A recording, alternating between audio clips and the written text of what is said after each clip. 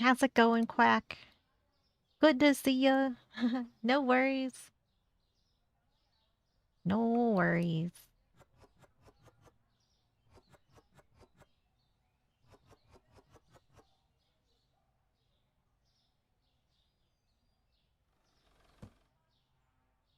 How have you been?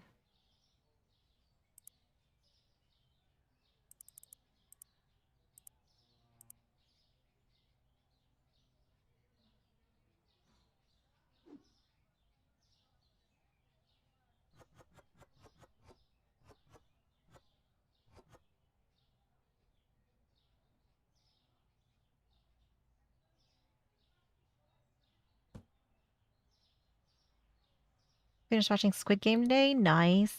Did you like it?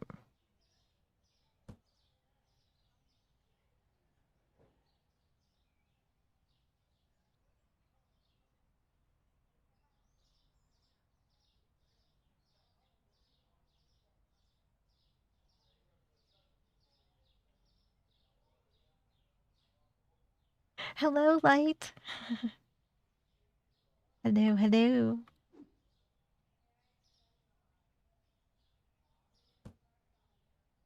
You wish the ending was better? Oh no. Was it kind of like a anticlimactic ending?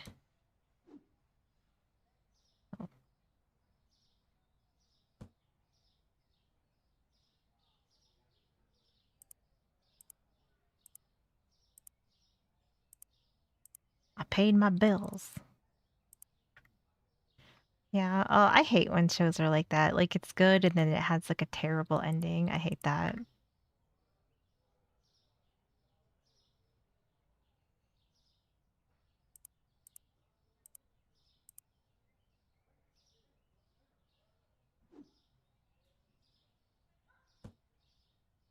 Shit.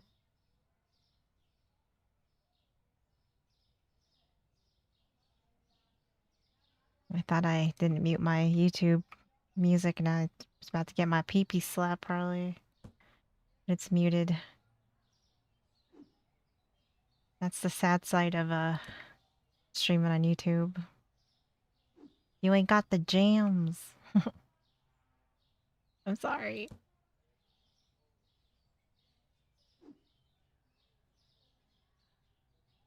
2 months or something for the new season. Oh, and then like that was then it just had like a lackluster ending. I hate that.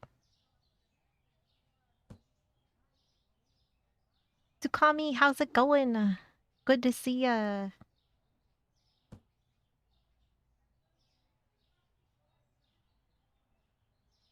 Oh, Light. Thank you for the super sticker. You're too nice. Thank you, thank you. Oh, I need cheese. Cheese. Wait, I figured I'd do this till we start our videos. Just something to have on the screen so I don't just sit here. I don't know, that kind of like weirds me out.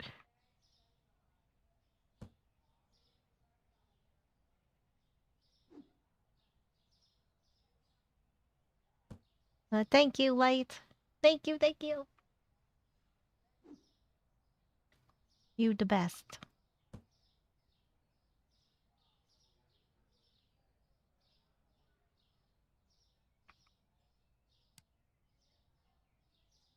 Alright, open for business. Business. I gotta get a floor though. This floor is ugly.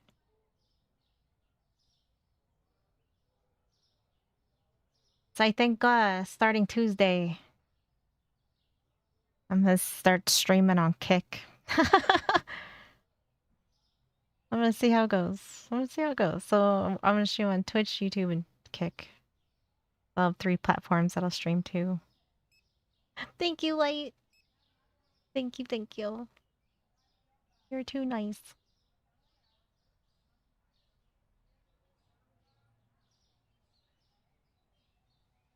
So I spent today like setting it all up and then probably see if there's anything else I gotta do over the weekend for it, but I'm gonna download Kick then. I mean, you don't have to, but um I don't know. I'm a little... Things seem like they're getting a little crazy, you know? I'm like, nah, maybe I'll just, I'll dabble in it and just kind of see how it goes. I mean, it's not going to change my streams, you know? Like, we're going to do the same stuff and watch the same stuff, but maybe I'll do better on there. I don't know. But I figured maybe I should try it. Maybe I should try it. I mean, I guess there's no harm in it. Like, if I don't like it, I can just not stay on there. But I figured, that's probably not a bad idea.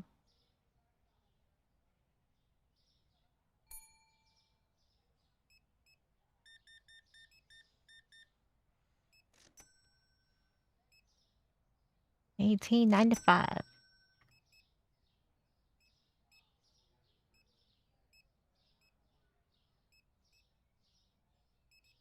think I need another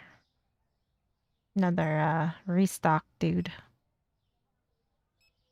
But I think I gotta buy more shelves.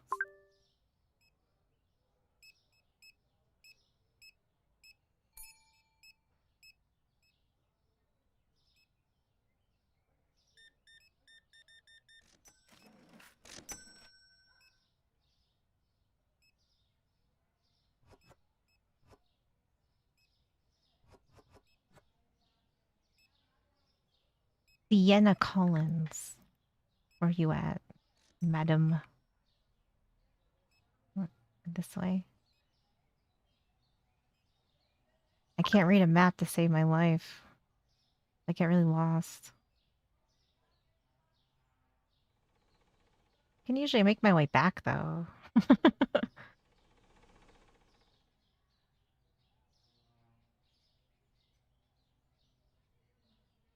You thought about streaming on Kick late?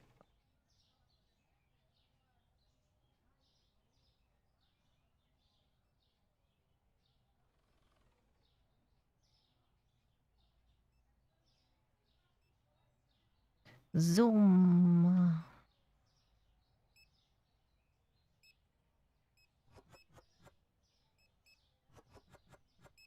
This is like a lot of milk. Dylan. We gotta go this way. No, this. You're easing into retirement? That's fair. That is very fair. Oasis, how's it going? What's this? We sell 3 boxes of milk for $19. I think I got enough milk. He needs some milk.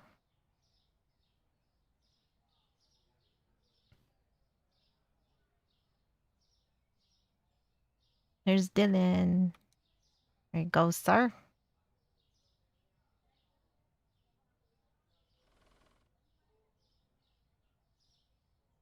How are you on YouTube? How are they?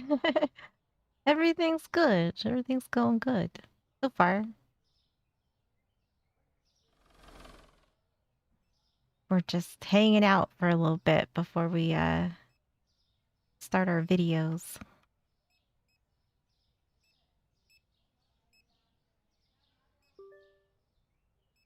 Oh my god.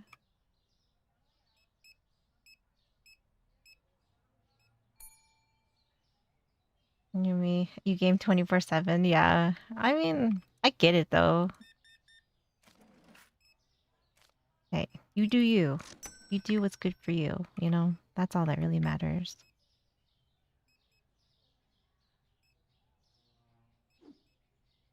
Oh, get lucky. I can get rid of this box. There we go.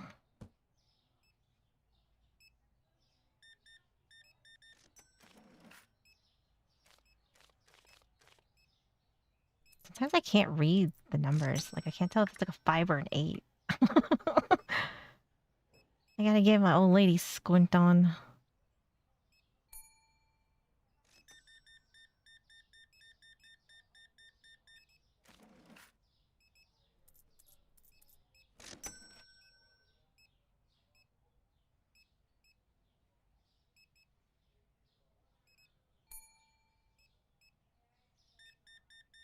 I didn't even see this lady in here. Where'd you come from?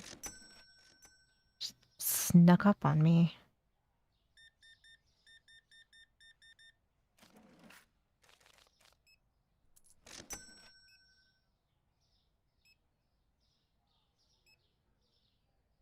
Watching a stream with a first-person game while falling into stereotype trap is a bad idea. Oh no. I'm sorry. We won't be like this for a long time. I just feel like I have to do something. Like I feel uncomfortable like just sitting like while we wait for people to come in, you know? So I feel like I have to be like I got to do something cuz I don't know, like I get weird. I'm just weird. I get uncomfortable just sitting here. But I apologize.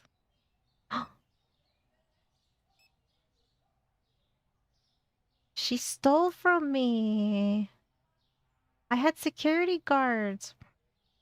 What are you do? I gotta get a camera, huh? You bitch. How did you let this happen? There's two of you. This failed me.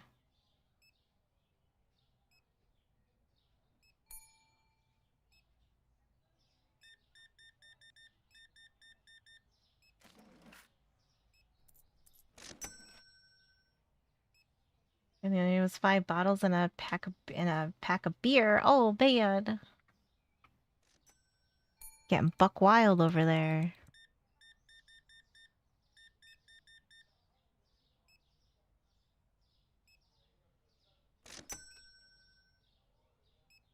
I think she's the only one left. I think a camera's like $500, so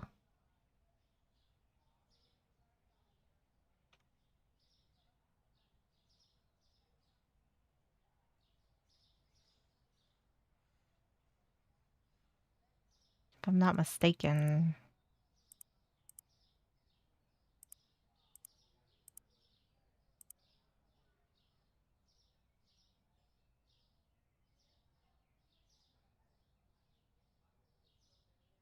Yeah. $500. Bruh.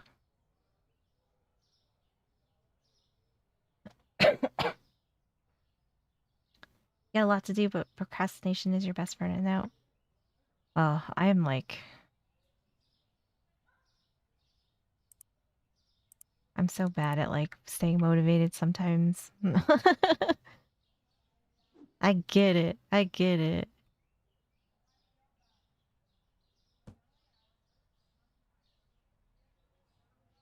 Oh, am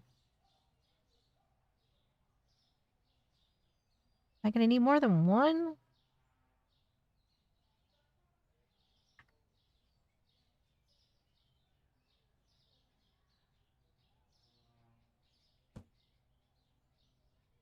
I can't see like the other side.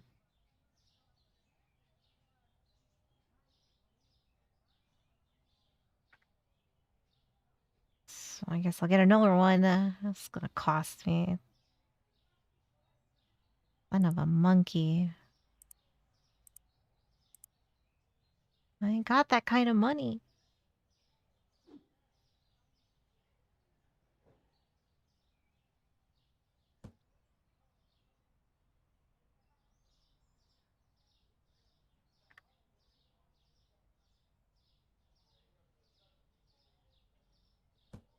Oh, I could have just clicked it.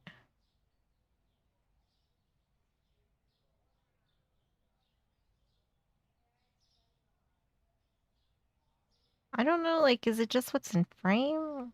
Like...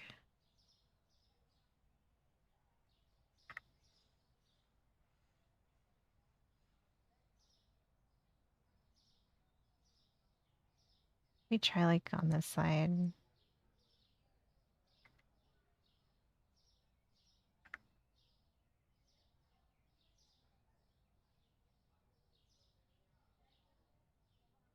I was gonna get a new floor, but I don't think that's gonna happen now.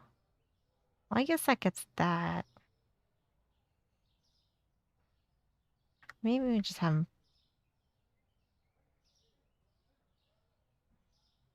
Well, that's pretty good. That's pretty good coverage.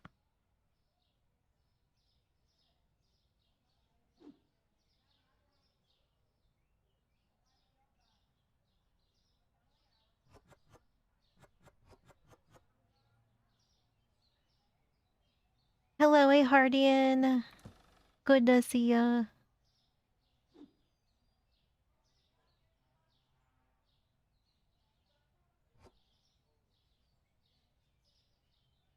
I think that's all full. I'm gonna finish restocking and then we'll start our videos.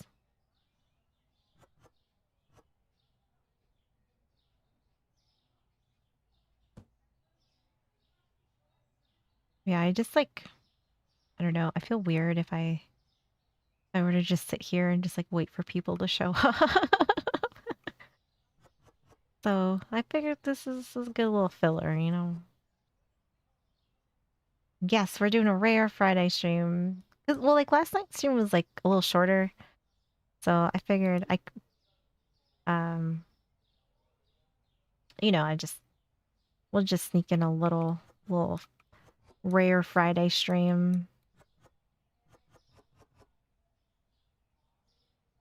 Would be weird. Waiting would be weird. Yeah, like I know like there's some people that like are fine with just like sitting there and like not doing anything. I can't do that. And that like just thinking about it makes me uncomfortable.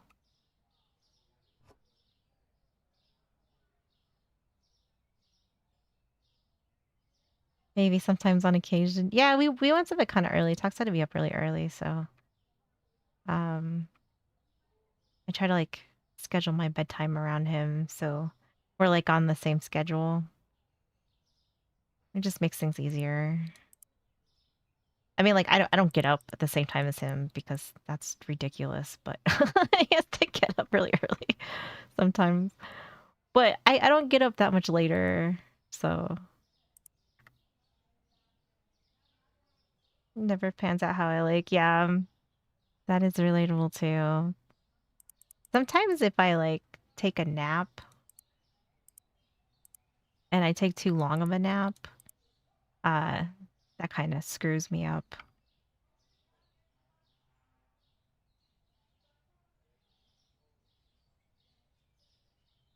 It's a horrible, yeah. I mean, I used to stay up really late regularly. Like I go to bed like 4 or 5 o'clock, or you know, like you'd start hearing like the birds and it'd be getting a little light outside, and I was like, oh God. But I'm kind of at that age now though, where if I do it too many times, I don't feel good. Like I start feeling like shit when I wake up. Like I could do that when I was younger, but now it's like if I do that for too long, I start getting like I feel like really sick when I wake up. Like my stomach will hurt, or I feel like I got like hit by a truck. It's not a good feeling. I was in like my like early 20s, like no big deal, you know, but now no, I can't do it. Can't do that. Sparks throughout your body. Oh no, yeah, yeah. Yeah, sometimes it's like I'll wake up and I'm just like, "Oh my goodness. I feel so much older than I actually am." And it does not feel good. We pushed it too far. You know what? There's some people like that though, you know, like, and sometimes it's not, you know, like it's just they did hard labor or they did a lot of hard work or, you know, did stuff that was just really hard on their bodies and it definitely will come bite you in the ass sometimes.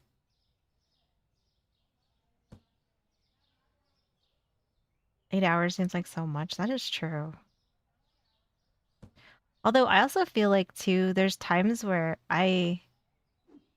if I sleep too long, usually like 6 or 7 hours seems to be pretty good for me. Because if I sleep longer than that and I wait and when I get up, I usually feel terrible too. Then I have like that whole problem. So it's like can't sleep too long because then when I wake up, I'm gonna feel terrible. But then if I go to bed too late, I'm gonna feel terrible. It's like it's a hard thing to juggle at this age.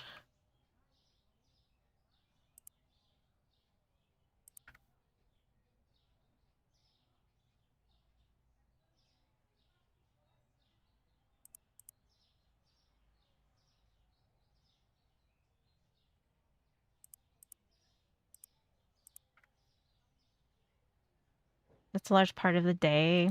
True. Depending on when you go to bed, I guess.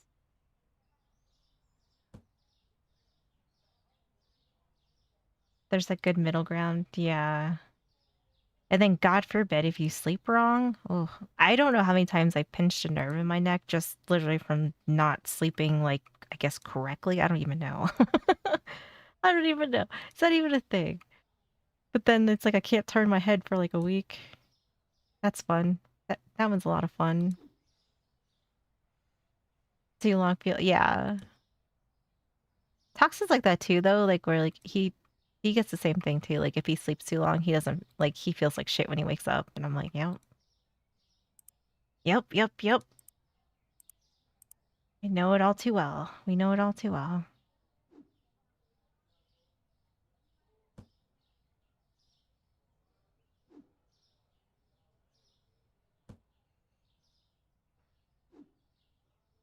All right. Guy's got to be done soon. Like, don't give me that much that has to get.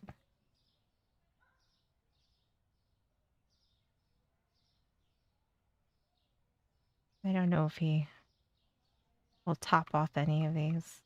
But he might be done. Yeah. Yep, yep, yep. Yeah. Yes, I've definitely had that too. Oh, oh, oh, it's a good time to age. It's so fun. Yay. Yay. It's so nice.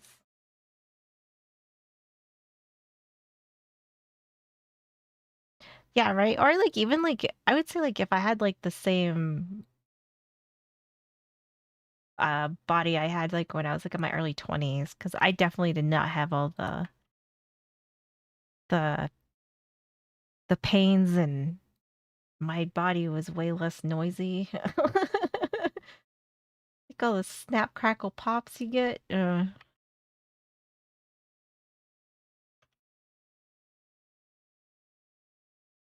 Yep, yep, yep.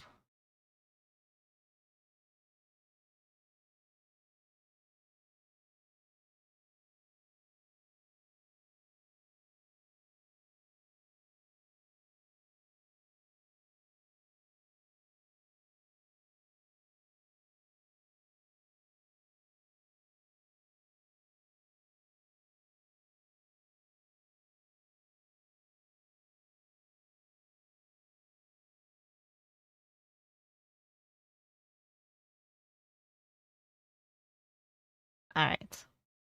We got all these up and ready to go. Let's start with Police Insider, our favorite. Our favorites. We love them. Oh, it started playing.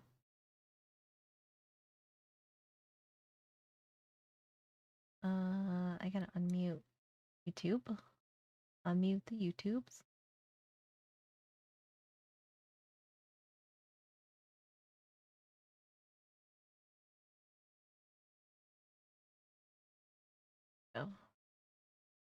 Stretch too fast.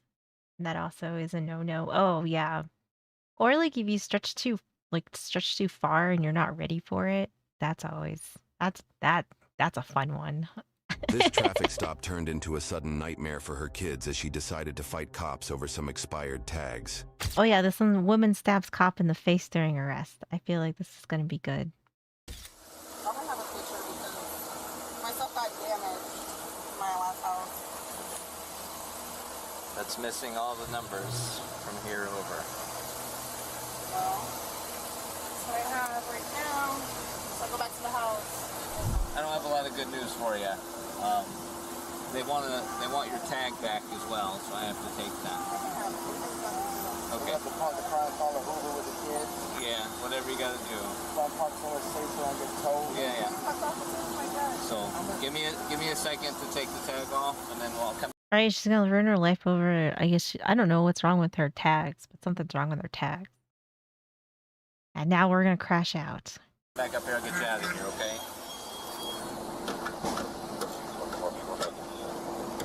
I'll take it off. It's easy. I got it. No, pardon me. Please go have a seat. It's my car. I'll take it off. No, I did not ask you to get out of the car. Okay, and go have why a are you seat. putting your hands on me? I did not ask you to get out. Have a seat. I can get out of the car if I need. I said have a seat, ma'am. Well, go sit your ass down. Come on now. Why are you putting your hands on me? I did not ask you to get out. Have a seat. I can get out of the car if I need to. I'm literally taking it This is off. the last time I'm going to ask you. Have a seat. I'm trying to get some water out of the car. Why are you Stop. Resisting. Don't you put your hands on me? I swear to God, like at some point, I think we're just not gonna ever have ears or something because clearly nobody ever uses them. Like, how hard is it to listen? Like, just listen. It's not that hard. Resisting. Don't you put your hands on me? I'm just trying to get some water. Tango 13, I need another one. Get Right off now. of me. 1018, please. You better take your hands off of me. I hope it's worth it. Hope it's worth it. Please, take your hands off of me. Get off of me. Get your hands off of me. Get your hands off of me. Right? Actually, insane. I don't even like. He asked you to stay in the car. He's got to probably take your plates. He said stay in there. You think you need water at this instance, which is absolutely ridiculous. But like, okay, whatever. And now we're here. Like, is it worth it? Get your hands off of me. I'm gonna say no. Get your hands off of me. I do not know you. That's my purse. Get your hands off. Look, even her husband is like, please stop. Like, please stop.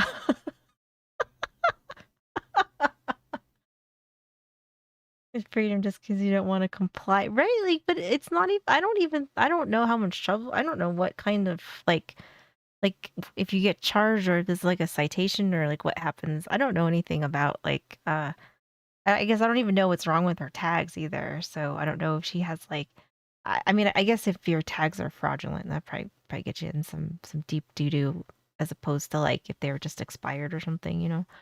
But I don't think it's worth all of this though. I would say it's definitely not worth all of this.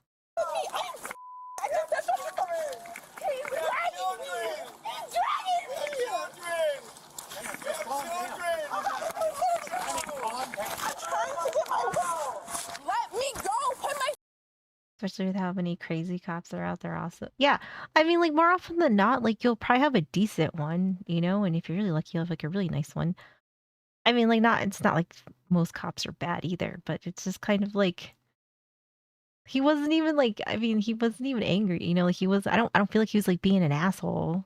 But now she's just gonna, like, lose her shit. Get a ticket. Jail time, a fine, whatever, maybe not worth prison. Yeah, I mean, well, I mean, like, and depending, like, she's probably gonna end up with a felony. Like, so, like, was that worth it? Probably not. I'm trying to get my will. Let me go. Put my foot down. I'm gonna walk over there. Stop. Can you let me go? Can you let my foot? He's not helping. Like, he's screaming, she's screaming and squirming. I mean, this is the whole thing. This other cop needs to show up already. Let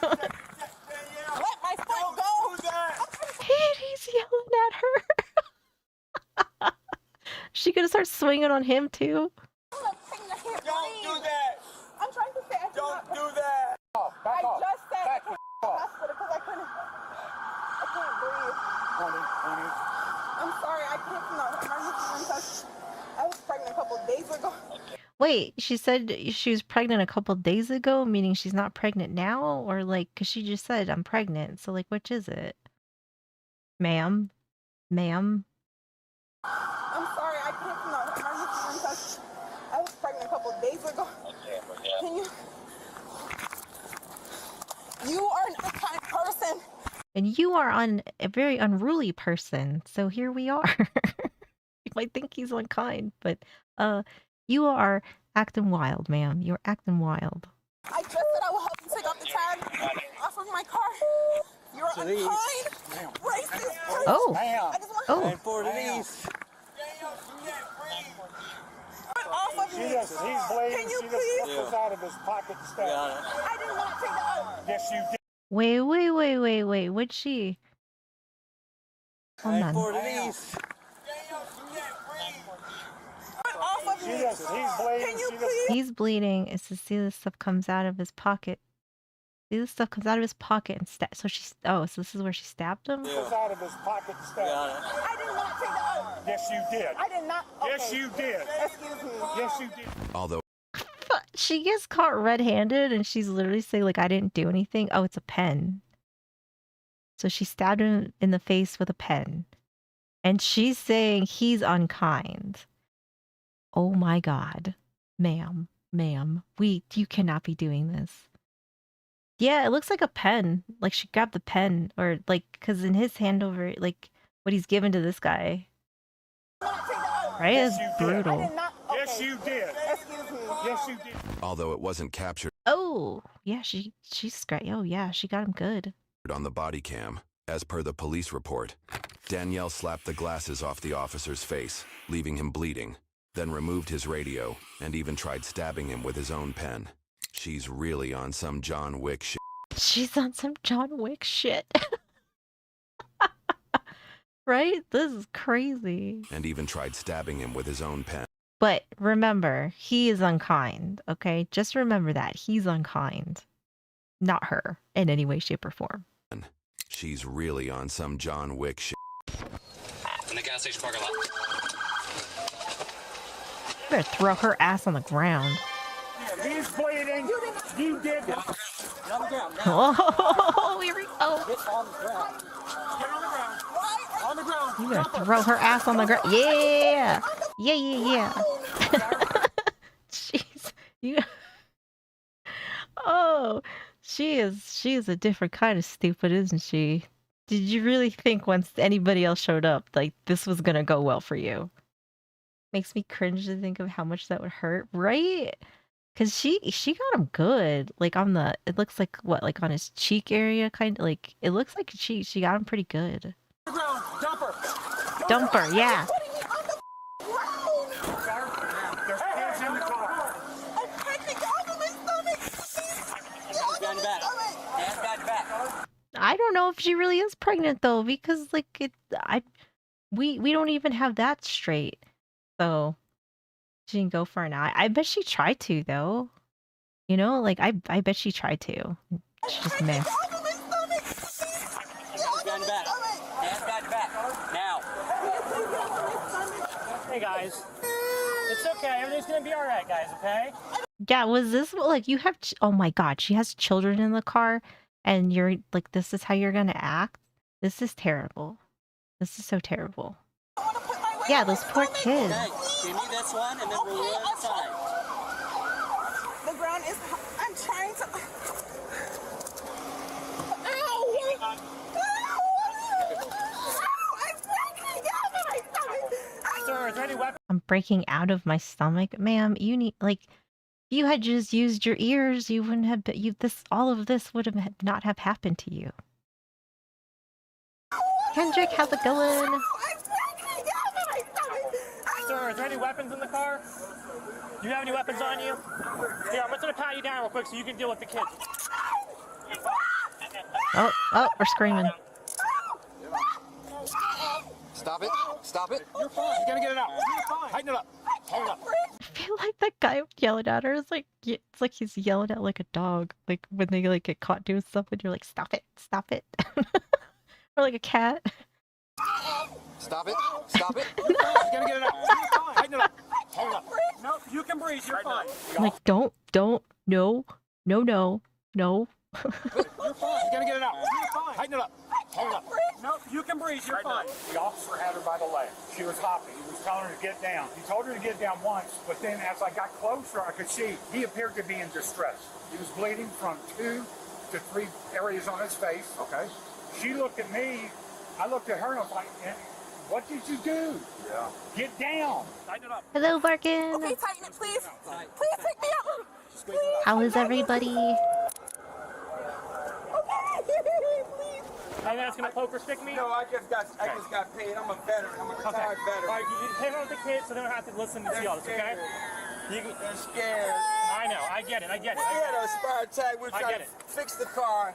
Go pay the tag stuff. I got you, man. I got you. And I told her let the officer take the tag. I said let the He's not at fault. I mean, I get it, you know, like, but I get that he's like stressed out right now.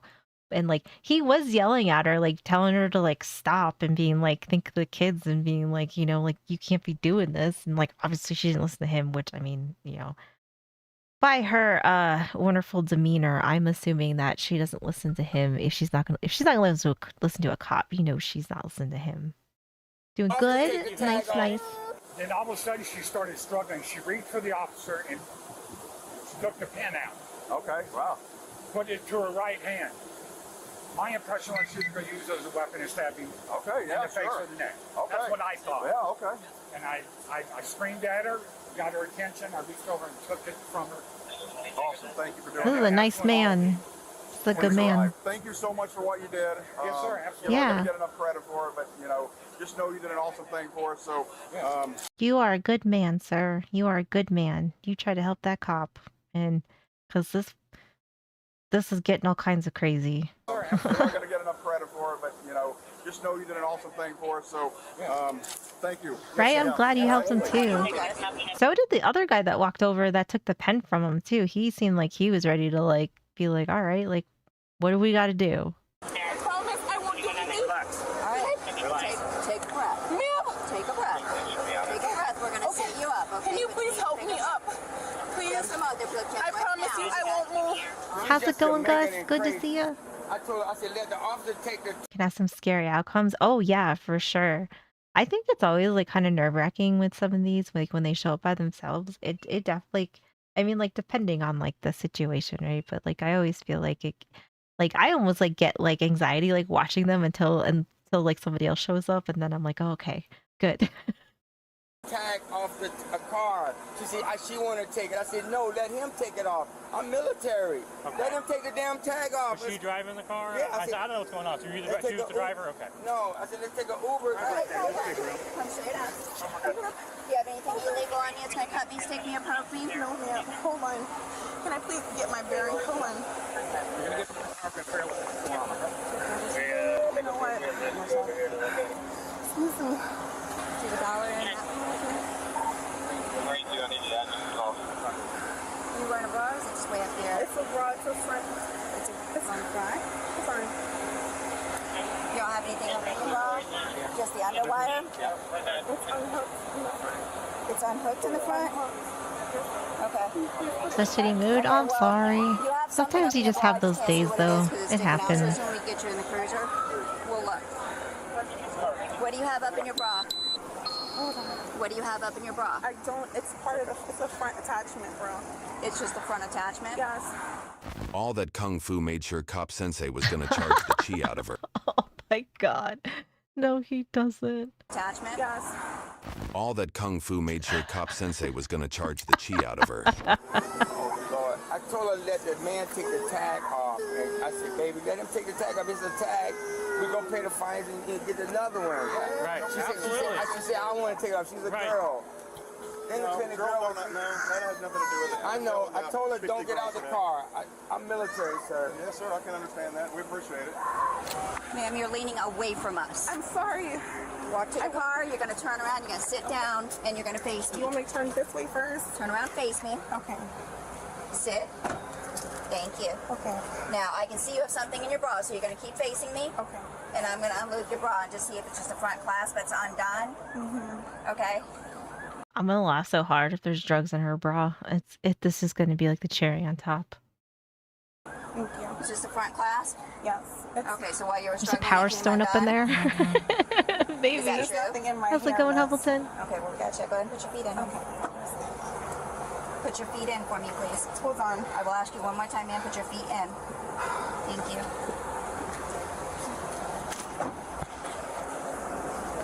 This came out of her back pocket. Who's arrested so I can give this to her? It's just $1. Just hand it to me right now. All right, here, got it. And this is, I didn't check her shoes yet. You okay? Yeah, I saw them pulling her. They were going to put her in my car here, but then they walked to a different car. This one's mine. Why is the yellow tape up, officer?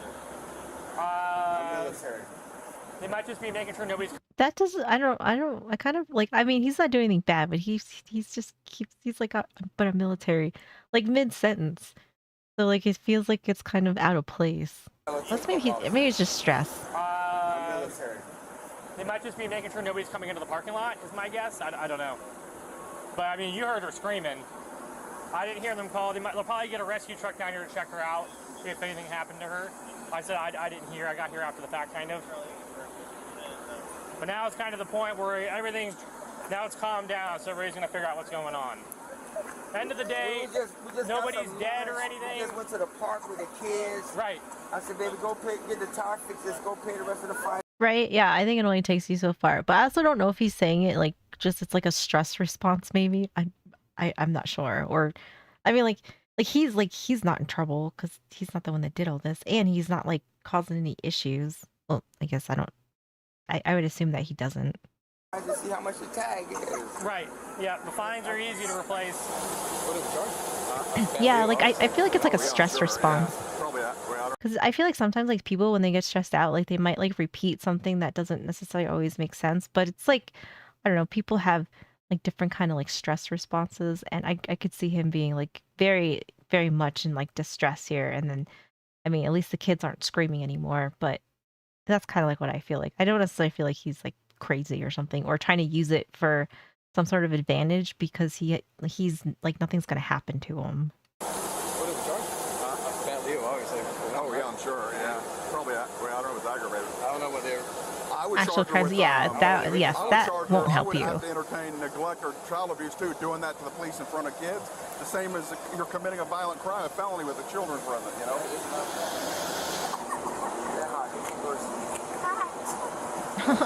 Aww. Is the AC on? Yeah, it is. Okay, good. I checked it. I just want to make sure because it is hot. Yeah, it is very hot. And it would be much worse hanging out in there.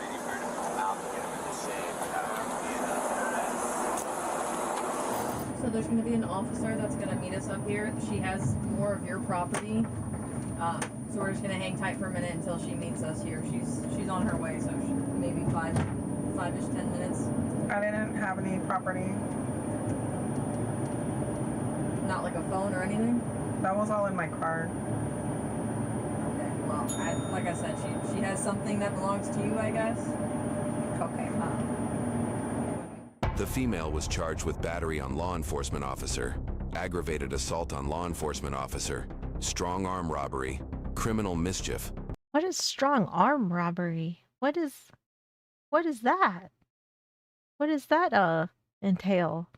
Ma'am, you're strong arming people? God damn. Just stole someone's arm? Yeah, baby. I don't know what that one is. That is something that I am not aware of that one. This man runs through hospital's glass gate to escape cops. It's from Police Insider too. Try to bite one more time. Yeah, one more time. Try to bite me one more time. This time we got a man this time, so you know we gotta mix it up sometimes. On March 27th, 2023, officers responded to a report of a car crash. Upon arriving at the scene, they found no trace of the driver in the vehicle. However, he was later It's like having a weapon or using old weapons. Oh, okay. discovered walking down the street approximately 100 feet from the crash site. The driver had knocked over several That's streetlights complying with with his car. instructions. Here's how the events unfolded. Key West 911, what's the address of your emergency? Yeah, no real emergency. We just had somebody run through the light there, or not run through, but crash at whatever it's called, US 1 coming on to the island, from Stock Island, where you can make the right or the left. So were they coming into Key West or leaving Key West? Coming into Key West. And you said, what did they crash into? They went through the, I guess, the crosswalk sign, knocked it over. Someone ran a red light? No way. Oh, I know, right? Oh my gosh. Tox and I spent a couple days like watching like some really insane like car accidents, and like I would say the majority of them were people running red lights, and they were horrific. Didn't make the turn, and they're up on the curb on the other side. What kind of vehicle is it? It looked like one person. He did get out. He asked me if I feel weird. When I asked him if he was okay, I said, no, I don't feel weird. Have a good day. You got early card though, right? I don't know. Oh, 1275. Signal 14 County's going to be out with us. Where were you trying to go? Is that south? Yeah. Yeah, I was going south. I know, but like to a location, like the hotel. Of course, I haven't before. You're back. Hello, Keviasaur. Are you from here? I'm from Louisiana. Okay, what are you doing down here? The man told the officers that he was a little disoriented and was heading to the hospital. However, the police found crushed amphetamine pills and drug paraphernalia in his car, as well as fake Louisiana ID cards. A little? I think you're closer to 50,000, man. Like, what'd you take tonight? We just have to let rescue know. I don't feel right, bro. Clearly, you don't look like you feel right. That's what drugs do to you. Drugs are bad. You know? Damn. He said that's what drugs do to you. Oh, I feel like he's like talking to his kid. I don't feel right, bro. Clearly, you don't look like you feel right. That's what drugs do to you. Drugs are bad. Classic you know? good citizen behavior. Yep, I yep. think drugs are bad. You just done up your car. And the parking poles, I mean, you could have hit somebody. Thank God you didn't. What up? Here come the paramedics. They're going to want to know, what did you take so they can properly treat you? Again, you're not in trouble right now. We just need to know what you took. Yeah, I'm not worried about getting in trouble. I'm just trying to get up north to my mom. I thought you were headed south, you said. Again, you're not in trouble right now. We just need to know what you took. He's heading in both directions at this point in time, I think. I don't think he knows where he's going. I'm trying to get up north to my mom. I thought you were headed south, you said. Again, you're not in trouble right now. We just need to know what you took. Yeah, I'm not worried about getting in trouble. I'm just trying to get up north to my mom. I thought you were headed south, you said. Okay. That's the fact that I'm not going to go to sleep on time. What's going on, brother? I don't know. Something's not right. Here's Something's not right. I was, sure. You know what year it is? Yeah. 2023. Can you tell me your name? Really? You don't know what city you're in? I just left South Beach. You left South Beach like 4 hours ago. You left South I Beach just left a while ago. like 4 hours ago. No. 4 hours ago? Oh, It's bro. not possible to get from South Beach to where you're at in 30 minutes. I don't have It doesn't matter. Do you want to go to the hospital? I want to see if this is Do you want to go to the hospital? What city are we in right now? You have no clue? I have no clue. I have no clue. Well, now you got to go to the hospital. Yep, now you got to go. But I don't know. I feel like he's acting like he's a little paranoid too, which might get a little violent. I have no clue. Well, now you got to go to the hospital. Got some holes in his brain. Yep. So I just asked him what city he's in. He says he has no clue. So now he's got to go with it. Okay, he's going with you guys. Here's the thing, Yeah, though. I would probably like to take We're someone. all right. Yeah, we'll have somebody ride with you. He just said he took, just for the record, that it took him 30 minutes to get from South Beach to here. Right. Hey, brother. Sir, do you know what planet you currently are on? He's gonna be like, I don't know. I'm here. Anyway, if it's possible, can I please try to get his sweatshirt removed? I just want to make sure he doesn't have any other kind of injuries going on. Is it all right if I go ahead and remove your sweatshirt, brother? I want to make a phone call. First, I'd like to get your sweatshirt off, and we can hold the phone for you. But I want to make sure you don't have any kind of injuries on your. Is that okay? This is a big paramedic. This is a big dude right here. I think if you don't want to comply, he's gonna take it from you. Well, I just want to check. Yeah, just your sweatshirt. Oh yeah, Here's they're what the being way officer nice. told them. EMTs are usually like super friendly though. Like I don't know. I haven't really come across too many EMTs that have been like assholes. Just want to check. And I don't know if these are firefighter EMTs because it seems like that's like what a lot of them are too. But like, but paramedics in general, they're usually super nice. They're really straight for patients if the straps don't work. True. Here's what the officer told them about the incident. When I got here, he was walking across the street. That was in the middle of the street. There were 3 people standing out here. They didn't see it. Okay. So I thought they were involved. They said no. They're staying here at the hotel. They heard it. Came out here. Saw him getting out of the car. Like I said, when I got here, he's walking across the street, covering his face, and acting like this. I don't know if he asked, brother, but did he have a seatbelt on? He was, like I said, he was already out. Yeah, he was already out of the so car no when I got here. Okay. I didn't see him driving, but he said it was his car. I mean, I don't think he's gonna be able to tell you if he had a seatbelt on or not, though, because he didn't know what the hell's going on. For all we know, he sees sound. See, even with the airbag deployment, usually I see some kind of marks on the arms or legs, and I don't see nothing like that. So, what's your name, sir? You just said it. We're gonna clear. Sorry? Bailey. Mr. Bailey, let's come this way, brother. We're gonna go ahead and get over to the rescue rig, all right? I can grab my bottle of water. No, you get some at the hospital. Okay, come on, let's go. Look, because he has cotton mouth. Amphetamine. Okay. For like narcolepsy and ADHD. So listen, this officer is gonna go ahead and let us do that, all right? We need to go ahead and take your blood pressure, okay?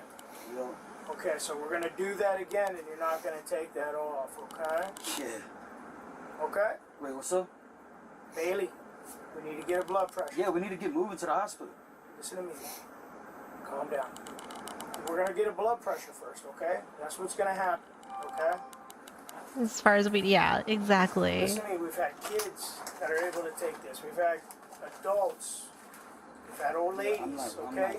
You're the first grown. I flushed the food right now, bro. I really. Okay, that has nothing to do with this, though. I'm not putting that shit on my arm, bro. I'm not. Bro, come on.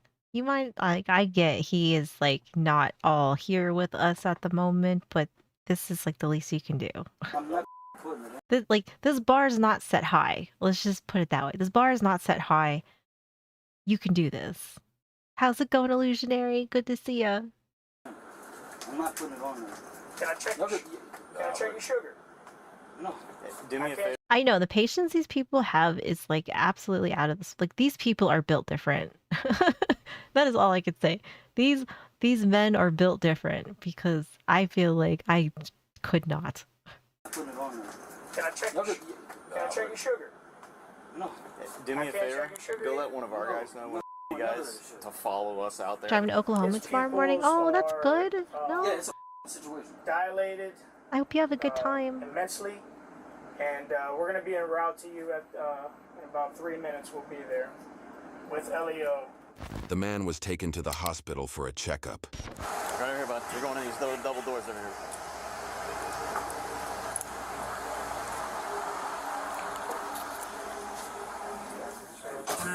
You can relax a lot. He's got a bunch of other old, Huh?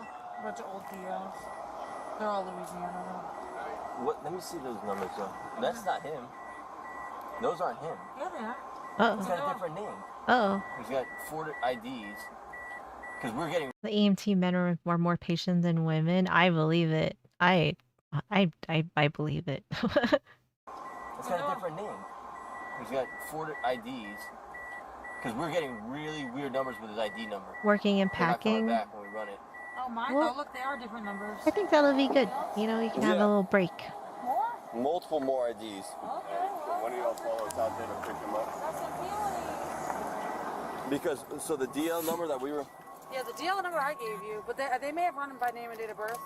Let me go find out. We had to run them by name and date of birth in order to get anything back. Cause and you still notice the number. These 2 numbers are the same. Yeah. No, these 2 numbers are different too. Yeah, all of them are different. But Louisiana may be weird. I don't know. You know, I can't like vouch for whatever. They don't have like a they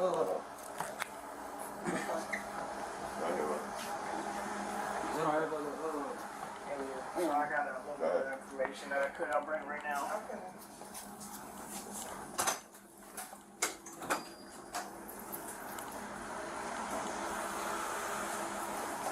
You better strap him down, because he he is not going to listen. You can already tell.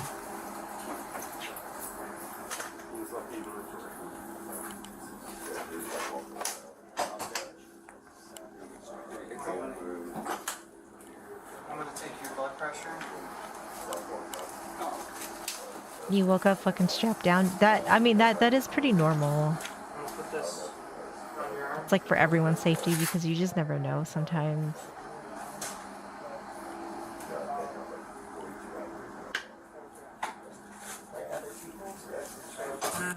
So is he gonna listen to this guy? Or is he gonna pull it off?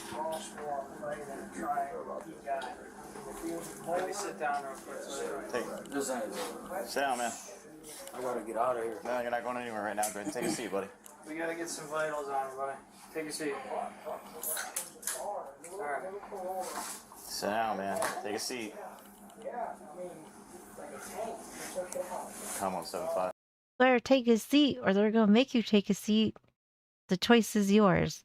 But I don't think you're gonna like it if they make you. Just saying, you know? You can make this a whole lot easier for everybody. Sir, can you tell me your name? Hi, I'm Leah. Billy? Okay, Billy. B-I-L-L-Y? B-A-I-L-E-Y. So when that runs, it'll give me a good rate. Bailey, I'll take a seat. take a seat, man. They got to run these tests before you can get out of here. Bailey, phone down. Phone down. He suddenly became agitated and began refusing to be checked. Uh-oh. Uh-oh. Here we go. Here we go. He suddenly became agitated and began refusing to be checked. Bailey, calm down. I got it's with my head. Little man, you cannot be doing this. You just cannot be doing this. Alright. If you sit down. It's with my head. I'm not. They have to run the test before. My circulation is my nerves up. Alright, listen. I'm gonna throw it on your other arm, but if you keep your arm still, it'll go faster. Mr. Richard, Dr. Gordon, how you doing, buddy? Good. Okay, is it okay if I Yep, do a escalation quick incoming. examination? Yeah, I'm good. Okay, well, it's okay. I can listen to your heartbeat and everything? About having vitals checked. Well, I think he is he's high on what? Amphetamines, I think is what they found. So I think he's extremely agitated and maybe kind of paranoid. Don't be bothering the medical staff, just trying to, yeah. I mean, unfortunately, like, they get shit on the hardest sometimes. Yeah, I'm good. Okay, well, it's okay. I can listen to your heartbeat and everything? Brock, how's it going? Are you having any pains anywhere? I'm good. Okay, you're good, huh? Yeah. Okay. Okay, perfect. Hang out right here. We'll be with you in a second. Sounds good. Okay. Where we going? Put your phone down. Put your phone down. Put your Sit hands behind down. Oh. He was taken to jail, but due to an... So he got checked out fine, but I'm guessing we have not come down yet. Nurses, doctors don't fucking... Oh, yeah, right? Yeah, I think if they had to, they'd have to, throw down if need be. But I'm doing good. He was taken to jail, but due to an elevated heartbeat and blood pressure, he was taken to the hospital again, where he did the unthinkable. Oh. What's up? Man, you mind loosening this up a little bit?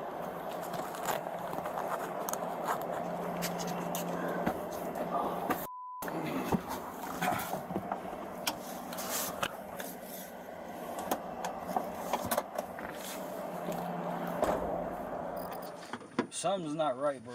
Can you please hurry up to the hospital? Yeah, something is not right because you're on drugs. Unfortunately, we are not going to have that realization until I think they wear off. Where do you want me to go? The gate's closed.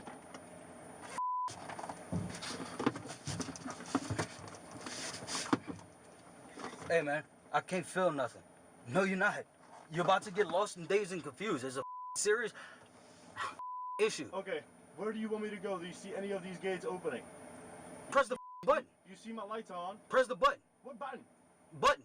What button? Hey, we need to do this fast. Okay, there's no button, right? They'll let me out. Trust me, this is not a good situation, all right? Hey, please, sir. I can't feel my dude.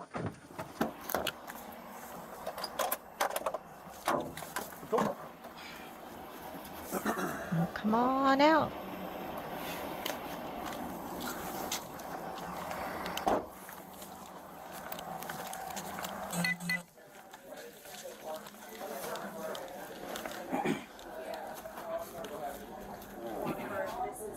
The smell? I don't know if it's my eyes or what. You got refused at the jail after you got cleared here. Okay. High blood pressure, high heart rate. Stand some responsibility and safety, yeah. I mean, honestly, he's lucky he didn't kill anybody because where he ran off the road and hit those light poles or something, there could have easily been somebody walking or, you know, somebody else driving through. So like he's really lucky that he didn't kill somebody. Yeah. Five. Driving with too many lights. Yeah, like what is that? That was weird. That was weird. How do you feel? Good to see you, Bandy Bean. One of the staff members asked the officer to remove the handcuffs so she could check the man's vitals. But as soon as the officer did, the suspect ran off a few minutes later.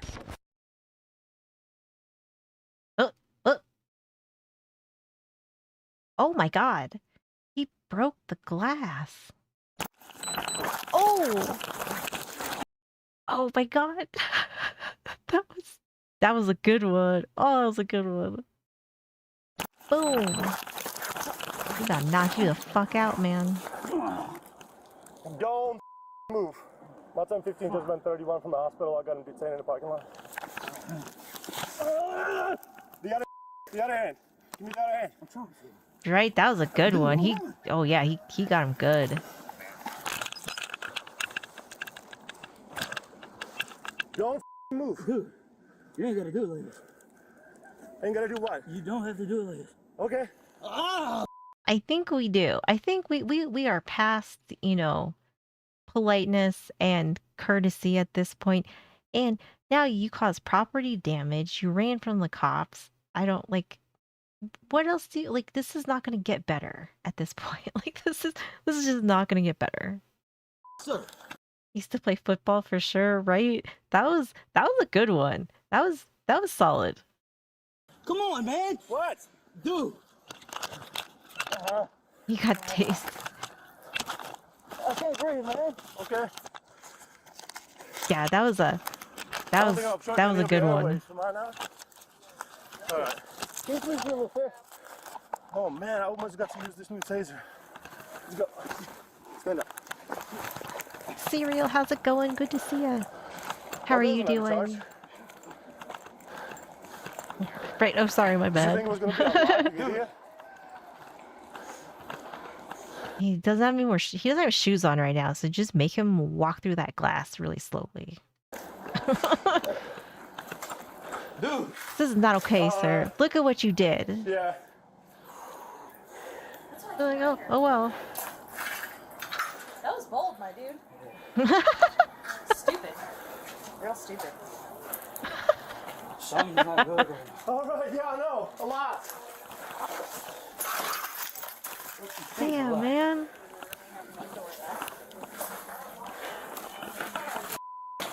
Oh. Yeah, he had enough. This cop has had enough. This is what I want to see. This is what I want to see. Great as always. I'm doing good. They're pink scrubs, right? They look cute. She did call him stupid. Wonder how you can be lectured as an adult like a kid and not be embarrassed. That's so true. But I feel like that's what these cops do. Like with every single one of these videos, you know? Like they are always talking to these people like they're 5. And I feel like you're a grown ass man, and if like another adult is talking to you like you're 5, Yes, you should absolutely be embarrassed. Swoop. Sit down. You sit down. Huh? You're gonna... Yeah, all right. Well, you already tried once, right? Didn't work out for you, did it? All right, bro. So shut the up and sit down. Yeah. Couldn't even outrun. I don't like what are you gonna do? What are you gonna do? Did you not feel the impact of what happened to you out in the parking lot? Like are you're just coming back for more? I don't I think it's time to give up. It's at this point it is time to call it a day and just give up. Well, you already tried once, right? Didn't work out for you, did it? All right, bro. So shut the up and sit down. Yeah. Couldn't even outrun this 300-pound dude. Slow as All right. Relax privileges. Up in the bed. Let's go. Up in the bed. What's up? Thank God it was you. How's it going, Hud? Like, y'all purposely disrespect. No, I think that was the other way around, but okay. No, I'm okay, yeah. Can I take this sheet off? No. Dude, I'm not. Don't ask any more favors. Zero. Yep. Zero favors. You have 0. Oh, and you owe me a pair of pants, you I'm just trying to get off. don't. Guess what? At this point in time, nobody cares. We're going to say nobody cares. Nobody gives a shit now because you've broken a door.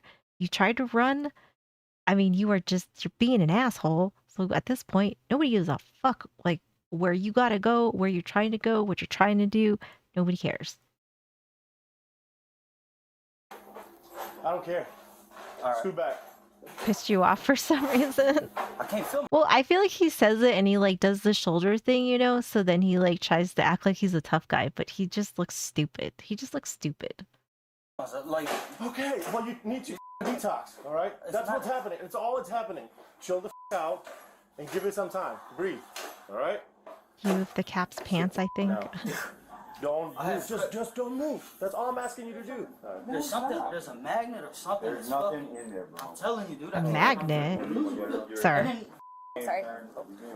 Some gloves. You know I'm gonna lose. Listen, feel it in my hand. Just relax a little bit. It's because he's on drugs. Listen, relax. Guys, fucking our hands over right here. More like carpal tunnel. I'm not stupid. Okay. Carpal tunnel. Where? See, like, this is a Darren. We have a Darren. This is a Darren. Oh, bro. More like carpal tunnel. I'm not stupid. Okay. Your partner can tell me that I'm unintelligent. I know there's a serious Yeah, but listen. The handcuffs are not tight. You can move your wrists around. Latex gloves. I'm allergic to latex. They're not latex. I'm allergic to materials. I'm telling you. Yes, male Karens are Darrens.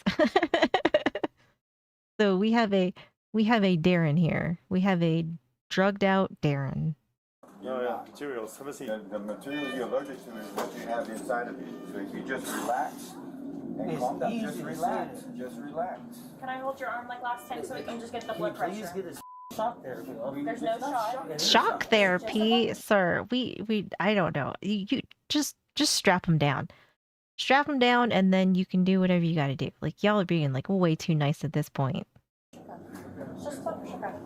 That's it. Hold still. Hold still. Take a breath. If you just let them do this. You've never heard that before? Oh, really? Yeah.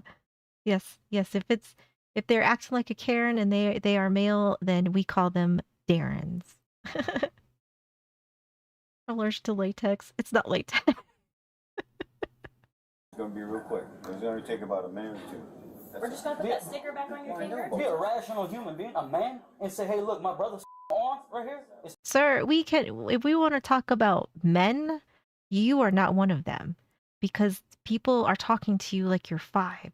So I don't think you should, I think we should just stop talking at this point. We should just stop talking and just go along with whatever we got to do. A short Darren with Napoleon's complex is dangerous.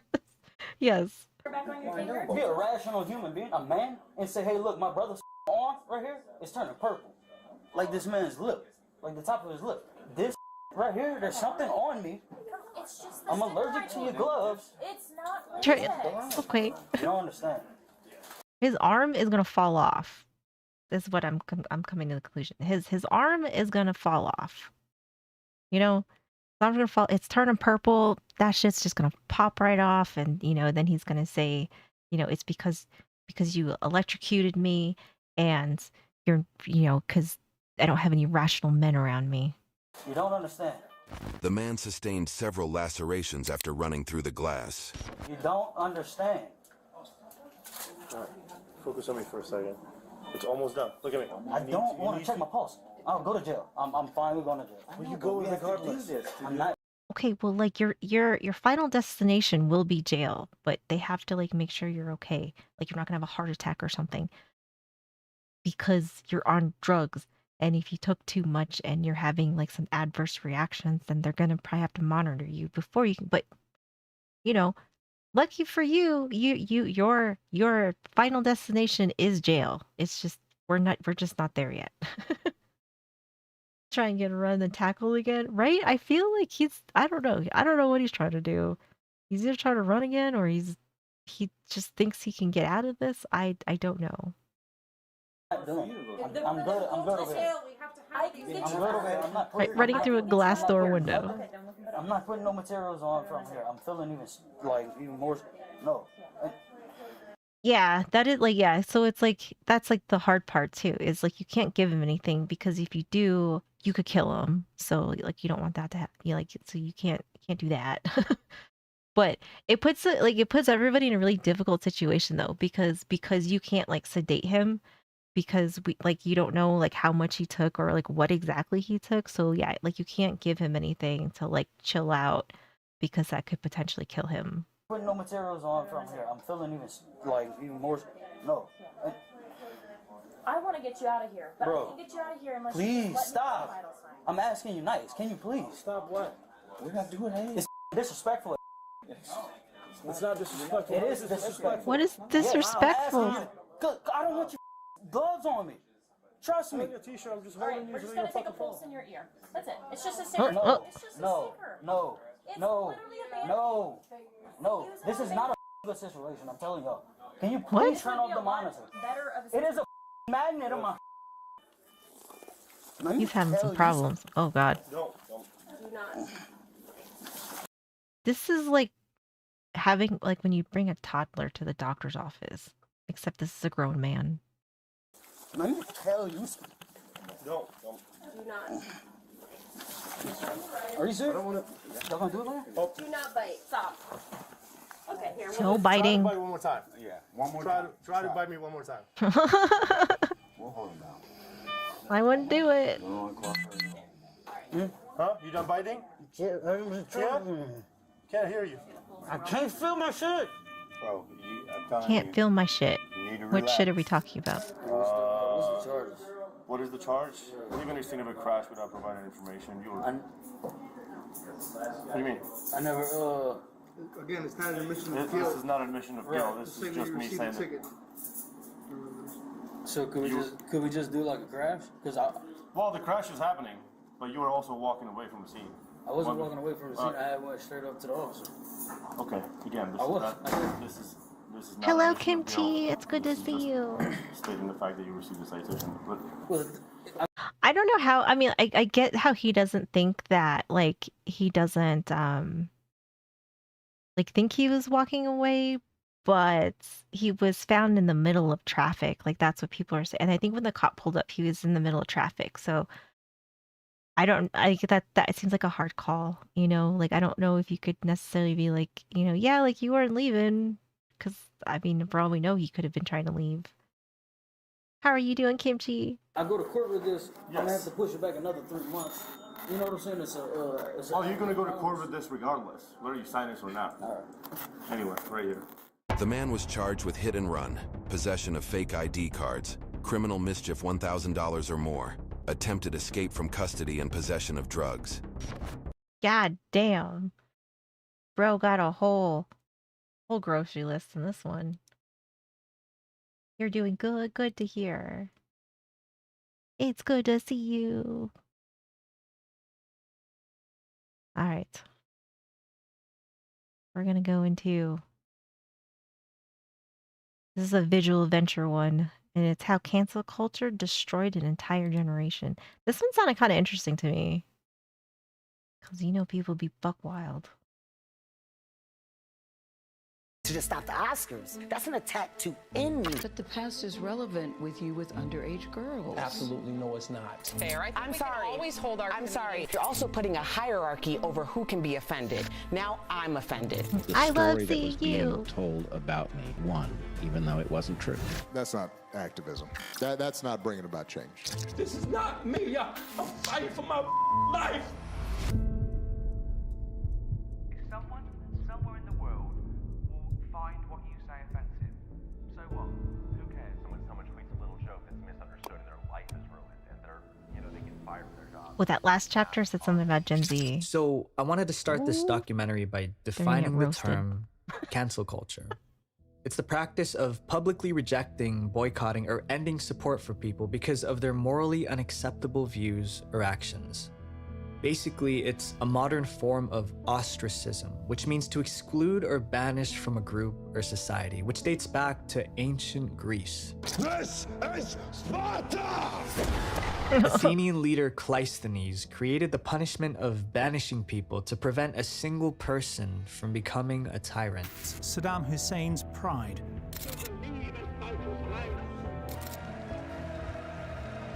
Joseph Stalin dominated the Soviet Union. The way they would do this is similar to our modern day elections, only no one wants to win this one. Citizens of Athens would write the name of their candidate on a piece of pottery. 6,000 votes would be cast, and the person with the largest number of votes would be banished for 10 years. Oh, if they refused, they were sentenced to death. But here's the kicker. When they came back after their time was served, it was as if nothing ever happened.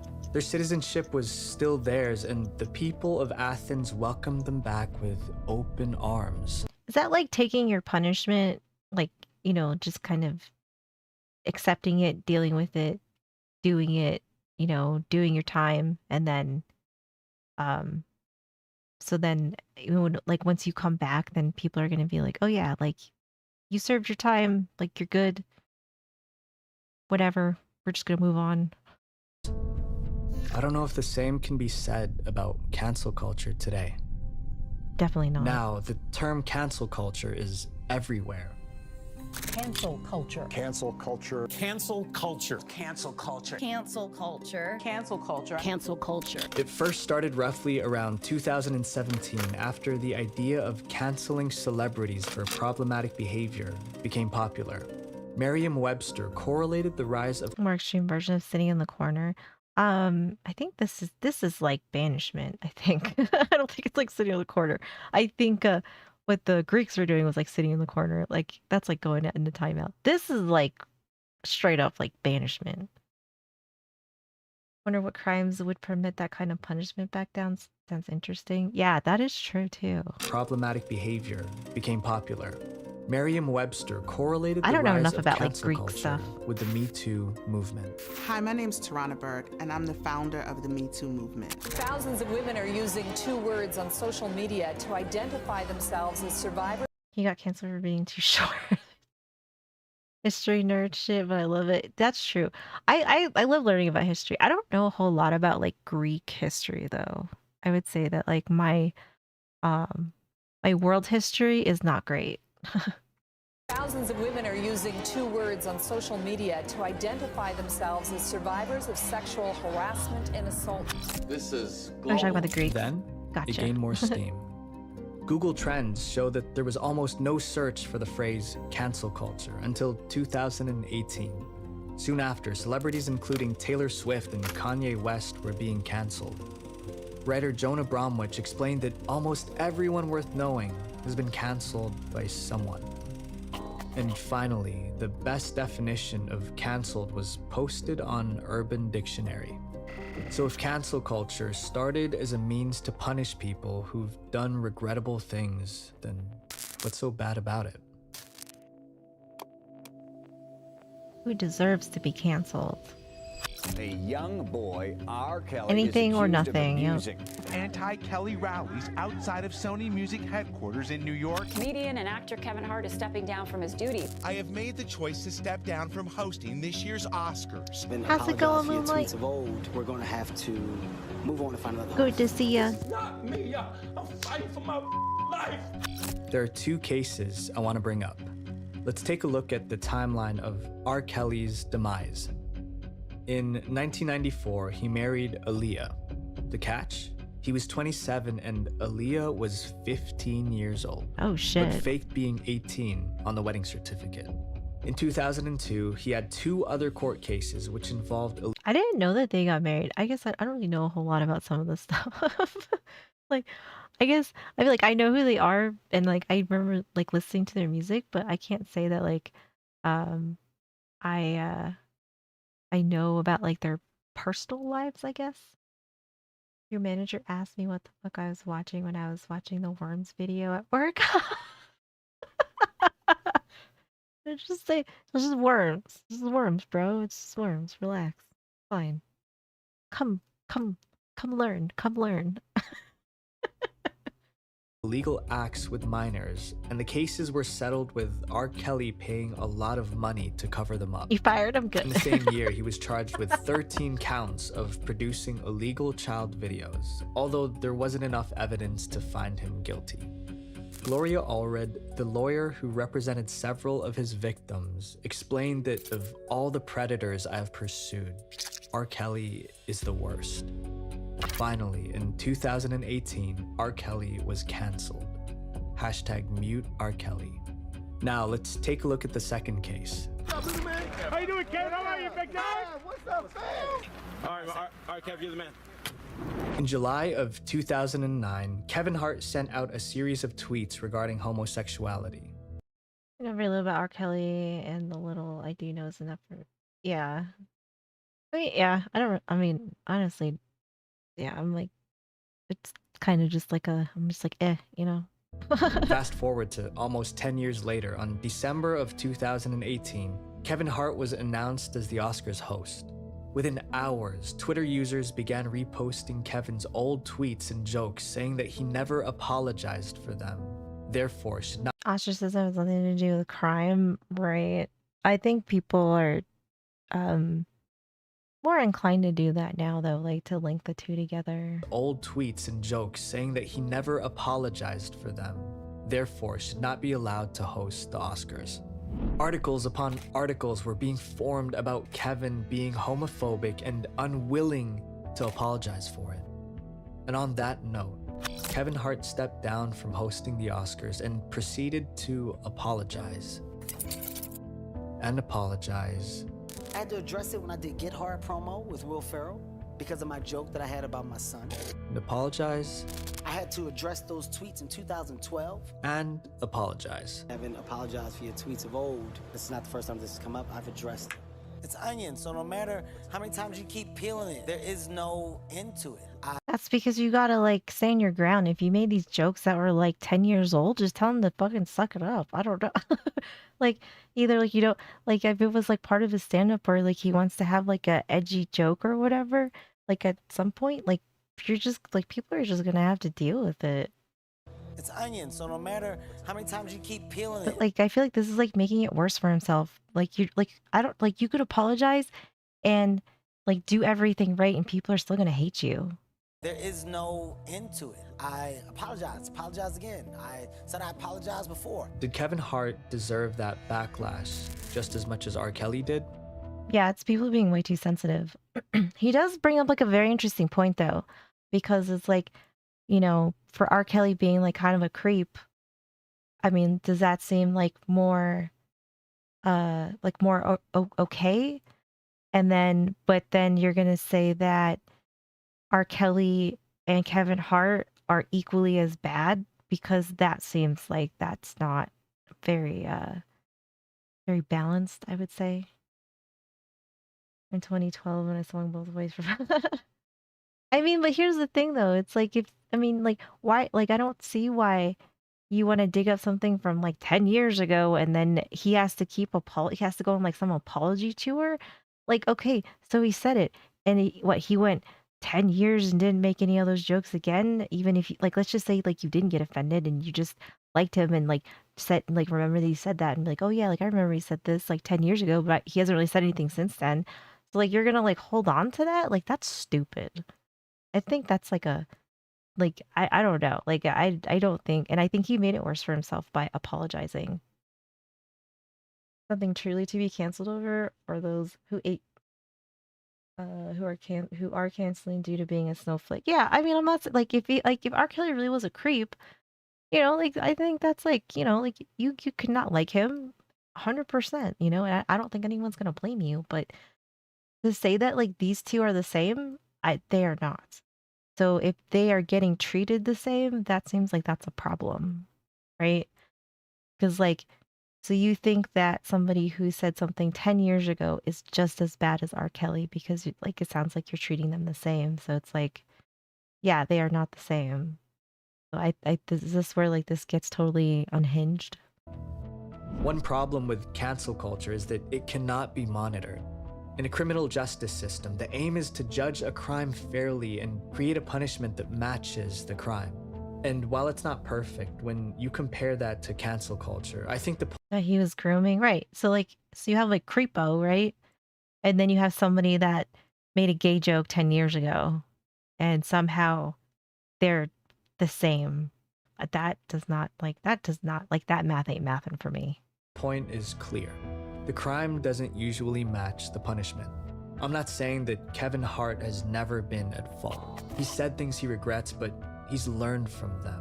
He has rebuilt his reputation and vowed to never make those jokes again. Yeah, you just gotta let that shit go. Some of the best lessons we ever learn, we learn from our mistakes. The other side of it though too is that if you really wanted to keep making those jokes, I don't know, like I don't think there's a problem with it either. Because I don't like he's not I feel like a lot of comedians make fun of everybody. So like if you're like a really good comedian, nobody's safe. So and I feel like he was somebody that made fun of everybody. So but somehow his gay joke is the one that got the spotlight. But I bet if you looked at like a lot of his stand up or a lot of other things that he said to be funny, I bet there's something about everybody. So I think that that is what makes comedians good is that like nobody is safe because I think everybody gets treated equally, but I don't think that he should be treated as somebody who is like an actual creep, who's who actually like had to go to court. Like that's I think those are like apples and oranges, but they just want to like group everybody together and give them the same treatment, and that seems a little wild. Dave Chappelle, he got a lot of flack for gay jokes. Yeah, but like he made fun of like black people, white people, Asians.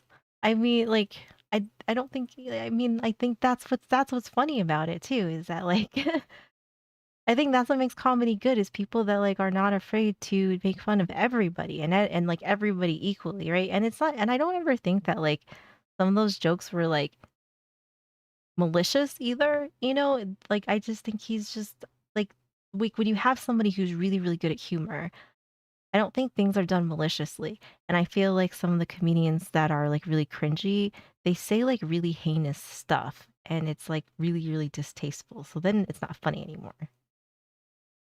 He's married to an Asian too. Oh, is he? Oh yeah, I think I didn't know that. Yeah. Mistakes. But does cancel culture allow us to do that? I want to apologize to the internet. I owe you an apology. I'm only here to say that I'm so sorry. Sorry for anybody who I've ever offended. I apologize so deeply. I want to make this note to say sorry to everyone. Continue to grow and mature. Too late to learn from past mistakes. Who are they to tell me what I can and can't do? I mean, we're better to hear different ideas and argue. As the cultural shift toward political correctness has swept through our society, the expectation for us now is to be socially aware. People broadcast these apologies feel so genuine, right? Yeah. Oh, I feel so much better. No, it's not good enough, so you should apologize harder. Apologize harder. It's like, how about we just not? How about we just not? The expectation for us now is to be socially aware. People broadcast their every thought and we hold people accountable for what they say online, but it doesn't really work that way. The main issue with cancel culture is that it does. Yeah, I mean, like you can. I mean, look at look at some slang terms from like the 20s. Okay, like we'll take like the 20s to 50s. You know, and like there's a lot of slang that we don't use now. So, you know, it doesn't mean that like they were being racist back then. You know, that's just that was the terminology. And so, like to say or like jokes that were like done in the 90s, you know, and then you want to be like, oh, well, like they said this in like 93. And it's just like, I feel like most of these people, it's like, first of all, you weren't even fucking born then. So like maybe you don't have like you don't get to, like you don't have a say in this. And like maybe you shouldn't like instead of worrying about what was done in 93 like that, then it's like really not a big deal. You should be worrying about yourself. Bring out the ukulele. Oh God, right? Yeah. That whole thing was so she makes me uncomfortable. More recent in times are just people getting offended for nothing. That is true. I think people are extremely, extremely sensitive. Does not allow people to learn. Oh yeah, there's a lot of movies that wouldn't fly today. I feel like Tropic Thunder, Airplane, Hot Shots, Major Pain. Like I feel like there's so many movies. Probably just so many. From their mistakes. He should have got a Individuals are ukulele. more He should have. often than not He should have. shunned and no longer supported, no matter the apology. But as humans, we need to make mistakes to grow. In a recent study, Gabriela Stoya looked at math classrooms to consider the impact of mistake-friendly versus mistake-unfriendly environments. They found that when students perceived their classroom as accepting of mistakes, they worked harder. But in a mistake-unfriendly environment, they just felt fear. I think we can all agree that if someone does something unacceptable, they should be held accountable. But at this point, there's a... Except nobody does. I feel like that's the problem too, is that people do like disgusting things or they, you know, and like there are no like consequences to their actions. Someone does something unacceptable, they should be held accountable. I don't mean just in But like at this social point, media or there's like a stuff fine like that. I mean line like between real life, accountability like and crime. bullying. What's disturbing about canceling is that it allows people to hide behind a screen and openly humiliate a person with the support of thousands or sometimes even millions. A 12-year-old classmate jumped to her death a month ago. A sheriff in Florida has arrested 2 girls ages... They on the right side and they want to go and do something with their life, even if it, yeah. You just got an ad for Major Pain and Hot Shots on YouTube. Oh, it hurt me. It hurt me. Big booty bitches. Maybe that'll help. Yeah? Big booty bitches.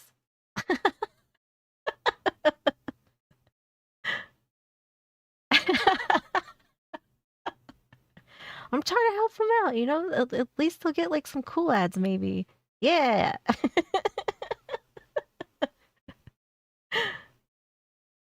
I do feel like people, I think there's a lot of like, I'm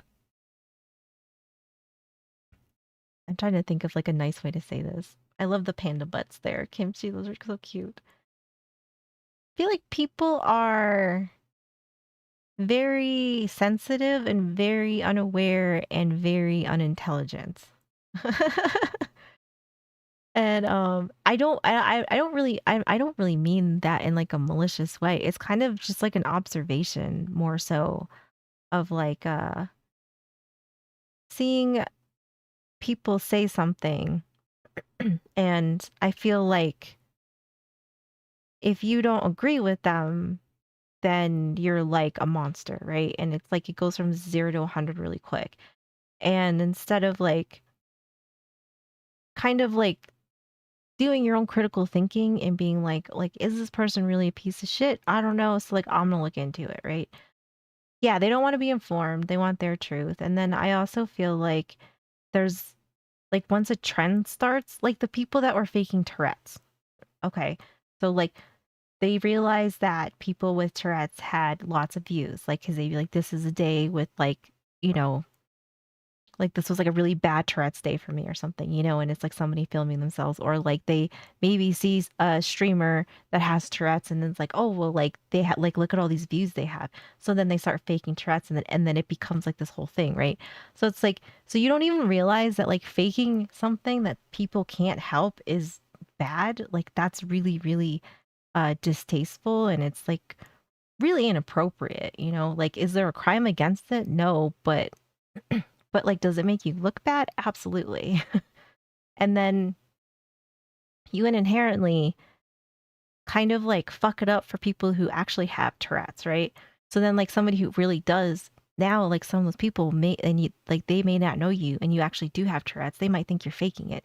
So it's like what you did is just muddied all this water for like zero reason. You can even partially agree with someone, but if it's not 100% agreement, then some people see you as an enemy. Exactly. Yes. Yes. If you are not 100%, if you're 8 out of 10 and not 10 out of 10, you are the enemy. 100%. And I think that people need to like understand that like it's okay for you to like somebody and not agree with everything they have to say.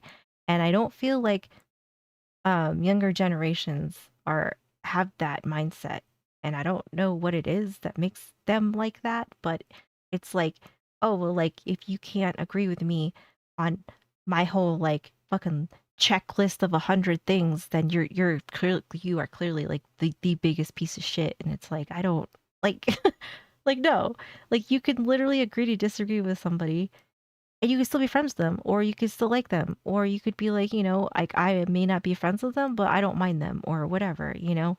But then I find it weird that when people actually do terrible shit, people think that's okay, and it's like no, like I don't like that people are like not even smart enough to realize like when something is actually bad because they're so blinded by everything else that like you can't even recognize like when something like legitimately bad happens. And I think that that's really sad.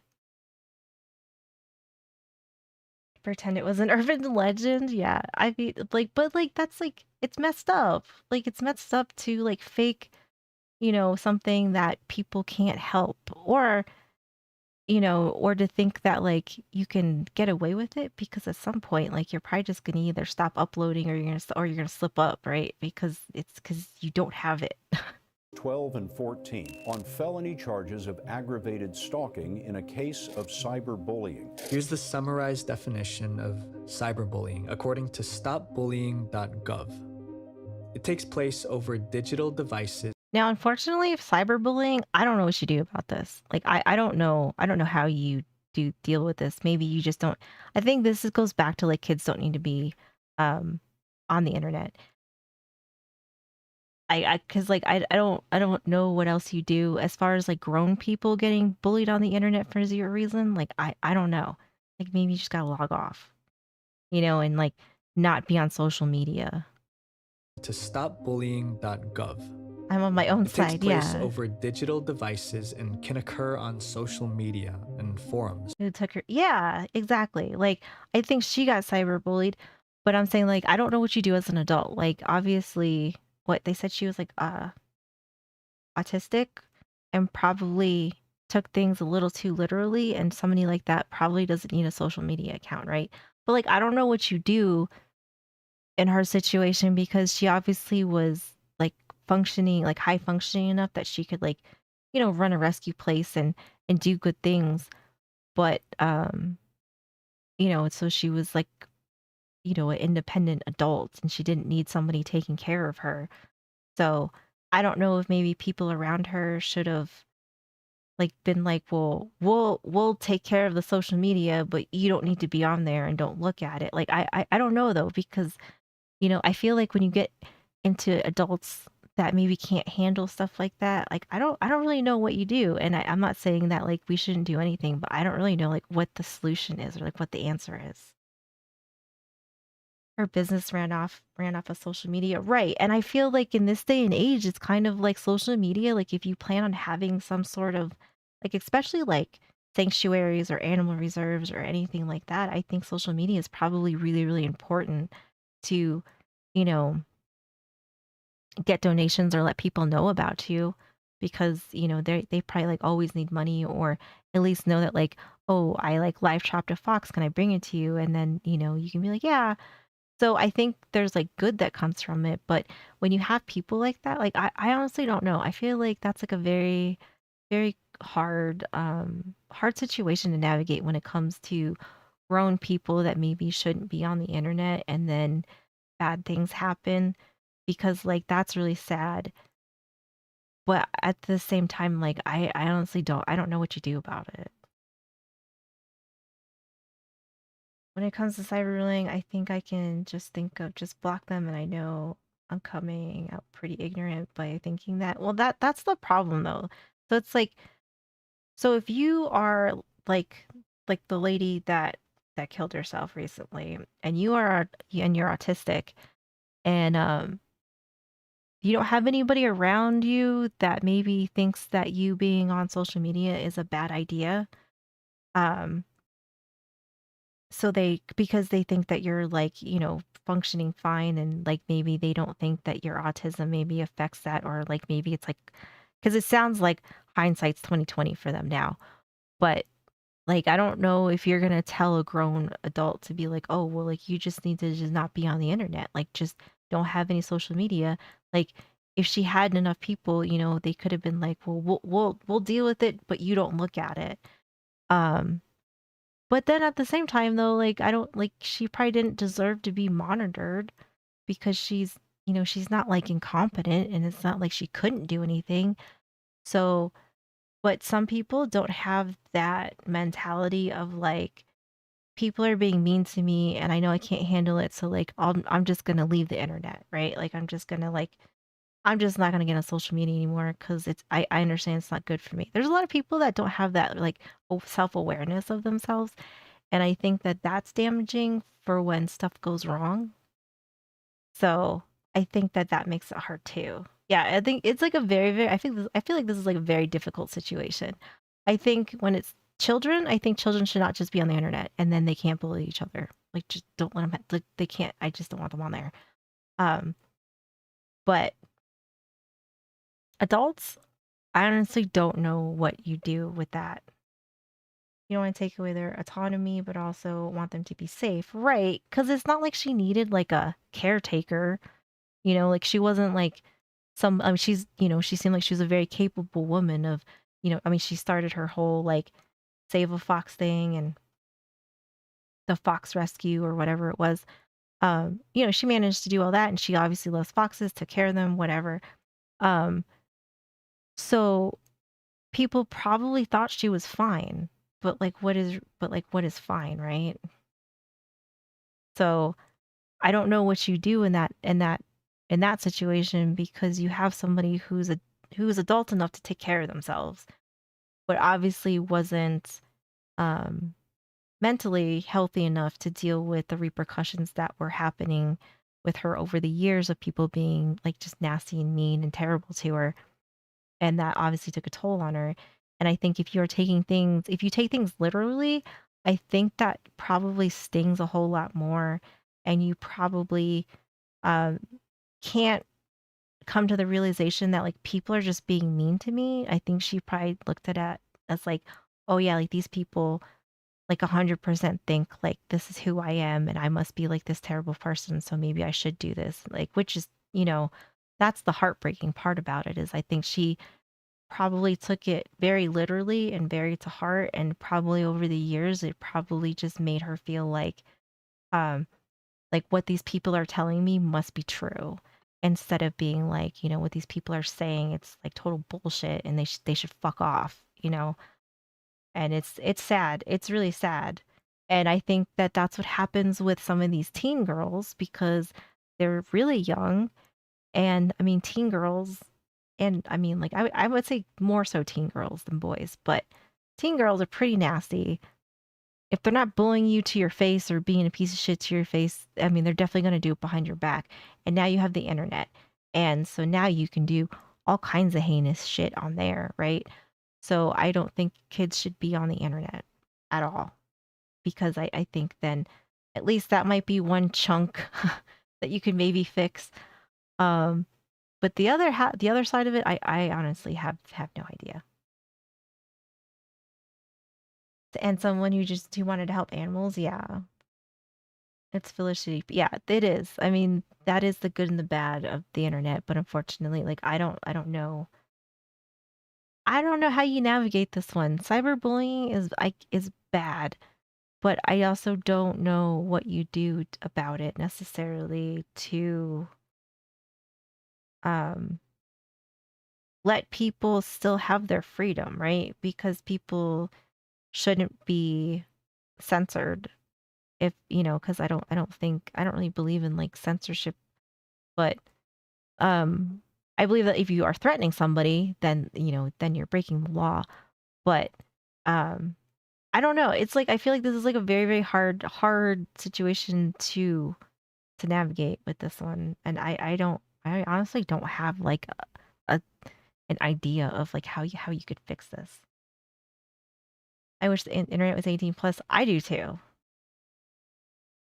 Bully them and seeing how horrible they are on their social media and profiles. Yeah.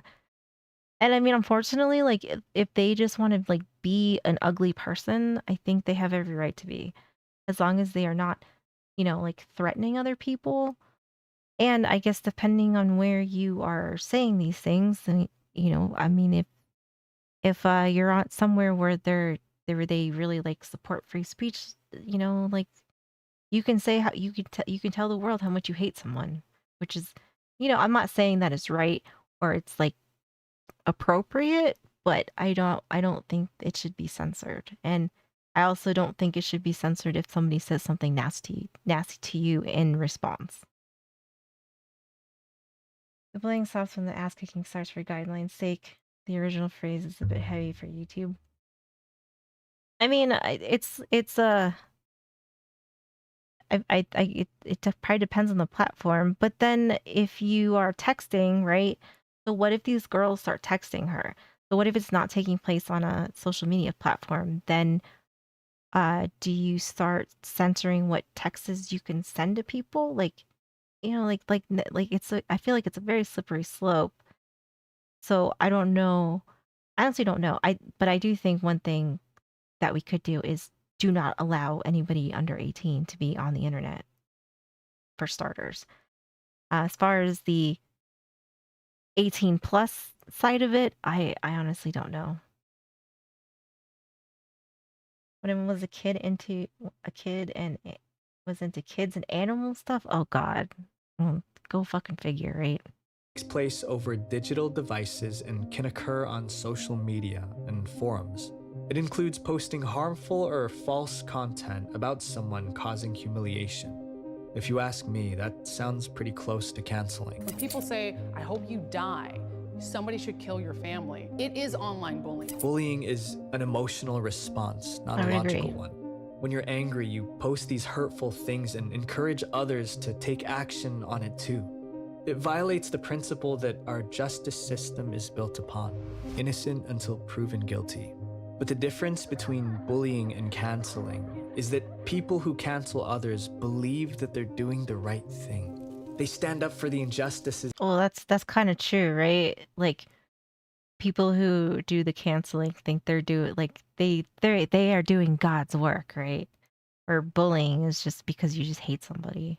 They see on social media and don't even question if it's real or fake, or if it's something they even fully understand. Because if it's on the internet, then it must be true, and you shouldn't question it, right? Fake news, we live in a fake world, points out. You are fake news. Misinformation. Misinformation. Fake news. Fake news. Oh god, this one. They're on the right side of, yeah, exactly. Looted, deranged, God's work. Yep, exactly. How's it going, Spike? In 1951, students of Swarthmore College participated in an interesting experiment.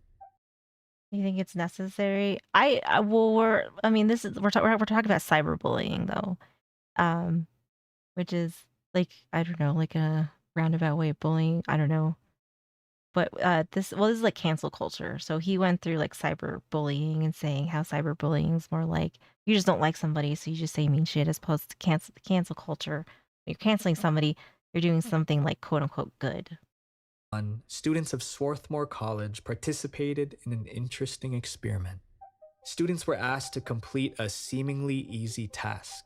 Each person in the room had to say out loud which comparison line was most like the target line. But the catch was, everyone in the room was in on the experiment except for the last person. The answer was obvious, but the people in on the experiment would always choose the wrong line. So what did the real participants do? Definitely C. C. After 12 trials, 75% of real participants conformed to the group and at least once gave the wrong answer. And in the control group with no pressure to... I had to sneeze, sorry. Let me go back a second. I had to sneeze. 75% of real participants conformed to the group and at least once gave the wrong answer. And in the control group with no pressure to conform, only less than 1% of participants gave the wrong answer. Conformity is ingrained in our human nature. In order to survive, we must live in a community. But what's different about our current generations is that we are not just connected to a small community, but now the entire world through social media. Bad news spreads like wildfire, but as we've seen in the study, it spreads even if it's fake. He's a professor at Evergreen State, and he called the race-based demand, quote, a show of force and an act of oppression. Read your letter, and your letter didn't sound racist at all. It sounded very well thought out. The inflammatory response to your letter was so disturbing and shocking. The administrators sided with the protesters, even though they knew full well there was no evidence of racism. I was pursued as if I had said something egregious. Well, I think it's just like the good and the bad of the internet, honestly. I just don't think children need to be on the internet. Well, there was no evidence of racism. I was pursued as if I had said something egregious, allowed the world to see that this isn't about guilt at all. It's about power. You see this happen in the incident of Evergreen State University's professor Brett Weinstein.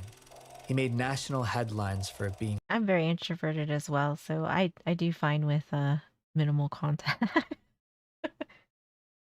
I feel like streaming's different, you know, because it's like, even though I get to talk to lots of people, I'm also in my home. So it's like I'm comfy in my home. I don't have to physically be around people. So I feel like that's like a happy medium for me. I don't like physically being around people. Like, I'm good. Like, no thank you.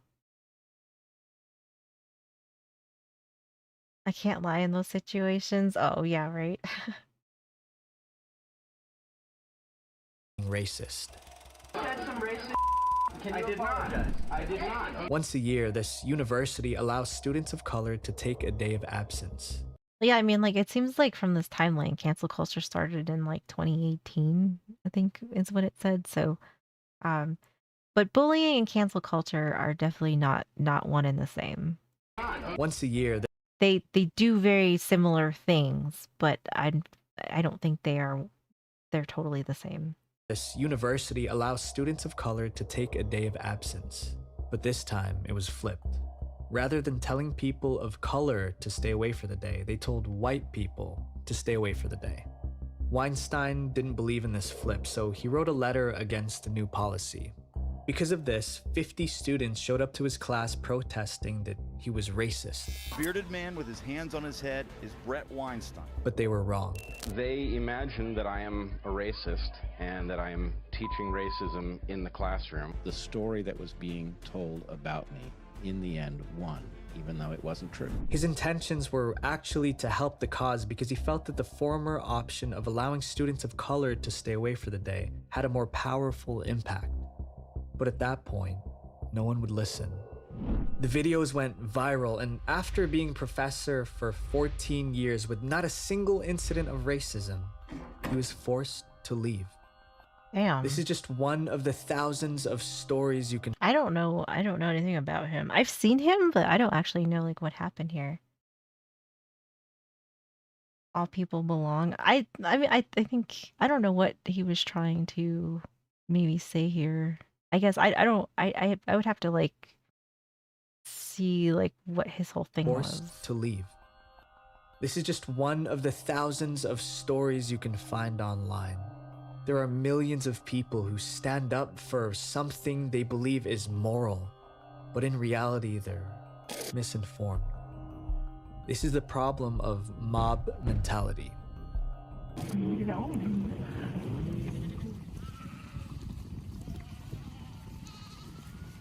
When animals in herds are in a dangerous situation, they band closely together in a group. They go into panic mode and move together as one unit. It's unusual for a member of the herd to stray away.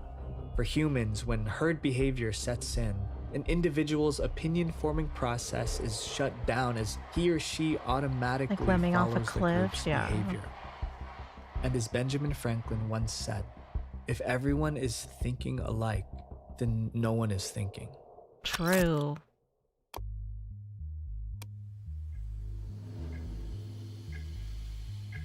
Is someone somewhere in This the is for you, Gen Z. Listen up. Listen close. world will find what you say offensive? So what? Who cares? And when someone tweets a little joke that's misunderstood and their life is ruined and they get fired from their job, that's awful. I have no interest in gender or race or anything like that, but everyone else is kind of calculating, is this the exact right mix? To me, it's anti-comedy. Times are changing, and with it, comedy as well. The limit that someone can joke about is becoming more restricting. Comedy, whether that be stand-up or a Netflix special, requires freedom and flexibility. A comedian has two jobs: telling fantastic jokes and filling the audience with joy. If they worry about every little detail of a joke they make, they'll fail to be genuine. One of the best parts of stand-up is its improvisation. Hello! I used to love this show. I'm your waiter. My last name's Ryan. What took you so long? Uh-huh. Don't you understand? We need some food at the table fast! No! And the beauty of improv gets taken away if people feel that they're walking on eggshells. When we take a step back and see the bigger picture, our entire generation is changing. Generation Z, those ages 9 to 24, represent 1 in 5 US residents. But there's a subsection of Generation Z that's one of the most powerful and influential groups today. They're called iGen. iGen? So what makes the hell is iGen so iGen? powerful? Well, iGen stands for Internet Generation. What do you think about people who have anxiety and panic attacks? Oh, you have anxiety and panic attacks? Like anything else, the more you go through it, the easier it tends to become. Keep putting your next foot in front of, your feet forward. That's life, That's usually how it goes. You can't expect everybody to just completely understand it, and I don't either. Acknowledging that is the most important thing. Encouraging these people that you care about to actually seek proper help, seek real treatment, is something that I would promote for anyone. They, along with young millennials, are the most organized groups on social media. I believe this. I think this is very true. I am a elder millennial, so my time has passed. I already got like one whole leg in the grave, according to like all these people. So my time has come. They have the potential. What I'm saying, like some of these people would be let go, but like what are these butterfly clips that these are from like the 1900s? And I'm like, okay, like why don't you stab me in the heart a little bit harder? Okay, I will just go bury myself right now. Like, please. We're still young. Millennials are the most organized groups on social media. They have the potential to disrupt political and social processes, and even have the ability to move the stock market. Although I think the worst one was when the girl that thought Tom Cruise was in a band called Cocktail. She didn't know that Cocktail was a movie, and that the cassette that she had was like the soundtrack. And I was just like, oh dear God. No one's going anytime soon. I don't know. You know, apparently to some, I'm like the goddamn crypt keeper at this point. To move the stock market.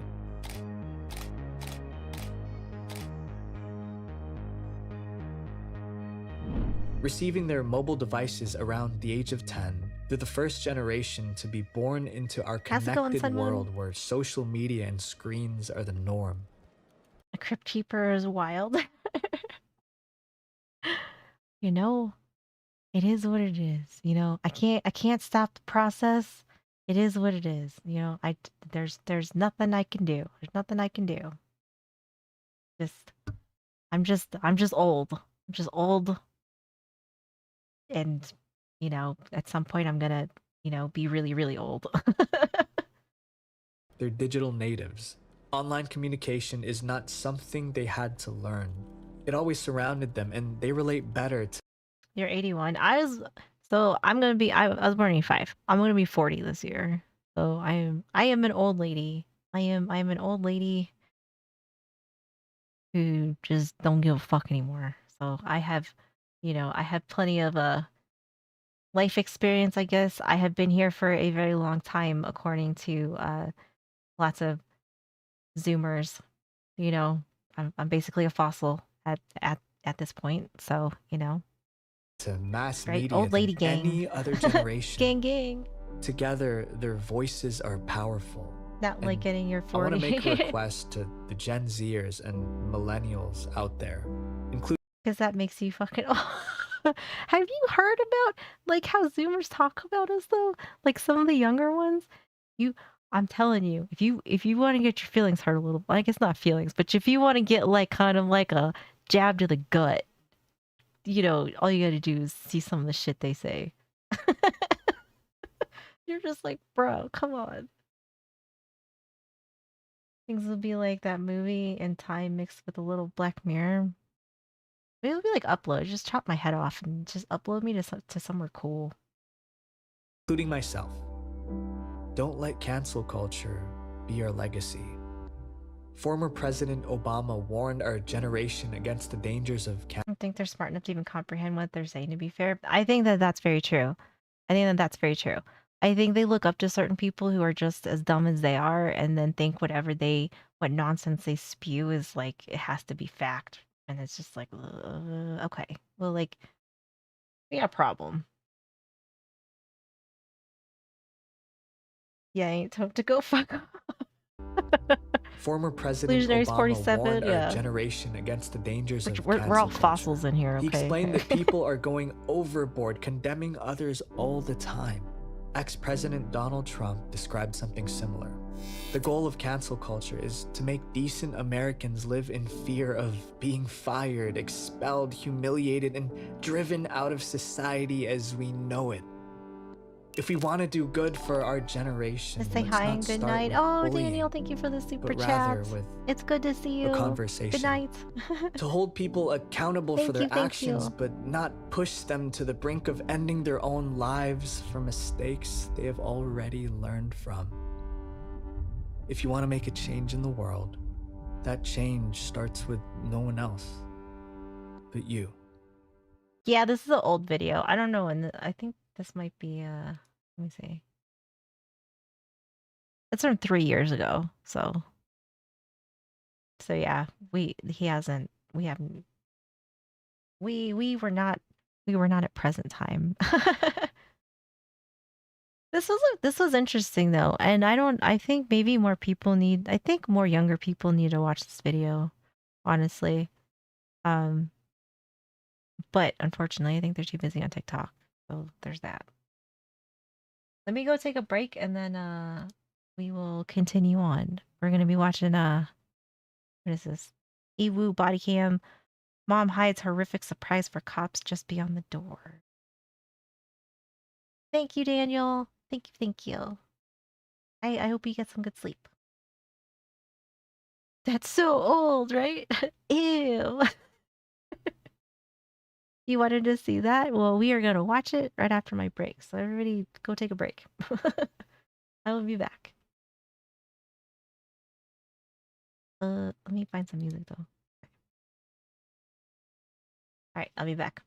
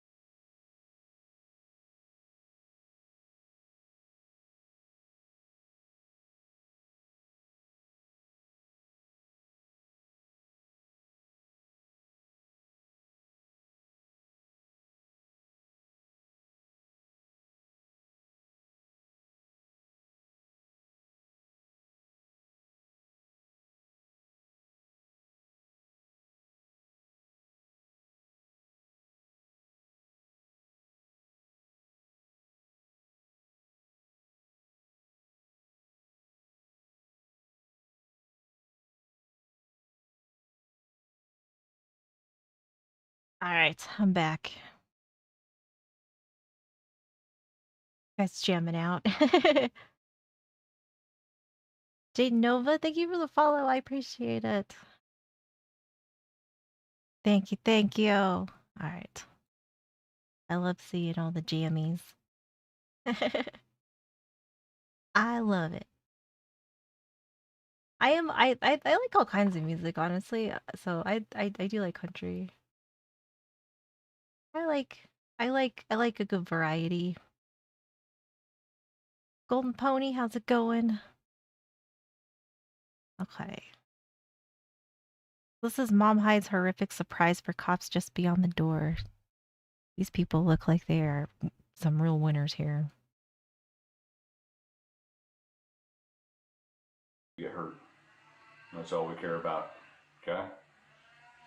We don't want that Right baby now, to get time hurt. for crazy. Do you want the baby to get hurt? Hey, come over here. What the are you doing?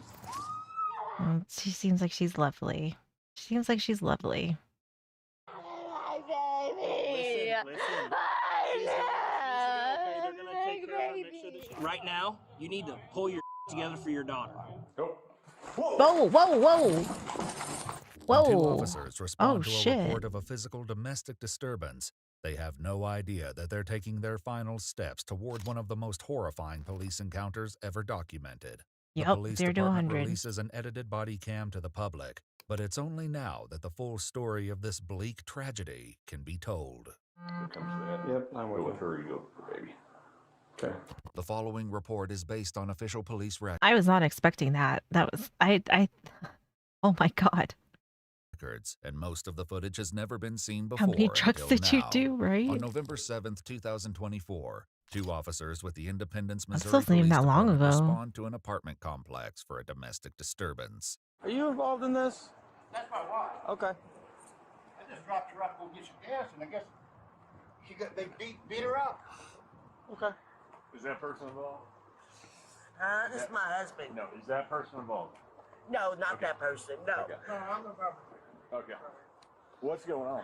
I called my son and asked him if it's okay for me to come up here to see my granddaughter. The officers determine after speaking to the woman that she's been assaulted, and they go up to the apartment to investigate. Oh yeah, that's like 100% how you get put down. This is not good. This is not good. Oh, 5.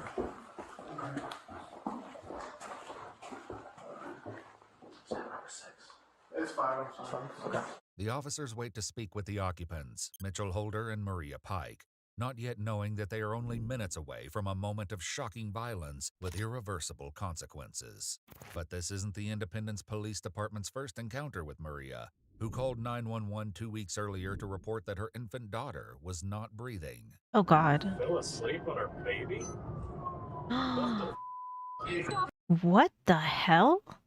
She fell asleep on her baby. No. Oh my god. Fell asleep on her baby? What the Stop the bleeding. Yeah. Where's she? Gurgling a little bit from her mouth. I can't say the last word. I'm sorry. 16 months, please.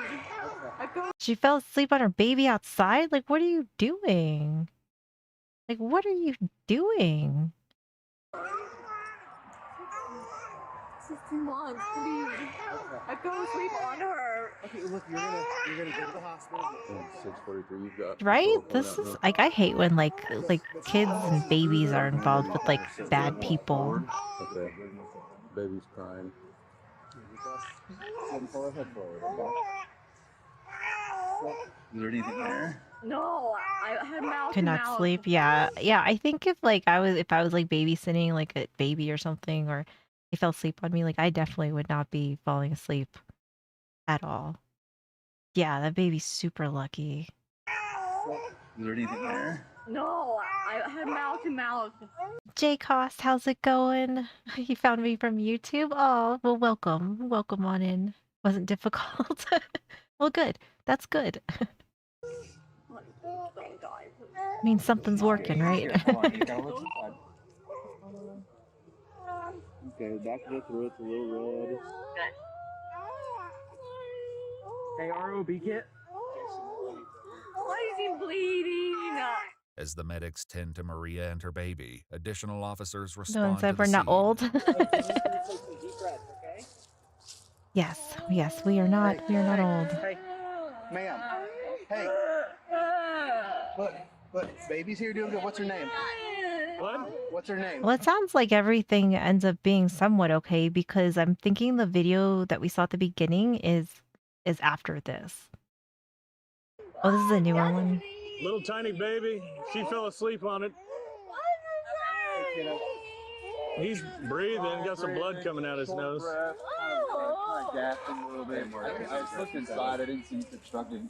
And the airway I saw, but I couldn't tell if it was frozen. I'm like so confused as to like what happened that she ended up being outside like this. Like I'm like this like you fell asleep outside with your baby. Like this is like does not seem like this is like a good idea. And again, fatally after getting the kid back from the cops. Oh, really? See, like that doesn't seem. Oh God, like that's scary. Is he so angry? Not. Yeah, right.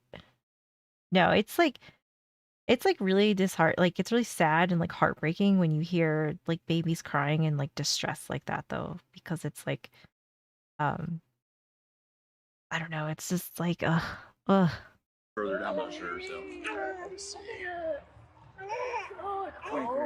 It makes sense. Yeah. Yeah. Hey, ma'am. Let's get him in the back. You got her, ma'am? I got her. I got her. Hey, I need you to let go. Because yeah, like they can't like communicate with you, but I would imagine this baby is like totally freaked out too because, I mean, look at all the people that are here, and they probably I'm guessing that the baby probably blacked out because she wasn't breathing, so then or I don't know if it's a boy or girl, but then like they like come to and there's all these strangers around them and like like you can't really talk to them, you can't be like, oh, like we're here to help you, so like the baby's gonna be freaking out and like probably super stressed out. And I don't know if it like had any damage, but like it's just oh God. Get him in the back.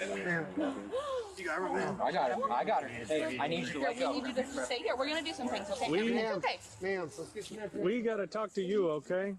Let's get some information. There, we'll get it from you. Immediately, third notes. Yeah. Okay, hold on, ma'am. Wait, where? They're not taking her away. They're helping her. We're gonna get you to her, okay? There is nothing you can do right now except talk to us, okay? You have a camp back there? No, I'm sleeping back there. You have my boyfriend. You gotta stay still and talk to me. Said she was asleep in the woods. She was asleep in the woods. Yeah. What are you doing? What is this lady doing? This lady should not even have her child, I think, at this point. Hey, come over here. What the are you doing? Yeah. There's nothing you can do. Homeless? I don't know, because like in the other video, she's in an apartment. So, and I'm assuming this is after, but like, I don't know. Let them do their thing. And we're And gonna no take head, this. yeah, right? Hey, ma'am, you gotta talk, okay? What happened? I fell asleep on her. Okay. The officer takes Yeah, Maria's knife, she's ominously foreshadowing something. the tragedy that will unfold on November 7th.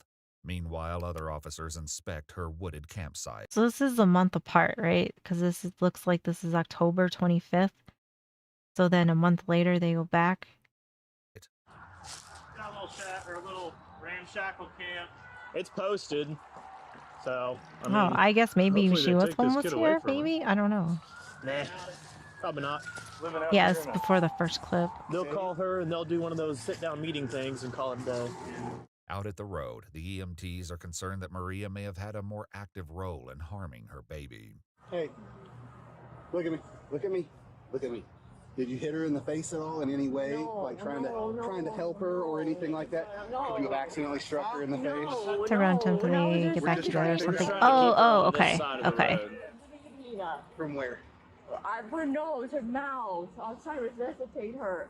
Please don't leave. Or what? Blowing, I'm squeezing her. I was shaking her, trying to wake her up. Oh God, no. Yes. Slightly shaking, yes. Oh God. But if Maria's composure is tenuous, it's only when the ambulance begins pulling away with her baby that she loses control. Listen. She's okay, they're gonna take care of her, make sure that she's healthy, okay? She has to go to the hospital. Okay. Is the shaking? Yeah, probably. And like, I mean, and that's even if like everything she's saying is the truth, and we don't know what else she was doing to the baby. Okay. She has to go to the hospital. Yeah, hopefully no brain damage. It's okay. It's okay. She's gurgling earlier. Mariah, Yeah. okay, Mariah. It is fine. Oh my God. Now is your baby's going to the hospital, okay? Okay, listen to me. Listen to my words. Hey, let go of this car because they're going to go towards your daughter, okay? Let's let go of this car. Okay, let's let go of this car, Mariah. You need to let go of this, dude.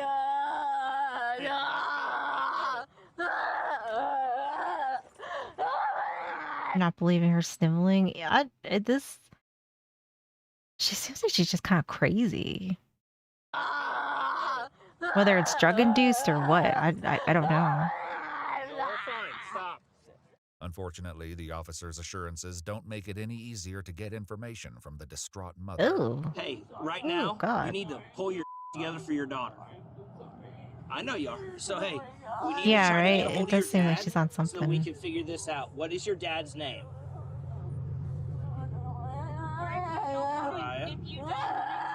Doing it, yeah, it does kind of seem that way. Oh my God.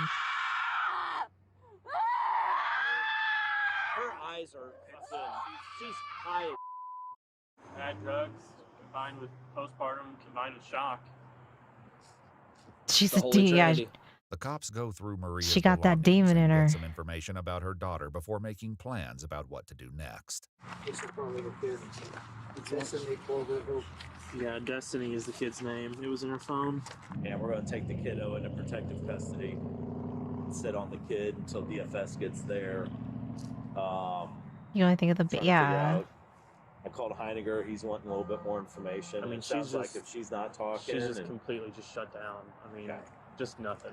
Maria is taken to the hospital for a psychiatric hold, and baby Destiny is placed with a foster family for the night. 1 week later, 2 officers head out to the apartment where Maria is staying to check on the baby's well-being.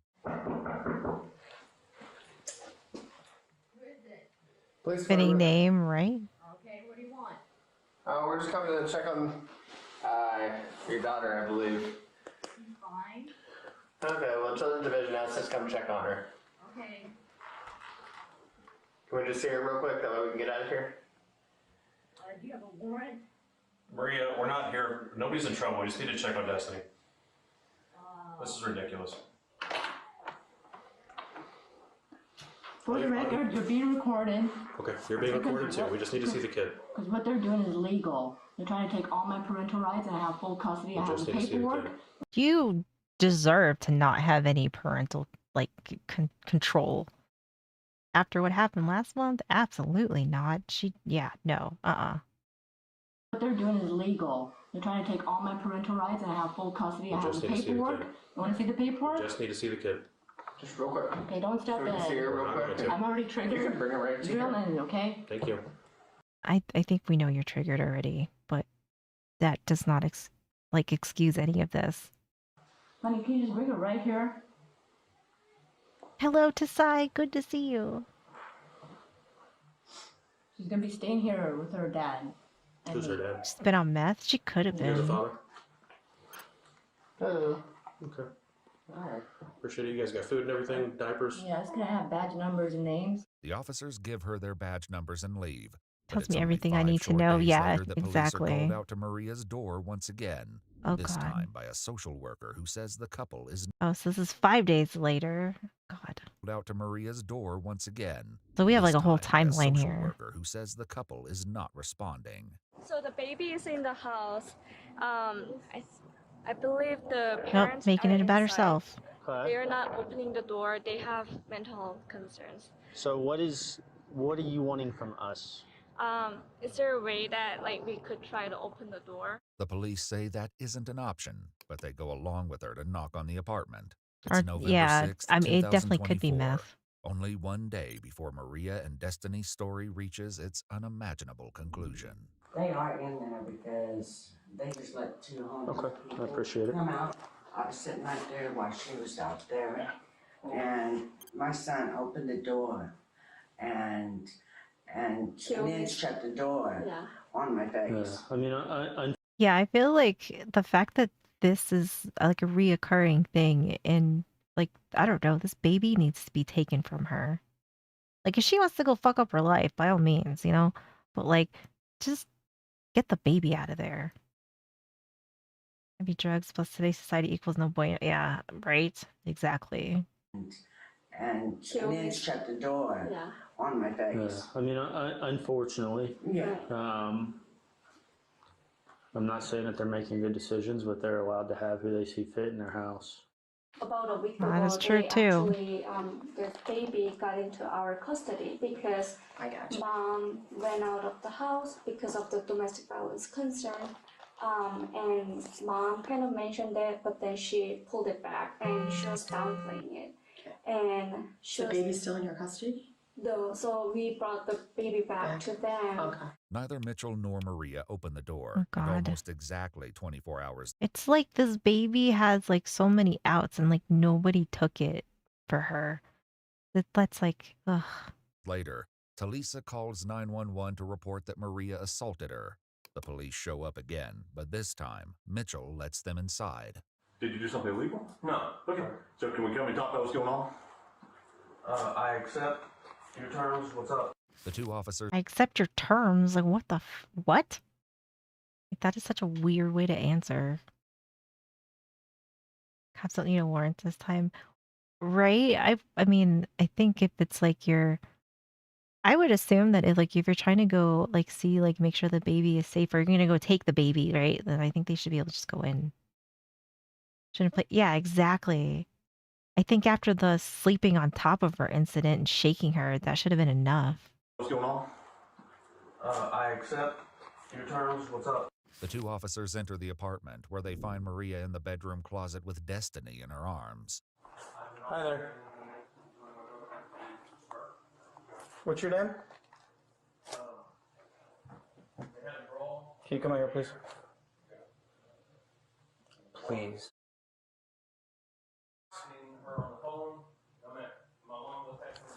Why the closet? I don't know. I don't know if she was like trying to hide from him. Like, it seems stupid. I don't know. I don't know why she's in the closet.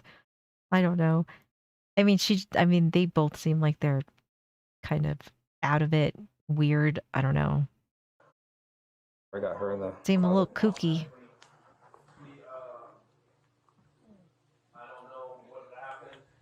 She's gonna throw the baby. Oh God. Hopefully not. Okay, can we put the baby Oh, is the crib in there? Oh, maybe that's why she's in there. down? Come here and talk and figure out what's Carrying a going on. knife and holding a As baby, the officers right? try to coax Maria out of the closet, other cops begin racing to the scene. Yeah, I guess, yeah, there is like something on the left there. Here that responded to that call. She said the last time she was contacted, she had a large knife and a knife holder attached to her belt.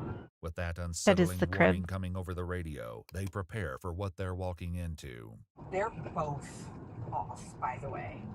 He gets SSI. But, like, he has to have a baby. And they have an incident. They have a baby.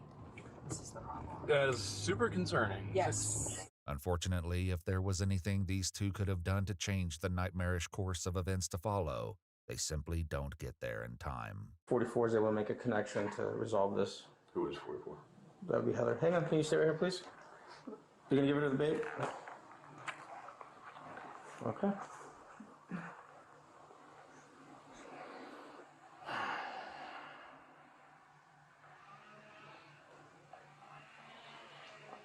We just want to help out, and we don't want that baby to get hurt. That's all we care about, okay? We don't want that baby to get hurt. Do you want the baby to get hurt? I think she does, or she didn't. I feel like she didn't give a shit about this baby, honestly. We don't want that baby. And like this whole whatever she's doing, I just, ugh. If I were to say if someone were to really give me the ick, it's her. Baby get hurt. Do you want the baby to get hurt? That's okay.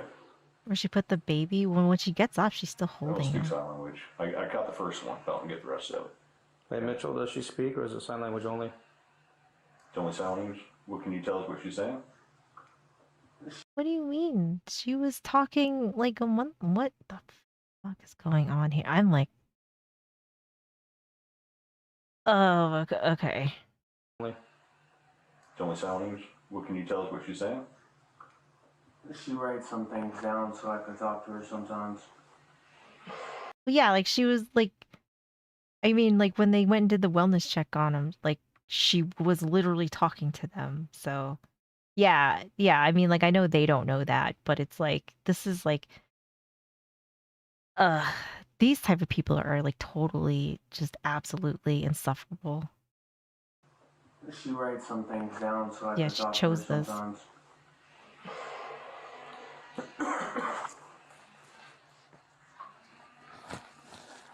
Are you able to understand what I say? Can you understand me? Yes, she can hear you just fine. Understand me? She can hear you just fine. Not from Oh yeah, they're both like Delulus. this continent born wise. Does she understand what I'm saying though? You would know. I mean, does she understand you when you talk? Sometimes. Yeah, this poor I feel like baby. we're having games too. No, we have like communication skills that we have problems with too. What was that? Communication skills? Sometimes. Watching the cage like it's a TV? Yeah. I feel like we're having games too. No, we have like communication skills that we have problems with too, but we communicate. Okay. Yeah. That's not a good idea to do that to the baby. You're bobbling the baby's head around. Please don't do that.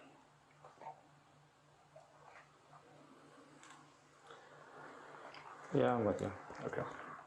Here comes that. Yep. So he's a boy either? Yeah. Okay. The other responders finally arrive at the building, but the situation inside the apartment has reached the point of no return. Can just stop.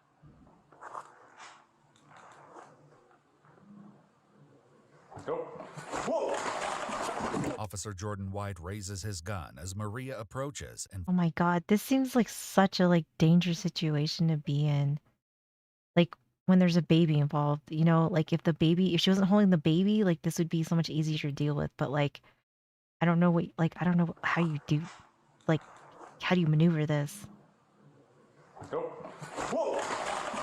Officer Jordan White raises his Oh gun my as god. Maria approaches and fires 4 quick shots in a row. Oh shit.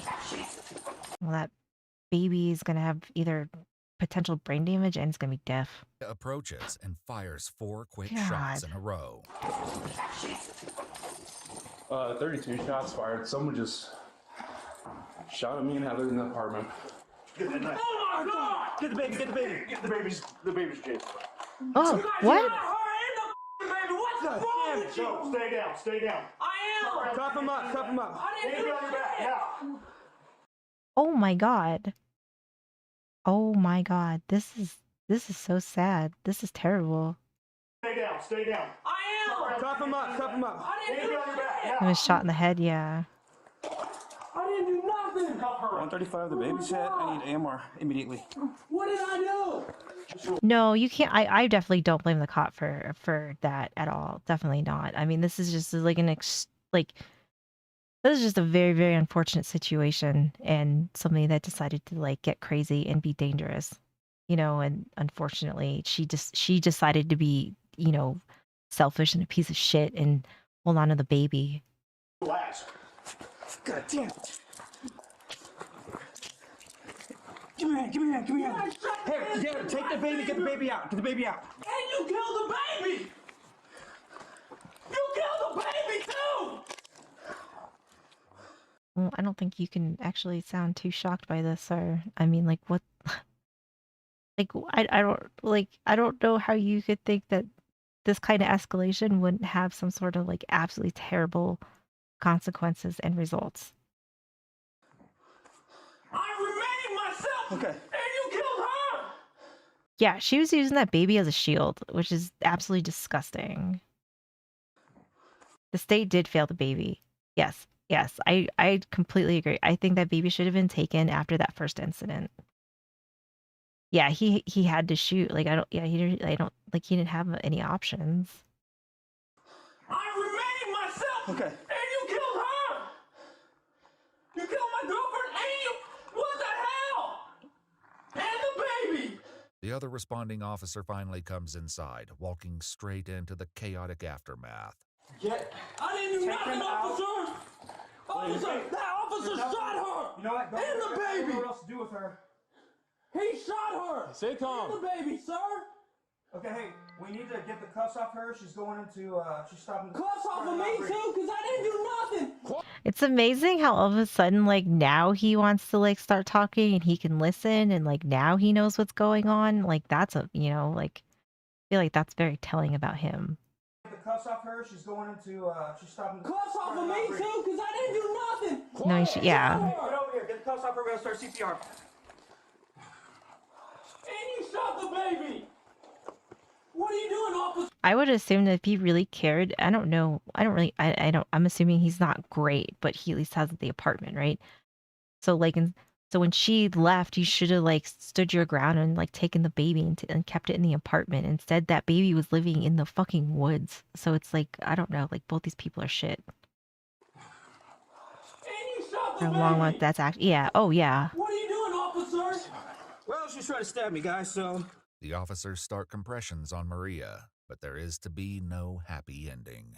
Baby Destiny is taken to the hospital. I know wrong. No, it's not wrong to say. It's just, I mean, that's just like a human response after seeing her and seeing everything unfold with her. You know, it's like the happy ending that we all want to see from her is her dead.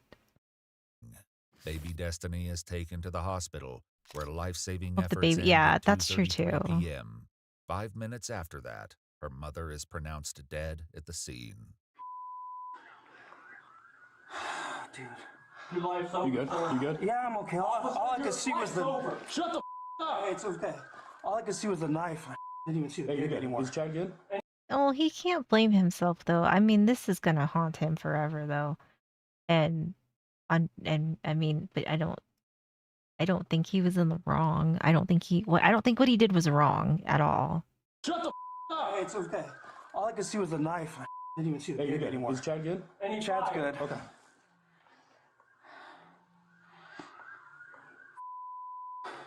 In a March 2025 Dre, the statement, poor the Jackson baby. County prosecutor announced that no charges would be filed against the officer who shot Maria and her baby, saying, "The evidence in this case shows the officer responded to an immediate threat of deadly force. The suddenness of the attack left no time for a different response, and the officer had no space to retreat." That's all the true. report from the medical examiner revealed Maria's history of Oh yeah, psychiatric for conditions, sure. including Yeah, I would yes, I would imagine that this will like eat at him forever.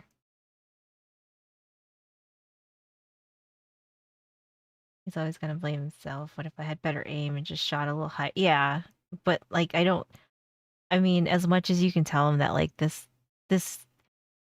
like he didn't make this problem, right? She did, and he had to respond in a way that he was going to be safe, or she was gonna stab the shit out of him while holding her baby, and she's using her baby as a shield, which is like even like more disgusting.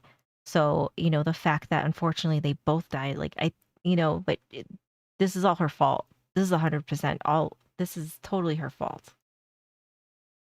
People hate cops will be like, all cops are bad. I would have done blah blah blah differently. Like there's some, yeah, absolutely. Yeah, I could definitely see people getting mad about this and saying that cops are bad, but I don't know. Like if somebody's gonna stab you, like what do you like you need to defend yourself. Like I don't care who you, like a cop, normal person, like like if you're something, it's like somebody breaks in your home is gonna stab you and like you shoot them, like nothing should happen to you. Like I don't, and if they die, they die. I don't. I mean, like if you wanna come at somebody with a knife, with an intention of like either not only like bodily harm, but probably I would assume she looked like she wanted to kill him.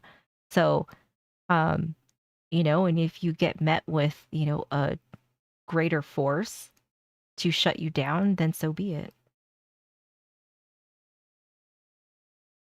You got a clean headshot, the baby would have been. Yeah, oh yeah, like I don't know. Yeah, I mean the way she was holding it, and I don't know, we can't see which way she fell, but if she fell forward, she would have like she definitely would have been like right on top of that baby.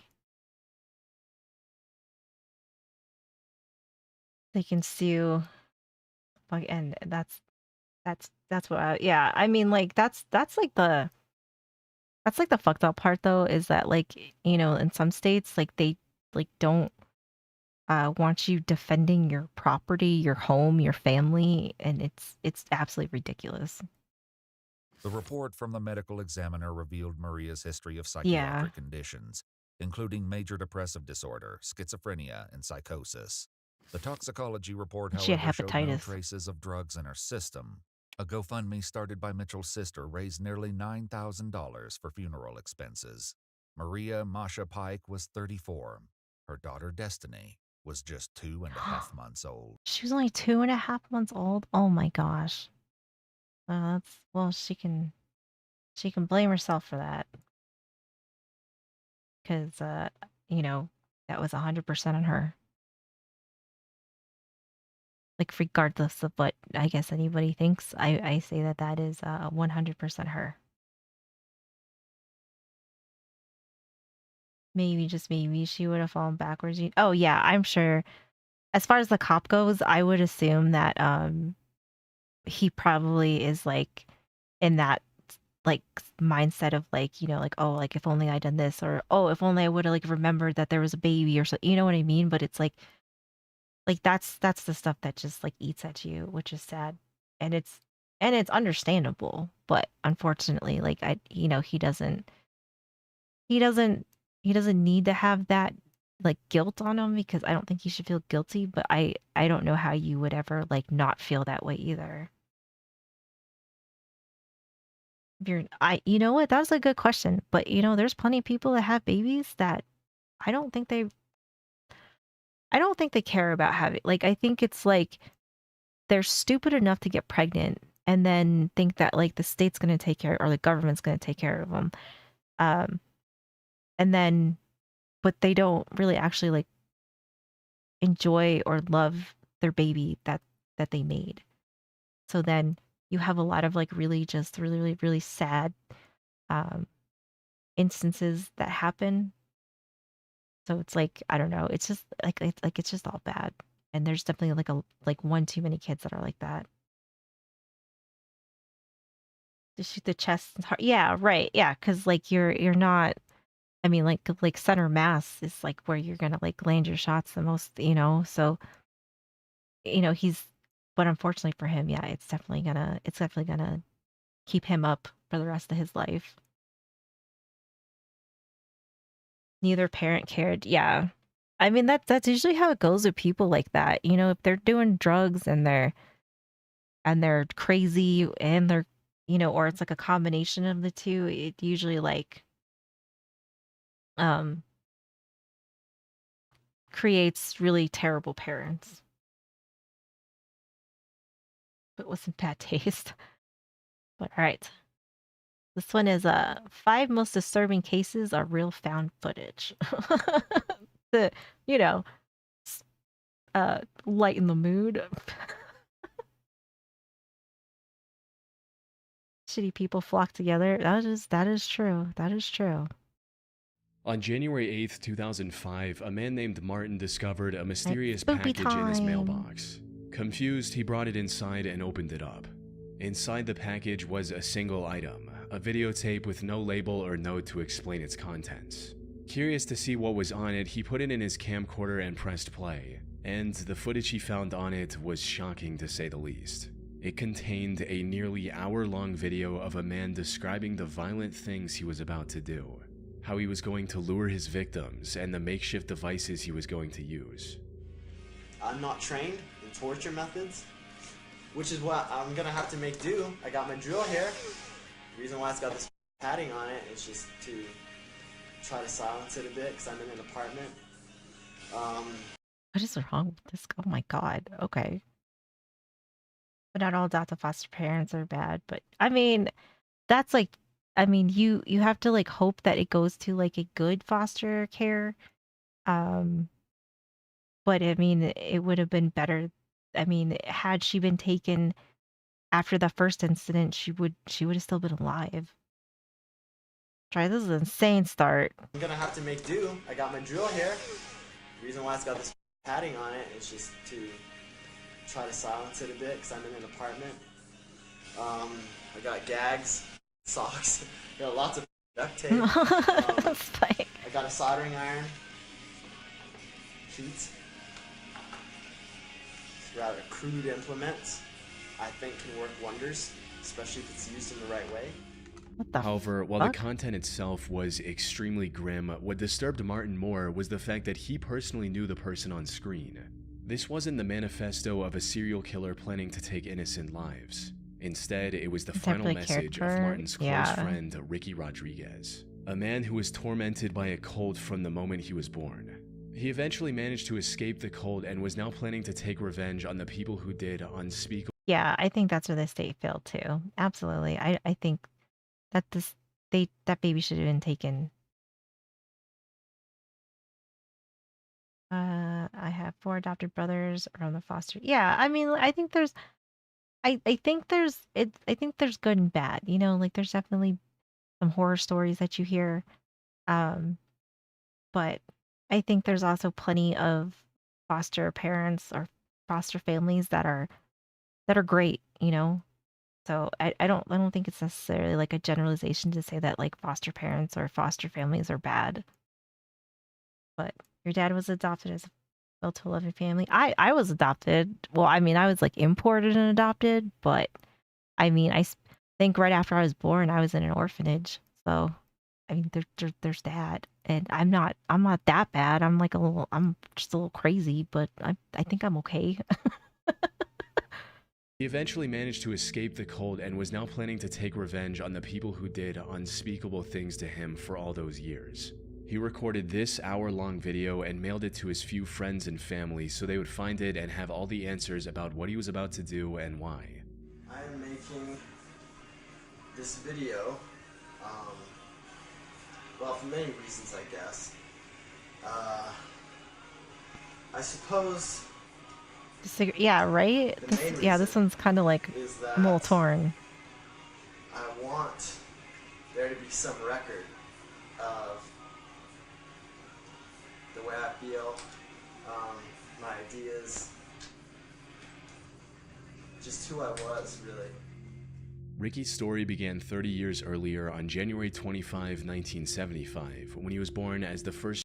Right, yeah, I think there's a lot of people who adopt kids, even like if they're older, you know, like from foster families or whatever, that can't have kids. Like my parents' situation, like my mom couldn't have kids, so they adopted me, and so, you know, I mean, like I think there's plenty of stories like that, you know, that are pretty normal. Like I don't think I'm like a small percentage. I think I'm part of like the norm. Whereas like I think the really bad ones it's like a smaller percentage, but it doesn't mean that it doesn't happen.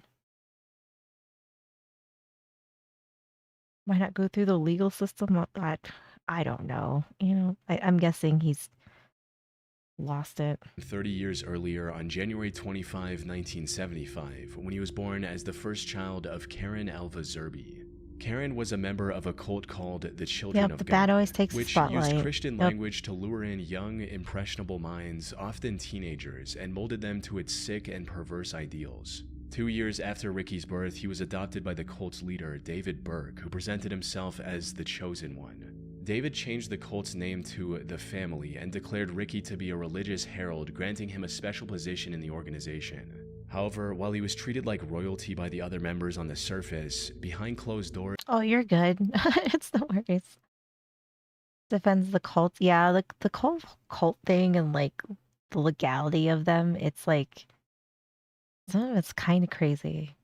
However, while he was treated like royalty by the other members on the surface, behind closed doors, Ricky was the victim of vile acts no child should ever have to endure. David not only encouraged these acts, but went as far as to write a whole book about everything he and his followers did to Ricky, called The Story of DeVito. This abuse continued for many years, but as Ricky got older, he became aware of David's lies and manipulation. Then, in 1999, he finally managed to escape the cult with his girlfriend Alexia Manuel by faking a visit to the cult's compound in Mexico and fleeing to the US instead. Reintegration into society after 24 years in an isolated cult was anything but simple, but Ricky somehow managed to pull through and secure a job as an electrician. He also married Alexia and later moved to Tucson, Arizona due to his work. Unfortunately, no matter how hard he tried to move forward, the nightmare he escaped continued to haunt him. David had passed away in 1994, and the cult was now under the supervision of Karen Zerbe, Ricky's mother. And while the cult had managed to escape legal repercussions by mainly operating overseas, Ricky knew that there were still countless children suffering the same fate as him. So, in January of 2005, Just sucks to ask him you read your good. he decided enough was enough and took matters into his own hands. Which brings us back to the video he recorded and then mailed to a handful of close friends and his wife. In it, Ricky mentioned his ultimate goal, which was to bring down the cult all on his own. Beyond that, a part of this was also about getting revenge for everything that was done to him. There's this need that I have. This need, it's not a want, it's a need, and I wish it wasn't, but it is. It's a need for revenge. It's a need for justice. I can kind of sympathize with this though, because like when you hear about some of these cults and like stuff they do with children, like it is heinous. So like this one, uh, I'm not somebody that's like pro like murder people, but I kind of get this side of it though. But it is. It's a need for revenge. It's a need for justice. Because I can't go on like this. In this video, he also laid out his plan for accomplishing. Oh yeah, it's like decades. Yeah, it's like just sick shit goes on for a long time, and then if you have some that get out like he did or whatever, and they kind of they probably like have somewhat of like a broken brain, and I don't a broken soul even, and I don't blame them. Do the wrong thing for the right reason. Yeah. I mean, I could also imagine too that I feel like sometimes, and it's definitely understandable that like letting the justice system do its thing isn't good enough, for some like really heinous stuff, instead of, like having somebody go to jail or whatever is like that's not good enough. Like that's too nice. Forever, yeah. Go on like this. In this video, he also laid out his plan for accomplishing this like goal. A vigil, yeah. He'd apparently gotten in contact with his previous for sure. nanny, Angela Smith, who was among the group that tormented him during his time in the cult. He was going to invite her over for dinner at his apartment in Tucson and make her tell everything she knew about the other members' whereabouts by any means necessary. And that's exactly what he did. On January 8th, after mailing copies of his recording, he invited Angela into his home and proceeded with the plan. It's unclear what information he managed to extract from her before taking her life. He then got into his car and drove to Blythe, California. There, he rented a motel and called his wife to tell her about what he had done and what he was going to do next. However, despite the meticulous planning, Ricky ultimately couldn't follow through with the rest of his plan. On the morning of January 9th, authorities found his car in a parking lot just a few miles from the hotel he was staying at. Ricky was found inside the car as well, where he had taken his own life. Oh gosh. And while this was tragic news for his loved ones, it was hardly surprising for his wife. You see, Ricky believed that killing the cultists would bring him peace, something he reiterated in his last video. I see, like, I can kind of understand that too. I mean, I know, like, for other people that sounds crazy, but I think if you look at just the kind of, like, heinous stuff that he probably had to endure, I kind of get it. Just got back from the store. Nice, Ricky nice. believed that killing the cultists would bring him peace, something he reiterated in his last video. Yeah, like, I can imagine how I would feel. I definitely sympathize with him. But that's not what happened. During his call with his wife, he confessed that despite his anger and resentment, killing Angela was the hardest thing he had ever done. Taking revenge didn't bring the comfort he was looking for. He couldn't bring himself to take any more lives and decided to end it all that night, leaving his friends and Yeah, they definitely are not. Absolutely not.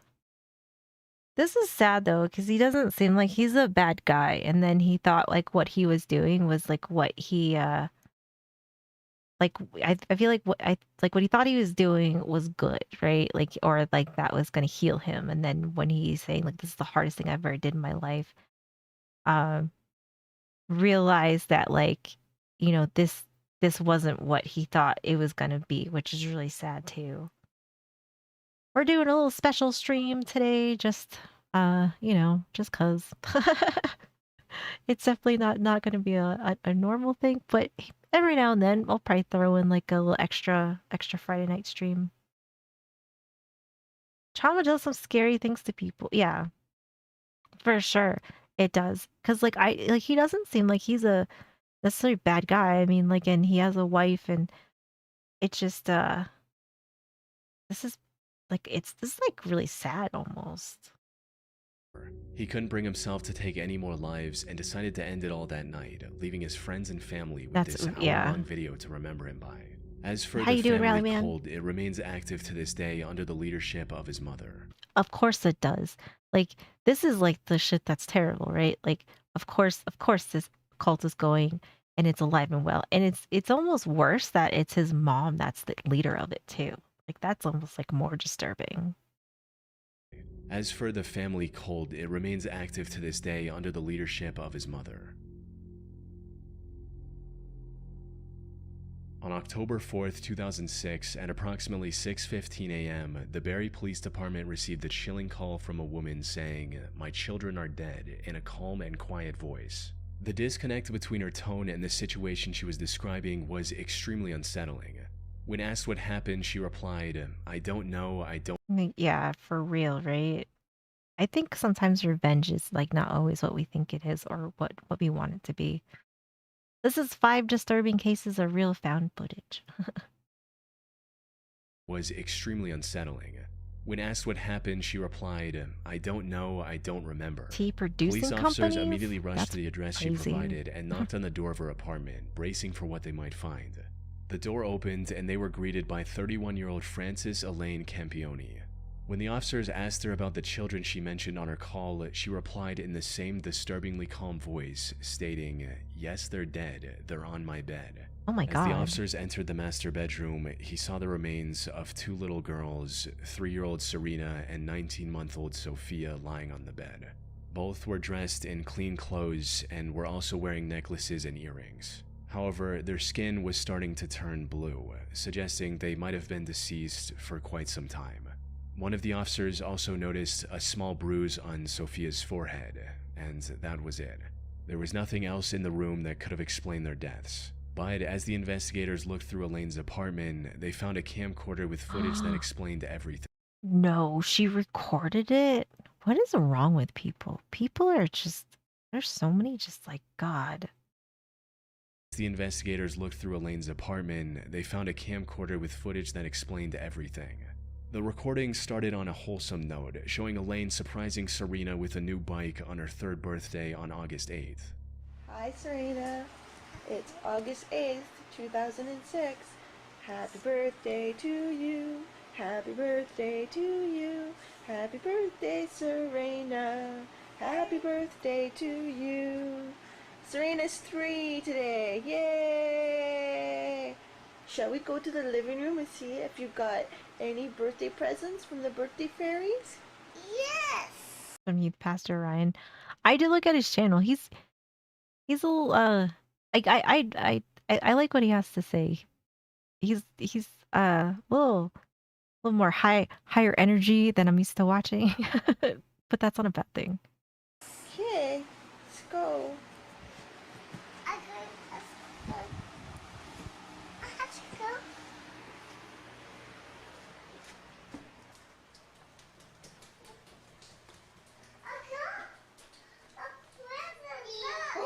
What is it? The next video also showed Elaine and her 2 daughters just hanging around and having fun. I love you. Impersonations are hysterical. Oh, I love you more than that. So far, everything looked quite normal. How Seems like she did. Yeah, right?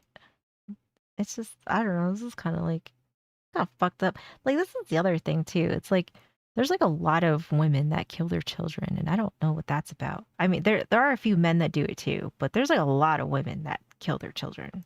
Oh, I love you more than that. So far, everything looked quite normal. Yeah. However, the third recording, dated October 2nd, was when things started to get weird. The tone of the recordings instantly changed as Elaine suddenly went on and on about their horrible living conditions and the torment her ex-husband Leo and his family had put her through, said all in front of her children. You can't see through the camera, boo-boo. Oh, yes, this is a deplorable, horrible, messy, filthy apartment that supposedly my 2 children and I live in, and it's just a horrible, horrible mess. Yeah. I think Diego Campione is totally in the wrong, and I hope he burns in hell for all his sins. The same as Leonardo. All I wanted to do was take care of my 2 little girls and live happily ever after the 3 years of physical, emotional, and mental abuse that I endured tremendously by Leonardo Campione. Guy dropped the weight on his baby. Oh, yeah. Yes, I did watch something about that. Like, yeah, I don't know. There's like just horrible parents out there in general, but it does seem like there are a lot of women.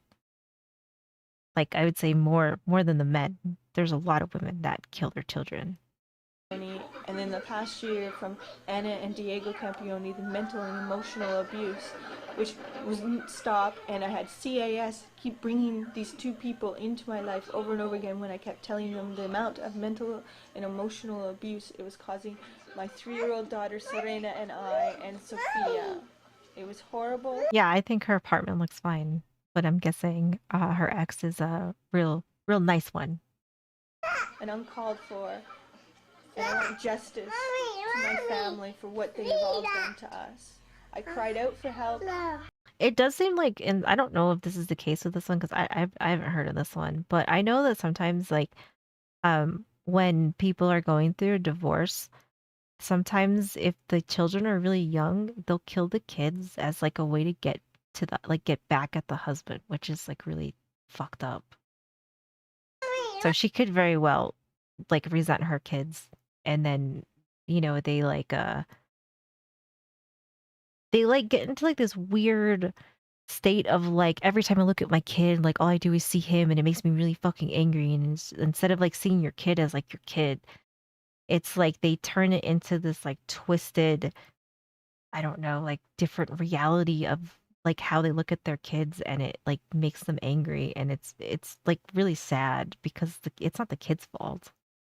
It was horrible and uncalled for. And I want justice to my family for what they have all done to us. I cried out for help. They should have. Leo was apparently extremely abusive, both physically and mentally. He prevented her from contacting her parents, and at one point even kicked her in her stomach while she was pregnant. This resulted in Leo getting charged with domestic violence, and the 2 getting divorced. However, at the time of this recording, Leo was starting to turn things around and was engaged in a legal battle with Elaine over the custody of their daughters. Her kids are so cute. This took an immense toll on Elaine's mental health. She was already quite unstable and had been to the psych ward twice in the past couple of years. No. But according to her mother, the custody battle caused her to lose it completely and developed severe paranoia. She became worried that Leo would one day show up and forcibly take her daughters away. Then, on October 2nd, after ending this recording at 8:39 p.m., Elaine did the unthinkable by taking the lives of her own daughters, then recording a haunting confession that investigators discovered on the same camera. Recording this. See, like this is sad though. Like this is sad. Like her brain broke. Like something in her brain broke, and not that it's okay to kill your children, but it's like the unfortunate result of women that are like that end up going through this, and it just no matter like you definitely do not kill your children. But I feel like that like she fits in that category of those women that are just like, oh well, if he's gonna come for my kids and or our kids or whatever, then I'm just gonna kill him. And it's like, no, like that, like I don't know how we come to this conclusion, but it's just Jesus Christ.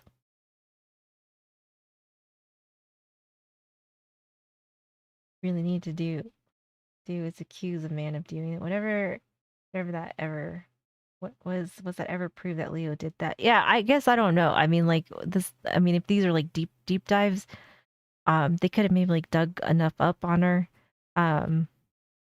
So yeah, I mean, like, do we know that for sure? No, but it seems like there's just all kinds of problems. From both parents until the court sorted out. That's true too. But I'm guessing there's probably a lot going on, it seems like. Because Leo there, are you happy? Everything's gone. You wouldn't give peace. You wouldn't tell the truth. I begged. You even had Stacy not believing me, telling her I had to sign papers when I didn't. I went to victim witness to get the truth. Trying, begging everyone the truth. How you beat me. 3 years behind closed doors, beat me when I was pregnant with Serena and Sophia. You didn't care about our babies. You didn't care about me. You cared about yourself. You wanted to win. You won. Are you happy? How does it make you feel? How does it make you feel? Because it doesn't make me feel great. Ugh, I don't know. She gave me a she giving off something that I'm not liking about this confession here. I've lost everything my whole life. At this point, the camera cut to a later point where Elaine attempted to take her own. I tried to overdose. That means the remodeling time at their Aurelia and Bracebridge stores. They are changing the displays. Now is the time to make a great deal on an Ontario-made hydro-cooled hot tub. In stock models, floor model, or custom. The thing that is rubbing me the wrong way is that she's blaming this on him. Like this is his fault that she killed their children. I don't know. It's stuff like that. I don't sympathize or vibe with. Yeah, that is true too. But it doesn't seem like that ever becomes a thing. Yeah, all he wanted was custody, and then but the fact that she's like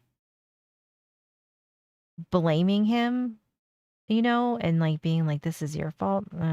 No, that's not sitting right with me. Hello again. Ontario-made hydro-cooled hot tub. In stock models, floor model, or custom orders, everything has a sale price. Pool Spa Sauna Showroom, making waves in Aurelia, Bracebridge, and soon to be in Huntsville. You can also check them out on the web at poolspasaunaShowroom.com. Happy birthday to who? Elaine was arrested on the spot and was later charged with murder, with the found footage in her home serving as crucial evidence against her. She was ultimately sentenced to life in prison with the possibility of parole after 25 years. She had to write the papers to give him custody and did that. Yes. Basically. And I don't know. There's something very, very dark about her. I ain't vibing with it. Sentenced to life in prison with the possibility of parole after 25 years. Years ago, the Bureau of Land Management published a public service announcement dubbed Stay Out and Stay Alive, educating viewers about the countless dangers of exploring abandoned mines, including the very real risk of cave-ins, volatile explosives, wild animals, and entire sections without oxygen. However, the most chilling part of the video was the story and the accompanying found footage of an accident that had occurred years earlier. On July 4th, 1998, a group— It sounds like a party. Oh my gosh. So your kids thought you're just crazy, broke. Yeah, basically. group of young men found an abandoned mine in Nevada and decided to explore it for fun. Though, surprisingly, the boys seemed acutely aware of the mistake they were making right from— As cool as mines and caves are,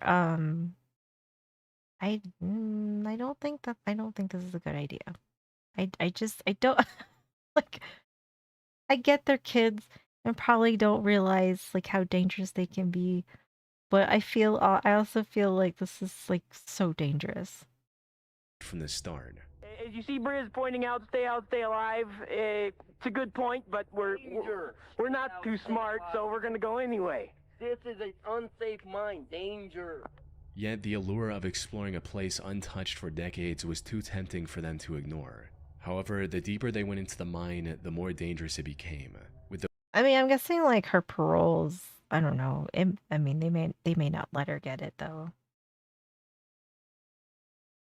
Prepare for that trip. I mean, even then though, I don't know if you could prepare for something that's so unstable and just all around dangerous. them to ignore. Treasures, and I'll spelunk that one. However, the deeper they went into the mine, the more dangerous it became, with the boys walking over sketchy wooden bridges to continue their journey. They even found signs of the mine caving in, but chose to ignore those signs just to venture deeper. If you look at all this, there's lots of rocks and stuff that have fallen from the ceiling, which indicates that probably not a good idea to be walking this way. And, well, they've already fallen, so they're not gonna fall again. Well, there's more to fall still. An important thing to keep in mind is that these weren't professionals with prior experience of safely exploring abandoned mines. This was just a I wouldn't have guessed that. I mean, I that's what I am definitely was assuming. I'm not trying to laugh at them. I'm not laughing at them, but it's just kind of like, you know, like yeah. We're not too smart. Those yeah, right? That's like famous last words. And disappeared, still hasn't been seen. Yo, that like there's a lot of like crazy stuff about mine shafts and all kinds of stuff where like people have like killed their spouses and dumped them in there and like they've never been seen and like nobody can like find their bodies because like the mine shafts like are so like deep. These weren't It's kind of professionals crazy. with prior experience of safely exploring abandoned mines.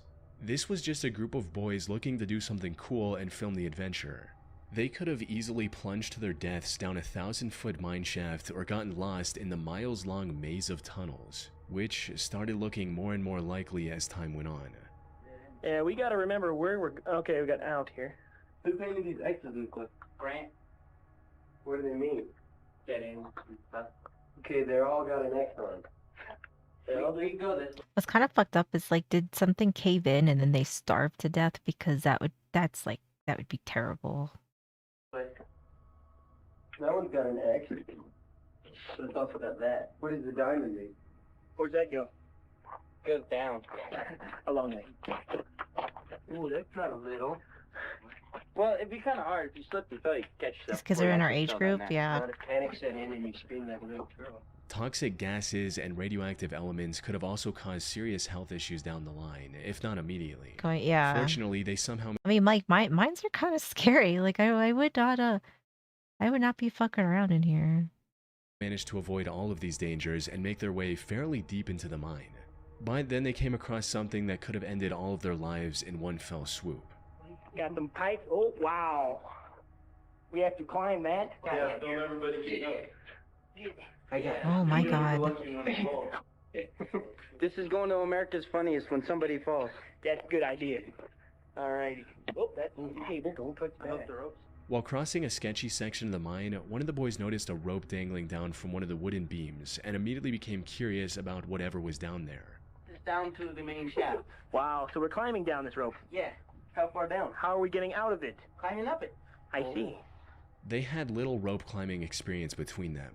However, they didn't let that stop them Here, from pick up your accomplishing cat's their bite. desires. The guy named Adam These kids decided are going to be the into first this one to mine. descend, resulting in this. How far down does it go? All the way down to that ladder. See where it's going down? We're like a good 30 feet. Where am I going to hook this I'll camera? go first.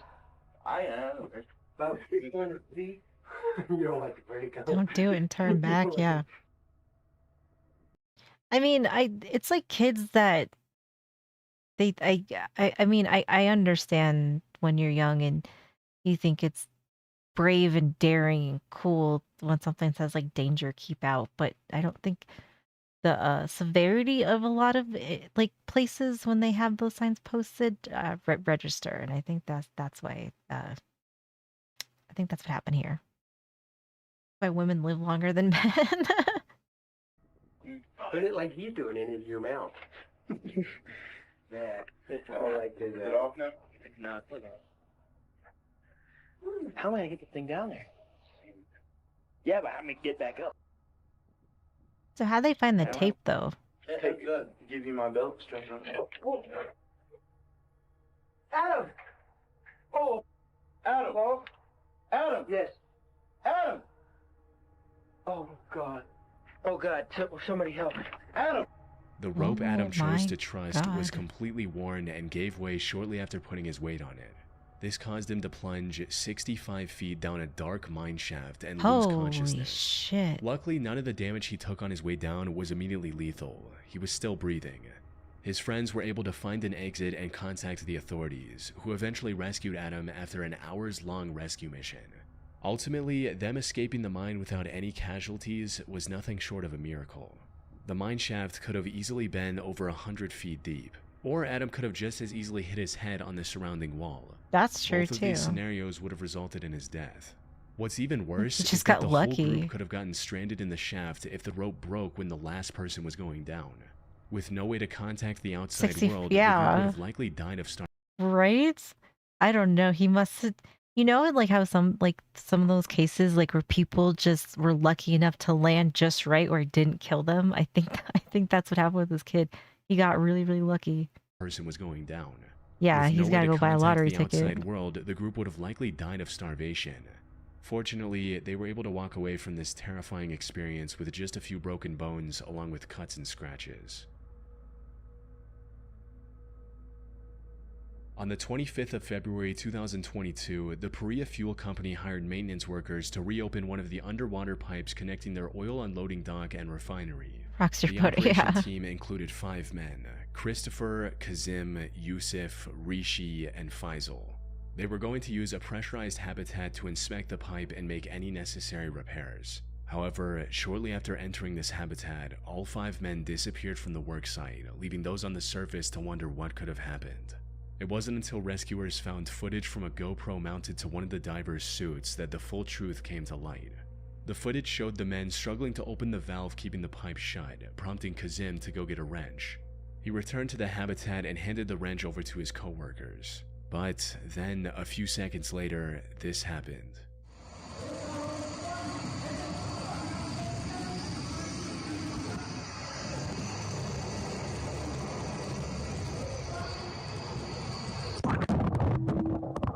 What happened?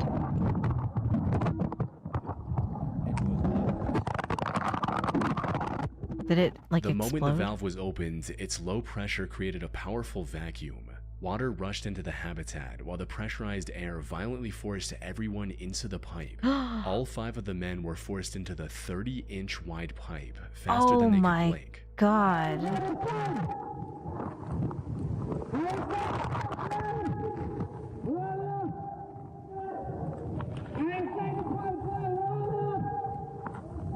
After tumbling That is terrifying. That is absolutely terrifying. Oh my god. That is like, holy shit. Yeah, After that tumbling is through the scary. metal pipe at violent speeds for a minute and a half, they came to a stop at a section containing a small air pocket, just enough to keep them alive, allowing them a brief moment to find their bearings and assess the gravity of their situation.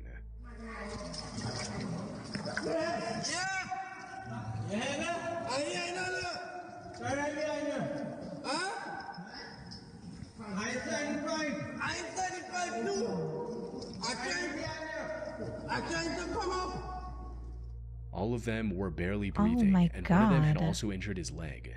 And while the air pocket was keeping them alive for the moment, it wasn't going to last very long. So, with no other option, the 2 men at the front, Christopher and Faisal, started moving forward in hopes of reaching the pipe's end and getting help for the other 3.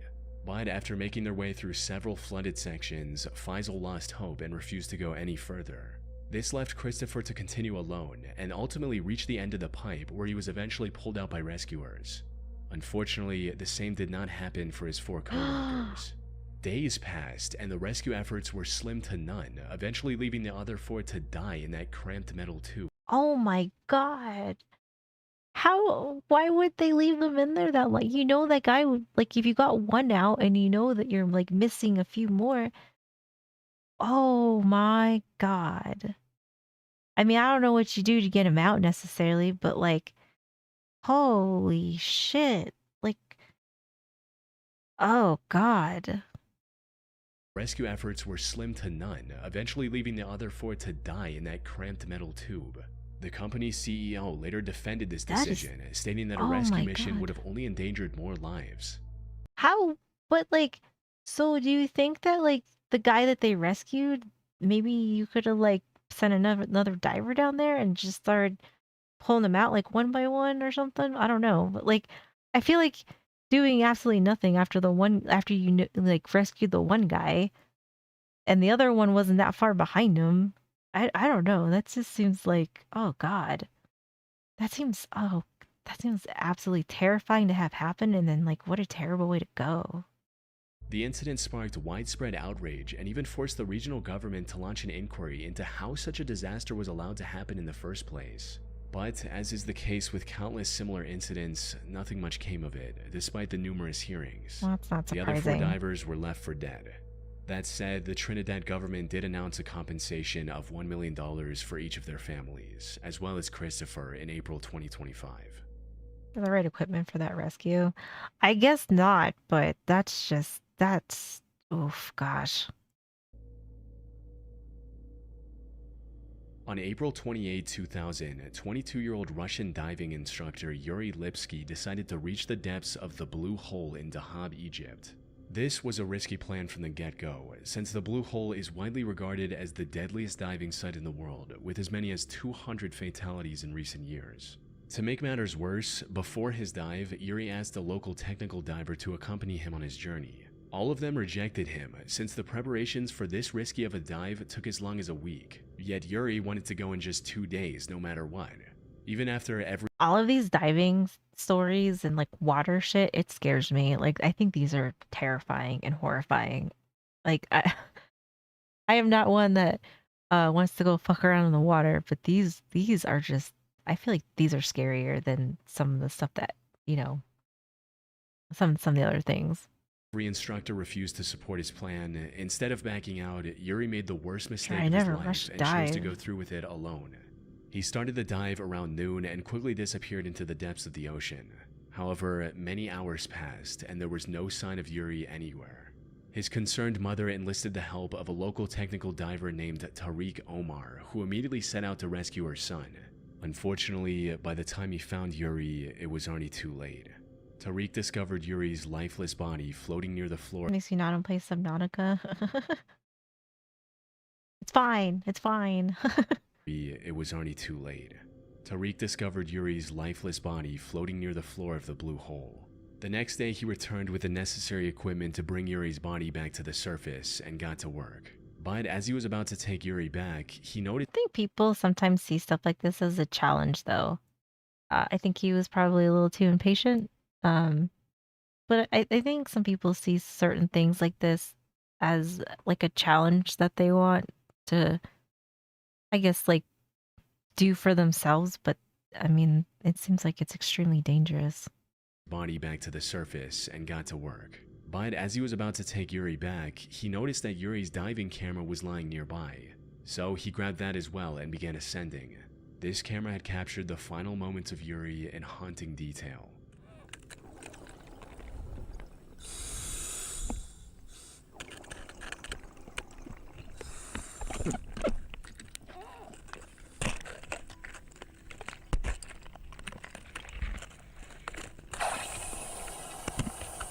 Shit.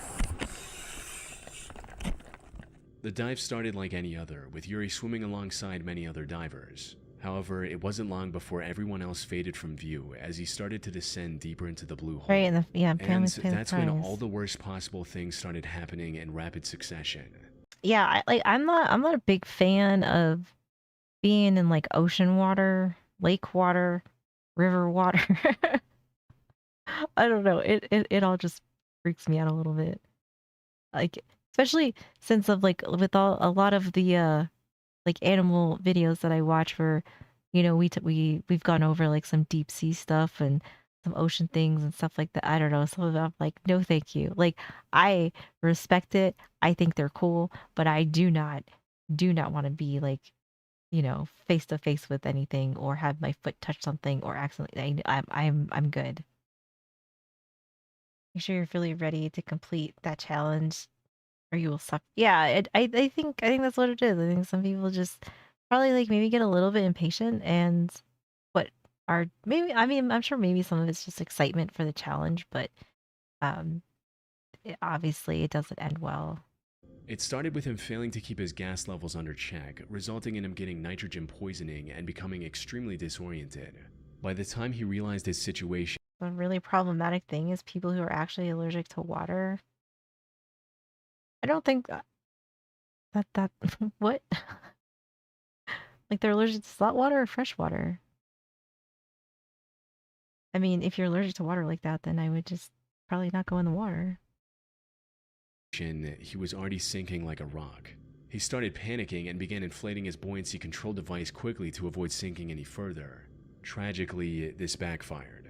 The buoyancy control device bursted due to the rapidly increasing pressure, leaving Yuri no way of That's safely an returning actually. to the surface.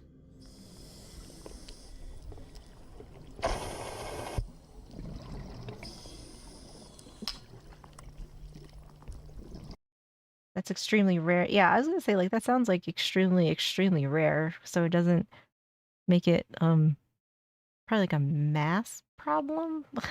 But yeah, life itself is dangerous and hard. That is true. I mean that sounds like it sucks though.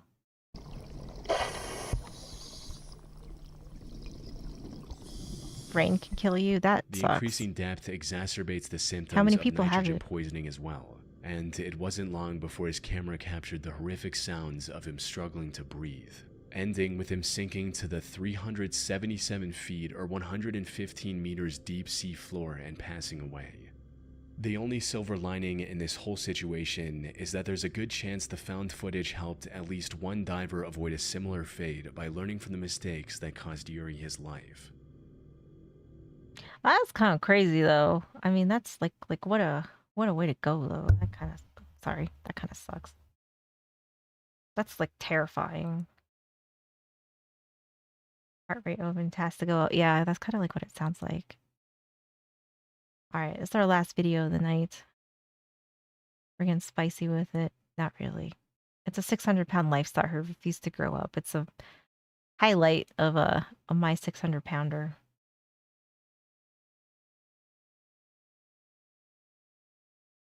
After being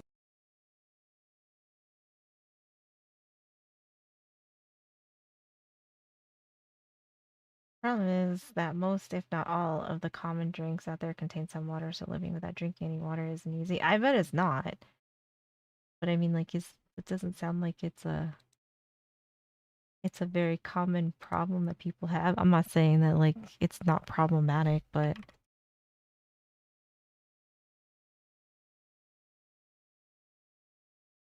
37 cases. Aquagenic. It says hives caused by exposure to water. It is also known as water allergy, an extremely rare condition with only 37 cases reported in medical research. So, I mean, this like ever. I mean, that sucks, but I guess I don't know what you do. You know, I mean, like maybe they can do some things to help them, but yeah, I mean, like I think this is one of those things that just sucks. being fed over 30,000 calories a day by her overbearing mother and ending up weighing over 750 pounds, Margaret has one of the craziest stories of my 600-pound life and features one of the most dysfunctional and toxic mother-daughter dynamics I've ever seen. However, Margaret's story starts out a bit differently, as she doesn't A lot of work and research to figure out in such a short pool of people. Well, I mean, is that like total that they've had? Because then it's probably even smaller than that. You know, so it's like I don't know if that's like even like I don't know if that's like a year or it like if it's total then yeah that's probably gonna be really hard.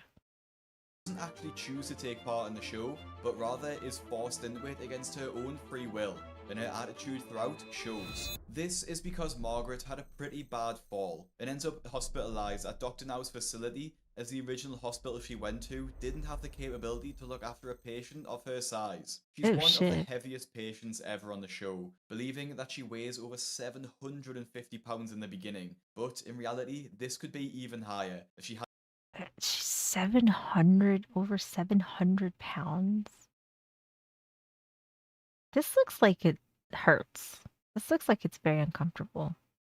750 pounds in the beginning, but in reality this could be even higher if she hasn't been able to weigh herself in years. To make matters worse, the last time Margaret got out of bed was 6 months ago, meaning that Oh she's my likely god. gained even more weight in the past few months as she I cannot imagine being so big that I wouldn't be able just to get out of bed.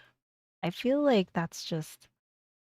And I think in this case, I think it's like her mom is not helping her. So obviously that's going to make everything worse. But this is, I mean, it's just, she looks like she's not very old either, which makes it even worse. Like it's, I mean, I know like when you're this size, this is like playing like a young person's game, but it's just kind of like, oh gosh. 6 months ago, meaning that she's likely gained even more weight in the past few months as she become immobile, and her body is burning even less calories than before. To understand how she got to her size, Dr. Now has to do some digging. With Margaret now immobile, someone had to be bringing her the food, because it's not like she can get up and walk around to get it, and something we see far too often on the show. And to be honest, I find it personally hard to understand the logic to begin with. Her mother should want the best for her daughter, like being able to live independently and have a He's 100% right with all this. He's like, yeah, he's 100% right. That it's like a. I can't imagine having the like mentality that these people have of like being an enabler. Would not eat at them knowing they killed them, right? Like that's what I'm saying. Like I don't understand how you could like let your person or your child be this big and then I don't like and be like, "Oh, well, it's just easier to just let them eat instead of me just fighting with them." And it's like, "No, like you should be fighting for them." Like you should be fighting for them.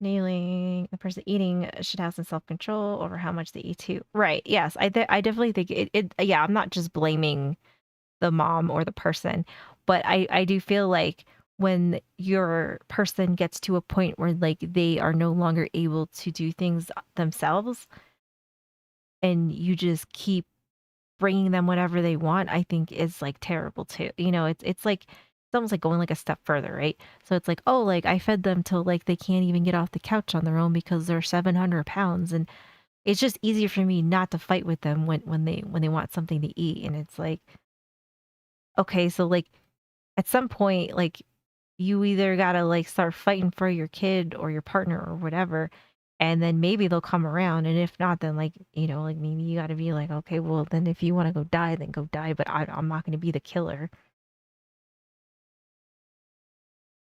Like sure, fat animals look cute, but it's not really. Yeah, I mean like there's definitely like animals that are like they like look fat but aren't, and then there's like fat animals, and like that's really sad. Be how could you be is a state where you were big and still make your kid this way. Yeah, like that seems weird too. So like she got fat and got gastric and then just like was like, "Oh, I'll just keep giving my kid whatever she wants." And now my kid's like 800 pounds. Like, okay. Like what? Like what? I don't know how you could do that to your kid. Can make himself look fat. He's healthy. Yeah. I mean, yeah. I think there's like a difference though, because and there's also like animals that are just naturally like kind of like chunky, you know, but they're not necessarily like too fat. begin with. Her mother should want the best for her daughter, like being able to live independently and have a healthy lifestyle. But as we'll come to see, her mother is actually quite nasty about her size too. To not only maintain her size but gain additional weight, Margaret would have had to be eating Cats are 20 liquid. to 30,000 calories every single day, if not 20 to 30 calories a day. I'm guessing this is for maintenance. Jesus. More. This is more food than To get yourself McDonald's? I watch this shit while I eat McDonald's. I don't give a fuck. the average person should be eating in 1 week, let alone 1 day. Not only this, but Margaret's mother also had a gastric bypass herself, meaning that she was considerably overweight and should know the risks associated with morbid obesity. If she knows this, then why on earth is she continuing to feed her daughter this way? It's like her mom just like a sick person? Is that what we're gonna be getting at? 1,000 is an average person day. Yeah, I mean like 1,000 to 2,000, I guess is like normal, like depending. But 20 to 30,000. That is crazy. That's a lot of food. With morbid obesity. If she knows this, then why on earth is she continuing to feed her daughter this way? The worst part about all of this is the fact that Margaret wasn't even considering to begin losing weight and was only brought to the hospital because of the fall. But it might have actually been the best thing that happened to her, as it may finally be the first step towards a healthier weight and lifestyle. Now, you must be wondering how she got here, and Margaret reveals some of the causes for her food obsession, and it's honestly quite heartbreaking. I've had abusive life. What do you mean, abusive by your parents or your family? Oh, you are awesome too, Mel. Everybody's awesome. My family, especially my dad. You lost 85 pounds? That's awesome, though. That's great. You should be really proud of that. I'm proud of you. Gets rough at higher weight for sure. Well, it just gets hard. I mean, like everything starts to hurt, you know? And like I saw something that it said like for every pound, I think, that you're over, so like it's not like every pound of your weight. It's every pound of like that you are overweight is an extra 4 pounds of pressure on your knees. So if you are, 100 pounds overweight, like that's a lot of extra weight that is getting that it's like kind of stressing all of your joints. And so I don't blame them that like when people are huge and they say like their knees hurt or their ankles hurt or their joints hurt, because like that's a lot of weight. Like that's a lot of like, I mean, even if you're like 10 pounds overweight, or something, that's like you still have, but like when you add all that up with some of these like really, really big people, like that is a lot, that's a lot of weight that's getting putting on your joints and everything. Of what obese really is. Yeah. You still have a way to go. That's okay. I mean, like you should still be proud because 85 pounds is no small number to lose, Like that's a lot. So I think that's awesome. I think too it's like there's a lot of women that they just think they're fat or they're curvy, but they're like obese. They're like morbidly obese. And so they think they're in this like smaller category cuz like curvy, thick, chubby, whatever, like that's that's kind of like, yeah, you could probably lose a few pounds, but you're pretty active, like you don't really struggle doing anything. You can find clothes pretty easily. But those women are not it. Because they're the same ones that complain about not being able to find clothes that fit them because they're too huge. A big chunk to, yeah, right? Yeah, 85 pounds is great.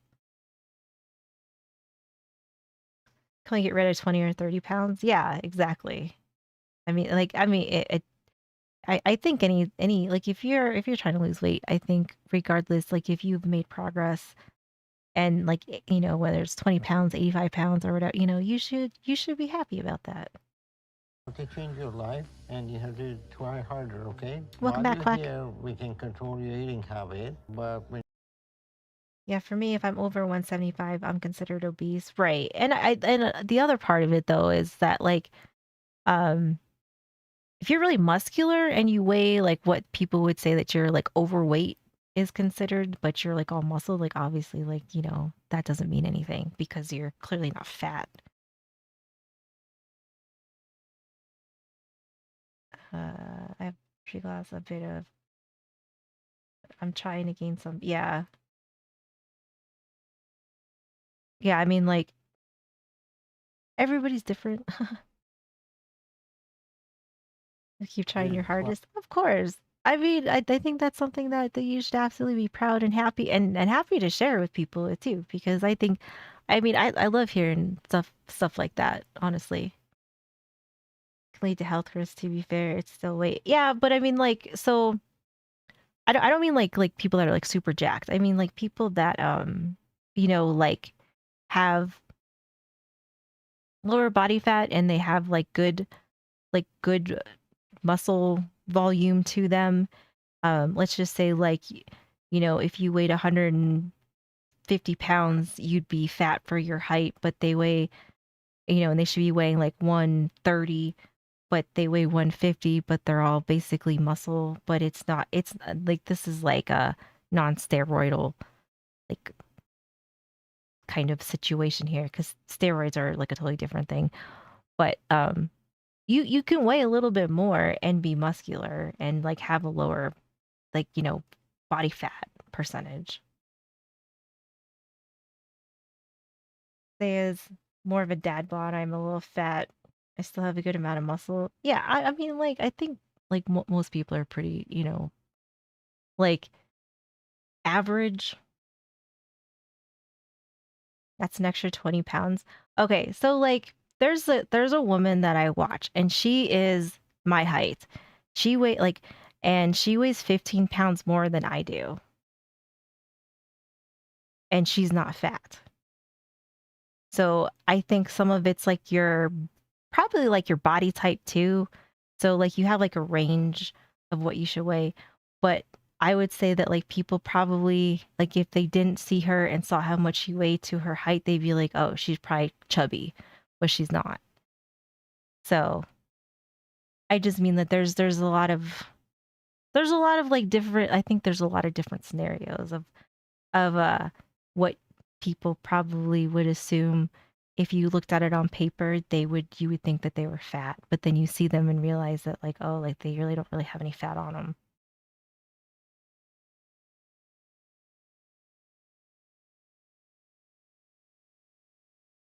People would think I was fat looking at you. Oh, I mean, like,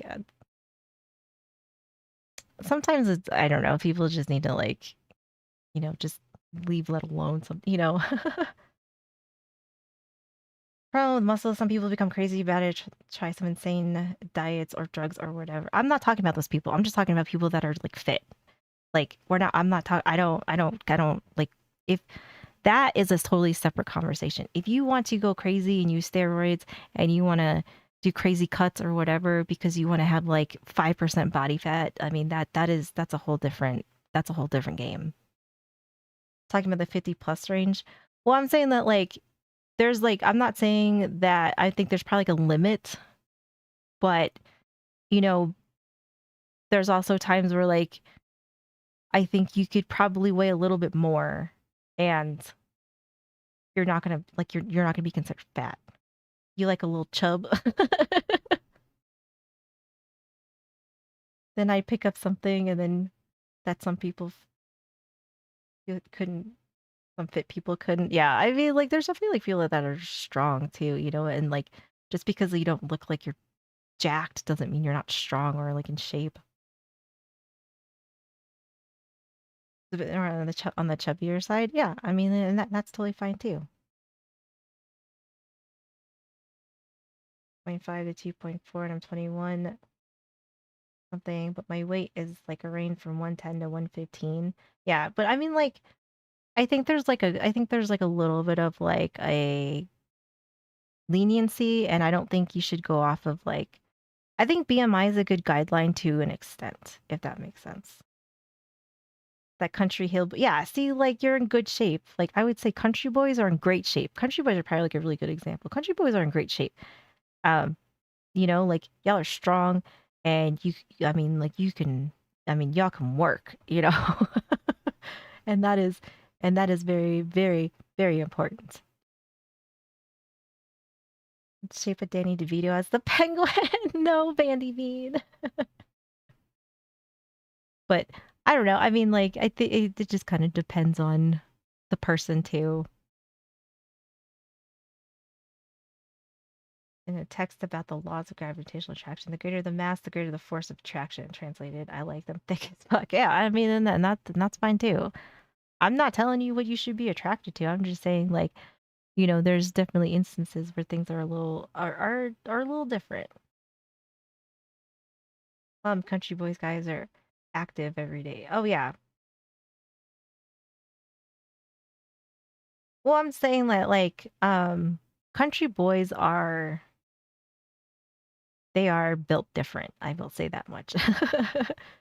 Like I think they eat good and you know they work hard, and even like the guys that are like maybe chubbier or like kind of fat, I mean like those guys are still strong and they're still out there and they're working hard.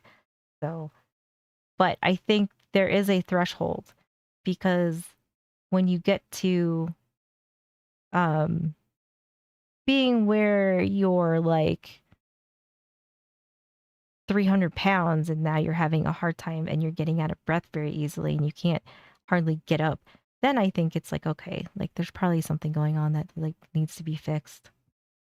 Try A country harder, boy okay? can't While survive. you're here, we can control your eating habit, but when you go home, you're gonna be on your own. And this is gonna be the test for you. If you go home and you're not able to change your eating habit, there's nothing we can do for you, okay? So I'm gonna give you some instruction I want you to read. It will break down what you can eat and cannot. Oh yeah, absolutely. Yes. Yeah, there's definitely like there are definitely times where you know, like if you get that like out of balance then you're going to be probably not feeling so good. So they're comfortable with that's healthy. It's sad they can't be done. Yeah, I also think that there's like a lot of like uneducated people will like as far as like food goes, because like if you grew up and you never really ate vegetables and then you get sent home with this diet, right? And then so you go to the grocery store and you're looking at your list and you're like, I don't know what broccoli looks like. You know, it's like I feel like you need to have somebody like kind of like maybe like go grocery shopping with them a few times and then being like, all right, so like let's just like make all your meals for the week. And you know, and kind of like teach them how to eat differently and like what they should be looking for and like how to grocery shop for themselves, because I feel like they kind of get all these packets and lists and like which is great, but you're kind of like hoping that they know what they're doing when they get to the store, and I don't think that's always the case because I've watched the show a lot and I feel like a lot of times they go to the store and like there's like legit been times where like they couldn't tell the difference between a lettuce and a cabbage, or they were like, and then one was like questioning like if broccoli was broccoli or they thought it was something. I think they thought it was Brussels sprouts. So it's like, you know, like I feel like you kind of almost need somebody to like maybe help them, you know, outside of the hospital. The show can cover that. If they care, they would cover it. Yeah. I mean, like they cover therapy for them. So like I feel like, you know, getting like a nutritionist to come to their home, I feel like would be fair. Your doctor's office started a program to help people in that way. Yeah, see, like I think that that's good because I feel like some people's downfall, and I know it's not everybody. I think some people just, you know, can't like they just want what they want, right? And they don't really care about the repercussions. Like obviously they don't because they're as big as they are. But I do think that there's some people that, you know, generally like want to do better, but they also aren't given all the tools that they need to do that.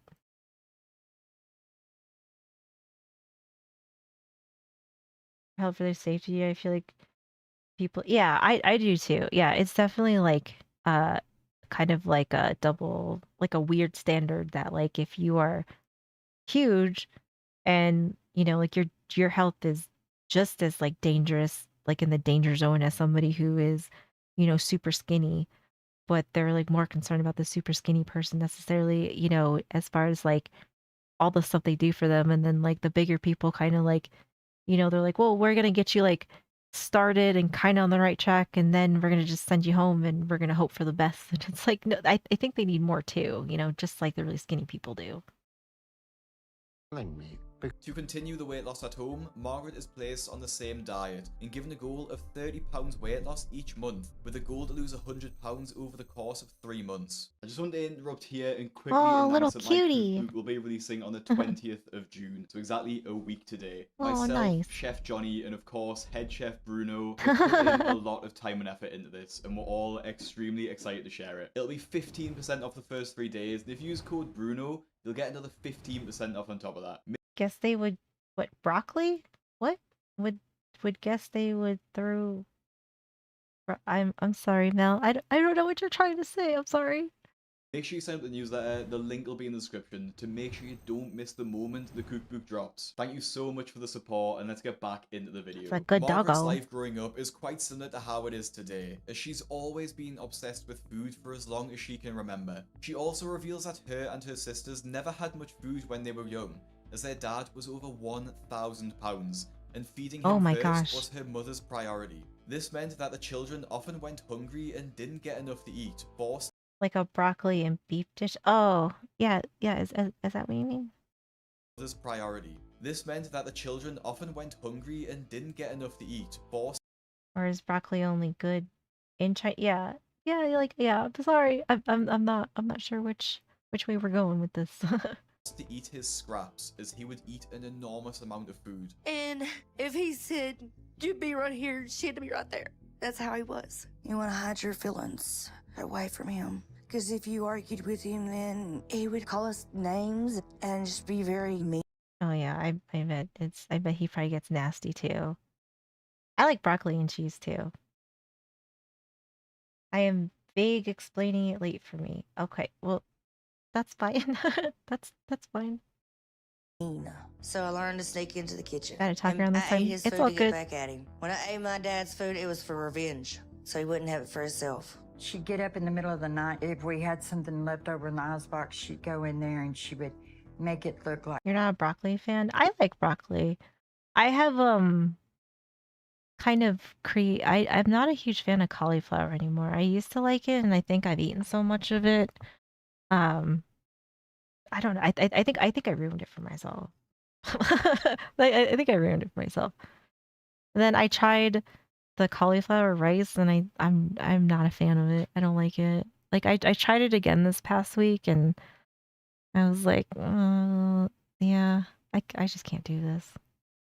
If we had something left over in the icebox, she'd go in there and she would make it look like Asparagus she is didn't eat good. it, but she did eat it. That's how I got to 120 pounds by the time I was 6. That's when I was Oh my diagnosed with early God. signs of diabetes and an eating disorder. As Margaret piled on the weight quickly from her binge eating, Millie, Margaret's mother, became concerned that this would start to negatively impact her health, especially given the diabetes diagnosis. So she put Margaret on a diet and she started to lose weight, but this took a turn for the worse, as it took Millie's attention away from her dad, causing him to have massive outbursts. To get the children away from the conflict, Millie sent them to her father's Oh yeah, carrot cake is good. This is sad though, that like her dad was like that selfish. I feel like that's kind of sad though, because he was huge and then was mad that she was giving her daughter more attention, trying to like deal with their daughter's weight, and like I don't know, like and then he's just mad about that. have massive outbursts. To get the children away from the conflict, Millie sent them to her father's parents' house, where unfortunately the abuse continued to get even worse. Her grandmother Struggle meals growing up, not really. I mean, like I was fortunate enough that I had like a pretty decent upbringing, so but I know a lot of other people that had some struggle meals. And honestly, like they're pretty fucking good that they've like shared with me. to her father's parents' house, where unfortunately the abuse continued to get even worse. Her Put sugar grandmother on would it. Oh force my Margaret to gosh. eat large Oh. amounts of food as punishment, an unfortunately common theme of abuse with stars on the show. Millie eventually found out about the abuse and sent the children to live with her sister instead. And finally, she enjoyed her time living at her auntie's house, as this meant she could eat whatever she wanted without being punished. Hot dog, mac and cheese, beans and franks. Yeah, I've yet to have mac and cheese with hot dogs. And I kind of like really want to try it though. She enjoyed her time It's living actually at her pretty auntie's good. house, as this meant she could eat whatever she wanted without being punished or made fun of. However, this quickly escalated to the point where Margaret was pushing 300 pounds at 15 years old. Oh my Margaret had no gosh. friends by the time She's 300 pounds at 15 years old. Oh my gosh. That's like heart-wrenching. Corned beef with rice or spam with rice? For dessert, we had canned peaches with lettuce on lettuce with mayo. I like canned peaches. I can't do mayonnaise. Like if it's in like potato salad or something, like I'm more okay with it, but I can't eat mayonnaise.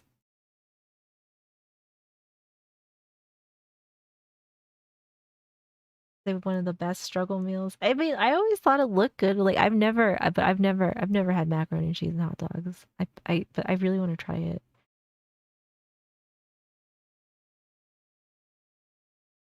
All the years I known you, I see you were raised good because you're genuine awesome, my friend. Oh, thank you, Mel. Thank you, thank you. Crap macaroni and cheese with hot dogs, like Kraft, because I like Kraft. The blue box. she finished high school and was unable to get a job because of her weight. And by the time she was 20, she Mac was and pushing cheese and cheese from 500 Korea. Oh, pounds. really? This meant that everyday tasks were just a massive challenge for her, like driving and chores around the house. But the last time she was at the hospital, she weighed 685 pounds, a big loss from her initial weight of over 750. At the clinic, Margaret surprisingly lost 53 pounds, making her new weight 632 pounds. This is a total weight Oh, loss that's of good. 120 since starting the treatment. A massive achievement for Yeah. Mom. Even though the majority of the weight was lost while she was at hospital, it is good to see that she's continued to lose weight at home, which honestly is surprising considering she seemed like she wasn't very motivated and kept turning the PTs away. That's true. Like at least she still lost some weight like while she was bitching and moaning, which, you know, at least she was obviously doing something or enough. Dr. Now's next steps for Margaret are to start psychotherapy, continue sessions with the PT, and most importantly, start walking more. If she can accomplish all of these tasks, then Margaret will qualify for weight loss surgery. Hearing that she's so close to weight loss surgery is a game changer for Margaret, and she honestly gets quite emotional. To do weight loss surgery, then we're gonna approve you for that. But all those things.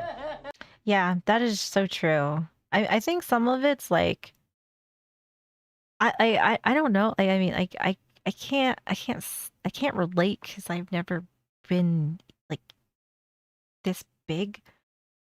But it seems like they don't like being this big, but they also don't want to give up food. And I also feel like it's hard um too for them because it's like I think they are like addicted to food. But unfortunately, like other addictions, like you don't need heroin, right? But like you need food. So it kind of creates like a big problem, I guess. And then when they kind of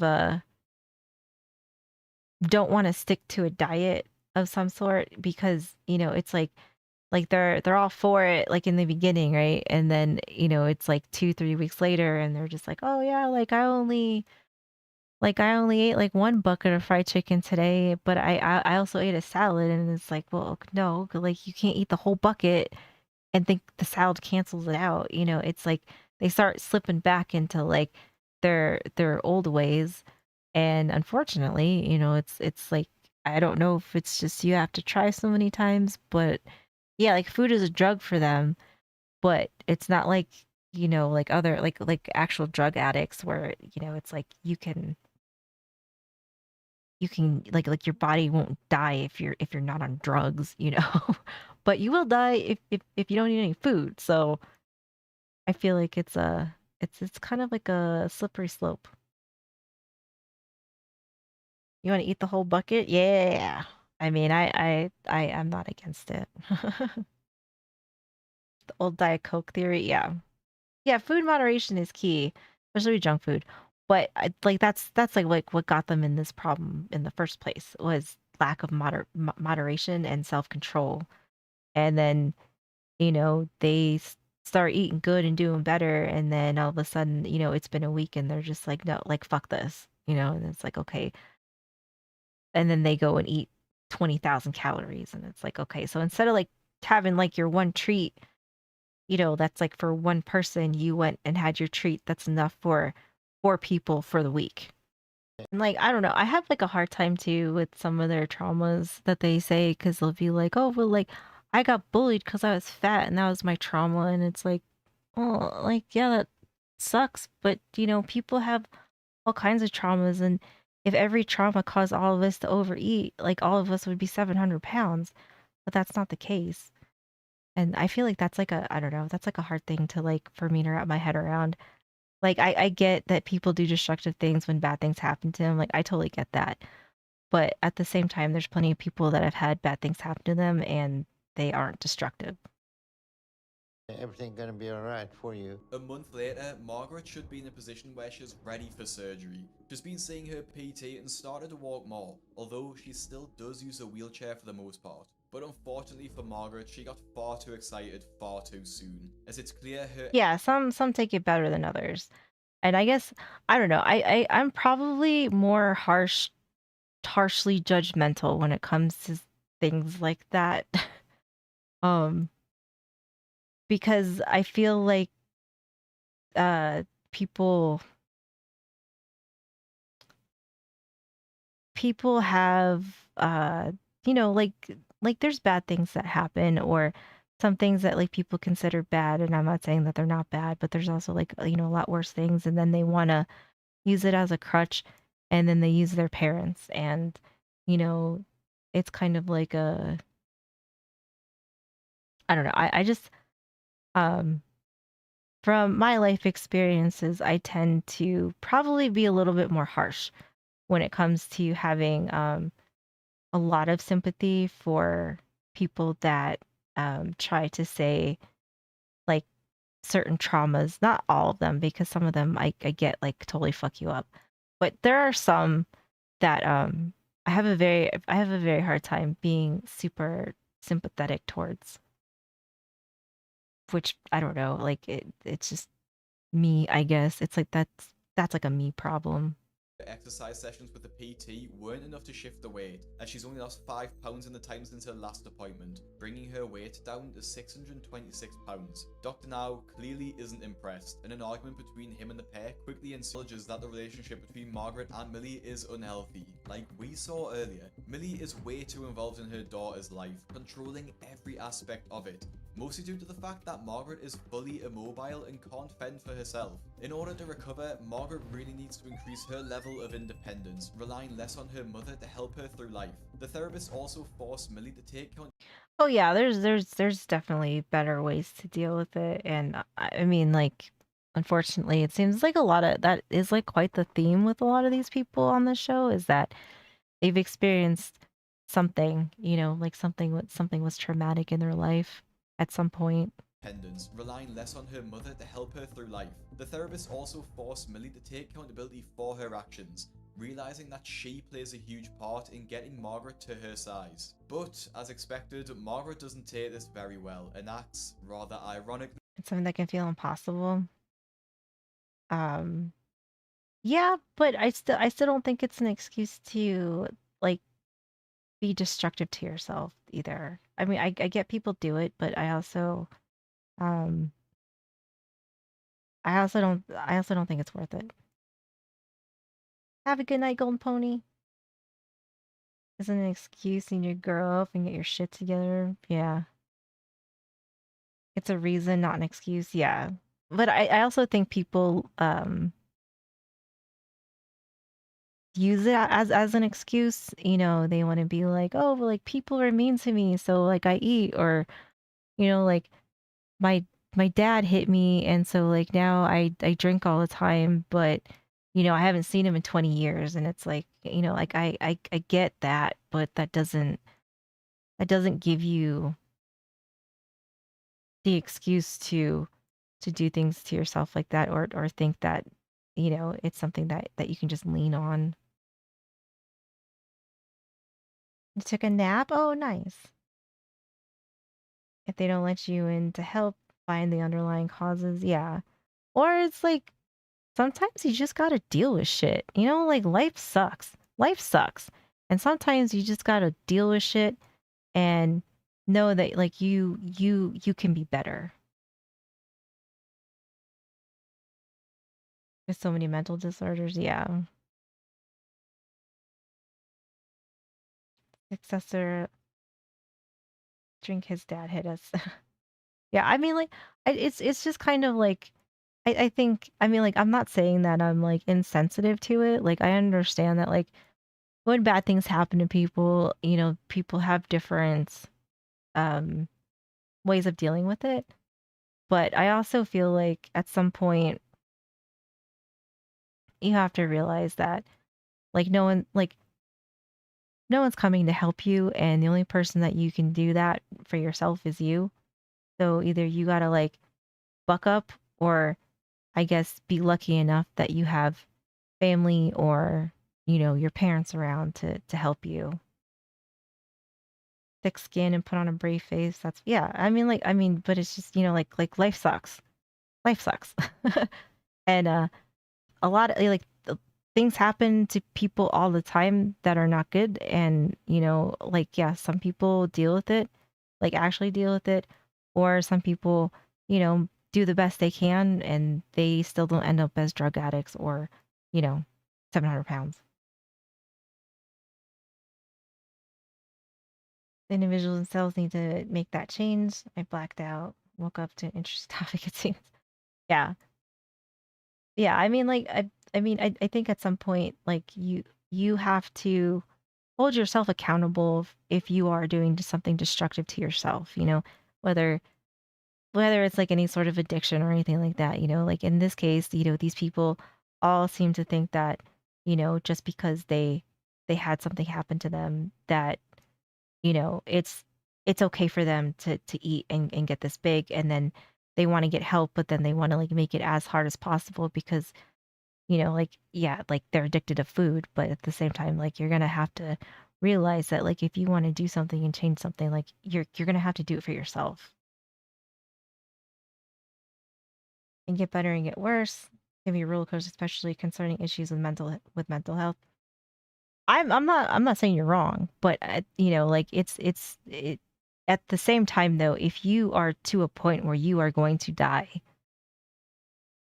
I think you really like you gotta like either you're gonna like it's gonna be one or two things. You got to be okay with it and be like, I'm just gonna eat until I die, or I'm gonna like keep doing drugs till I die, or I'm gonna be like, fuck this, I'm not gonna fucking die, and I'm gonna like fight for myself, and I'm gonna like do what and do what I gotta do, because no one's gonna do it for you, and I think that that's what a lot of people think is that like you know, they're like, "Oh, like, make sure you have a good support system," and almost like, that's not a bad thing to have, but at the same time, though, like, if you're not willing to do it for yourself, then, like, why should anybody else do it for you? Help is definitely great, but the change needs to come from within, not an external force. Exactly. External force can help persuade for reasoning we want to change it. And we're talking about people who struggle with eating disorders, not just those that are 700 pounds. Well, I mean, like, but I think the same applies, though. Like if you decide not to eat and be anorexic or you decide to eat and throw it up, the only person that's going to change that is you. No one's going to do it for you. Everybody can tell you all day long like you need to eat something or like do we need to watch you like to make sure you don't go puke your dinner up? Like the only person that's going to stop it is you. Just like if you want to like try and be better and healthier for yourself, you know, like your support system's not going to do it for you. They can help you and it's great to have, but at the end of the day, you know, it's all on you.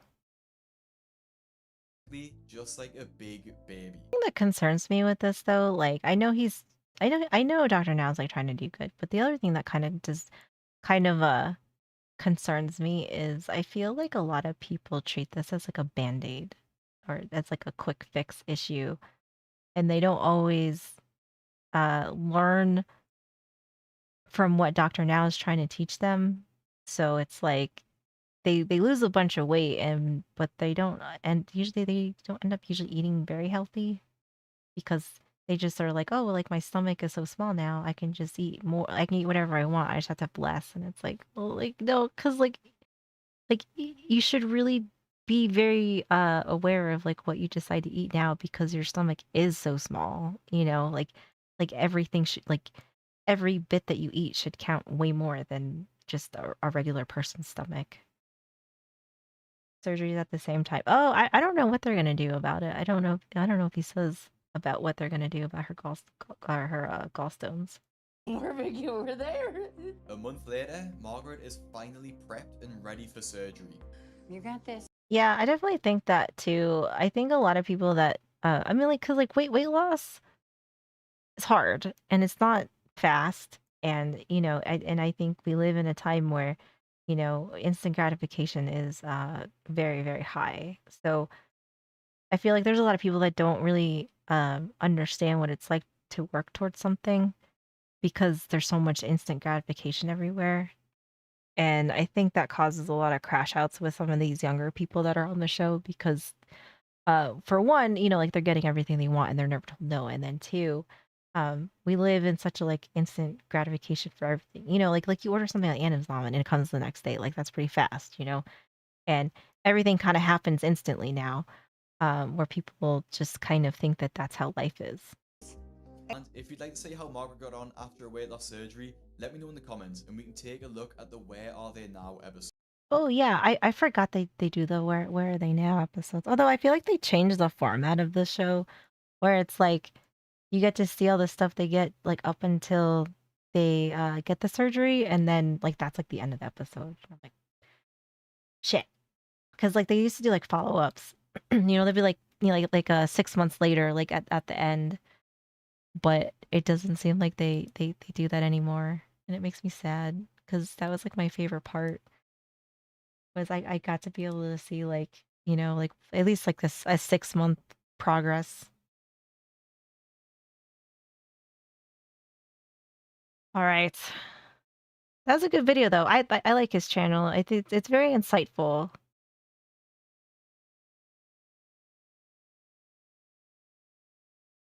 That was good. I enjoyed it. I don't know what else he has on his channel too. I want to watch more, but all right, guys. That's gonna do it for me.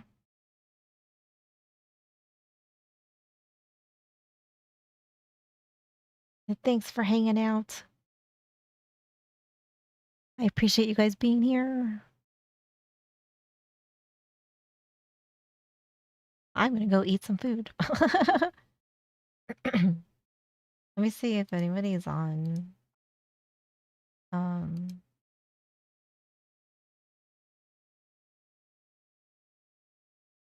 Of course, of course. Thank you guys for being here. I appreciate you guys.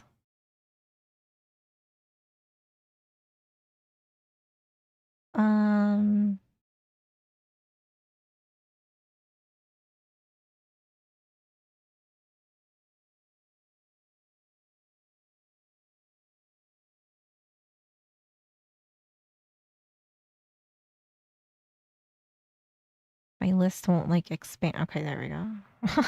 Like, Jesus. Like, bruh.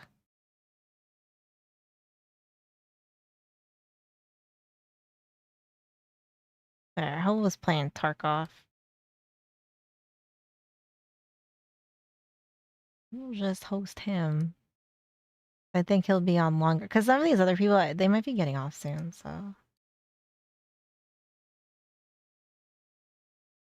he can't spell apparently either. All right. Have a good night, guys. Thank you for hanging out.